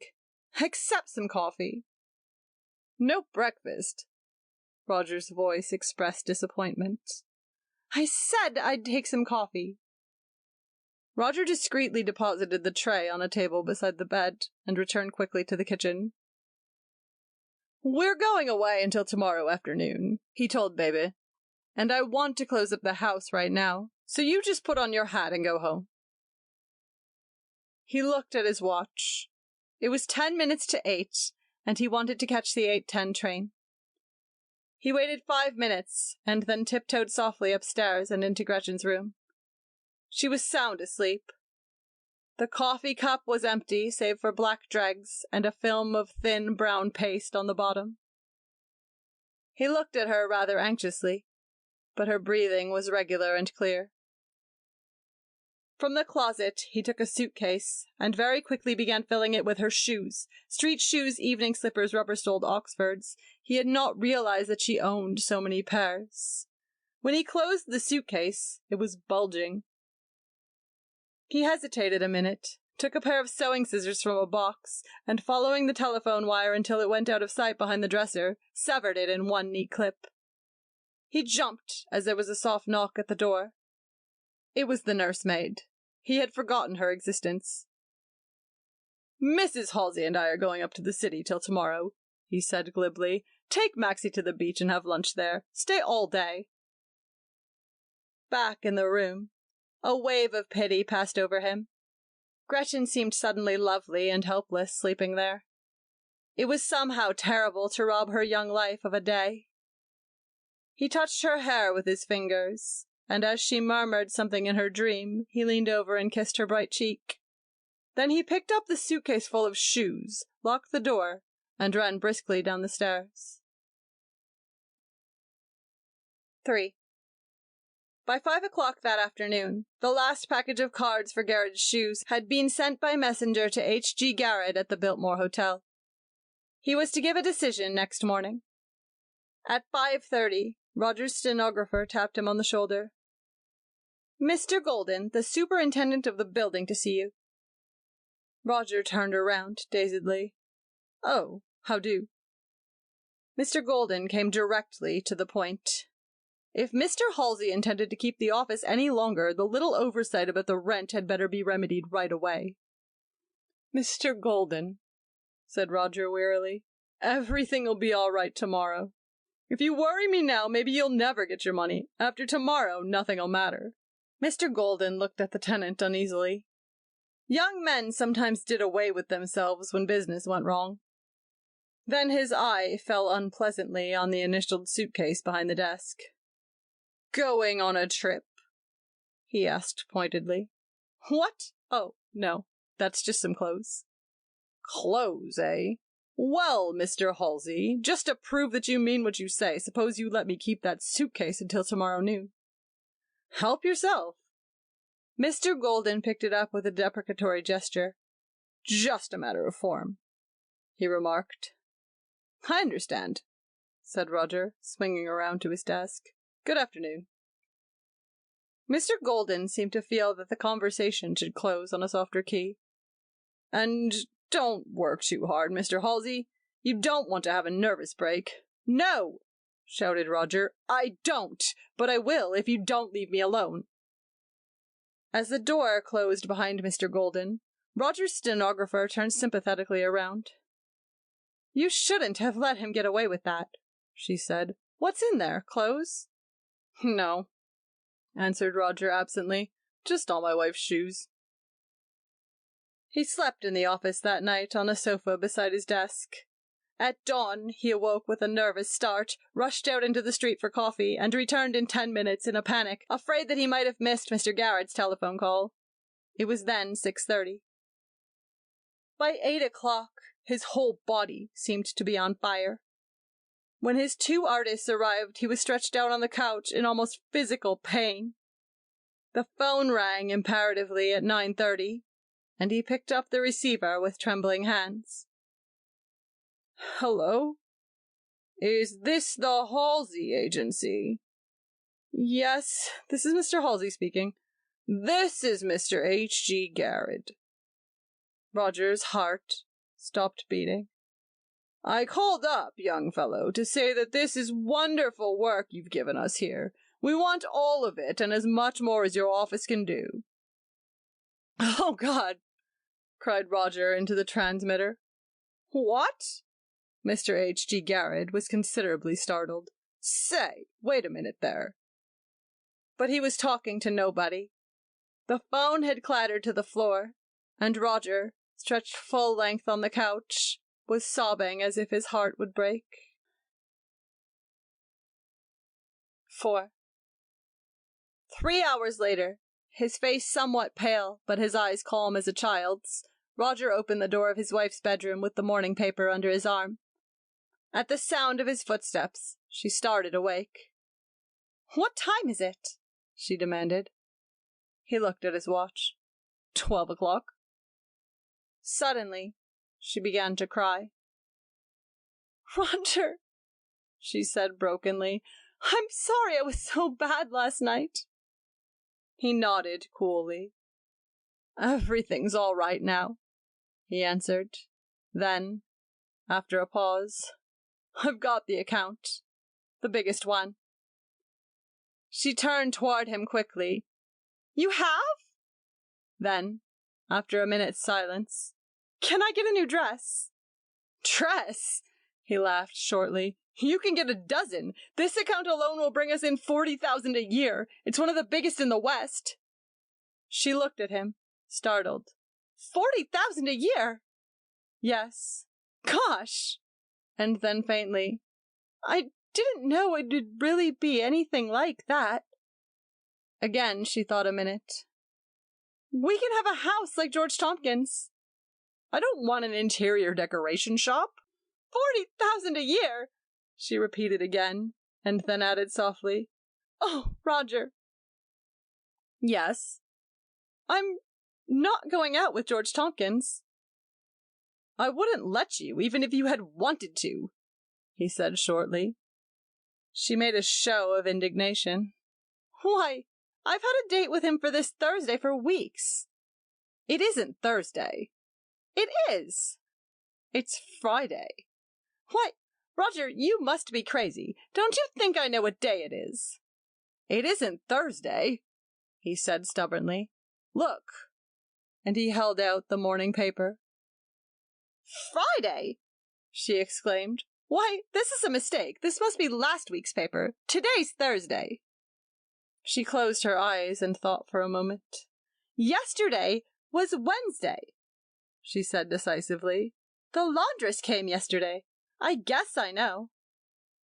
Well, he said smugly, look at the paper. There isn't any question about it.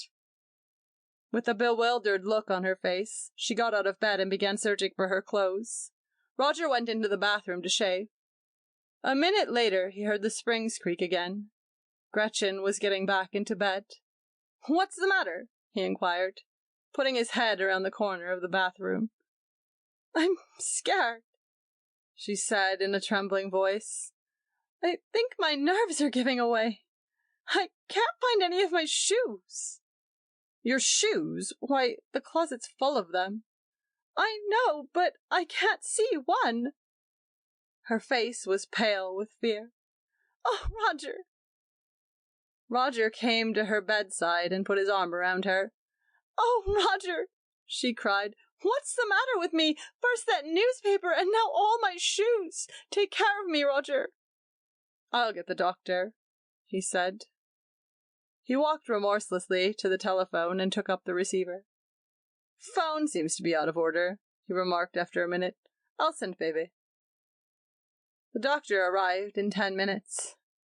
I think I'm on the verge of a collapse, Gretchen told him in a strained voice. Dr. Gregory sat down on the edge of the bed and took her wrist in his hand. It seems to be in the air this morning. I got up, said Gretchen in an odd voice, and found that I'd lost a whole day. I had an engagement to go riding with George Tompkins. What? Exclaimed the doctor in surprise. Then he laughed. George Tompkins won't go riding with anyone for many days to come. Has he gone away? Asked Gretchen curiously. He's going west. Why? Demanded Roger. Is he running away with somebody's wife? No, said Dr. Gregory. He's had a nervous breakdown. What? They exclaimed in unison. He just collapsed like an opera hat in his cold shower. But he was always talking about his balanced life, gasped Gretchen. He had it on his mind. I know. He's been babbling about it all morning. I think it's driven him a little mad. He worked pretty hard at it, you know. At what? Demanded Roger in bewilderment. At keeping his life balanced. He turned to Gretchen. Now all I'll prescribe for this lady here is a good rest. If she'll just stay around the house for a few days and take 40 winks of sleep, she'll be as fit as ever. She's been under some strain. Doctor, exclaimed Roger hoarsely, don't you think I'd better have a rest or something? I've been working pretty hard lately. You? Dr. Gregory laughed, slapped him violently on the back. My boy, I never saw you looking better in your life. Roger turned away quickly to conceal his smile, winked 40 times, or almost 40 times, at the autographed picture of Mr. George Tompkins, which hung slightly askew on the bedroom wall. End of All the Sad Young Men by F. Scott Fitzgerald.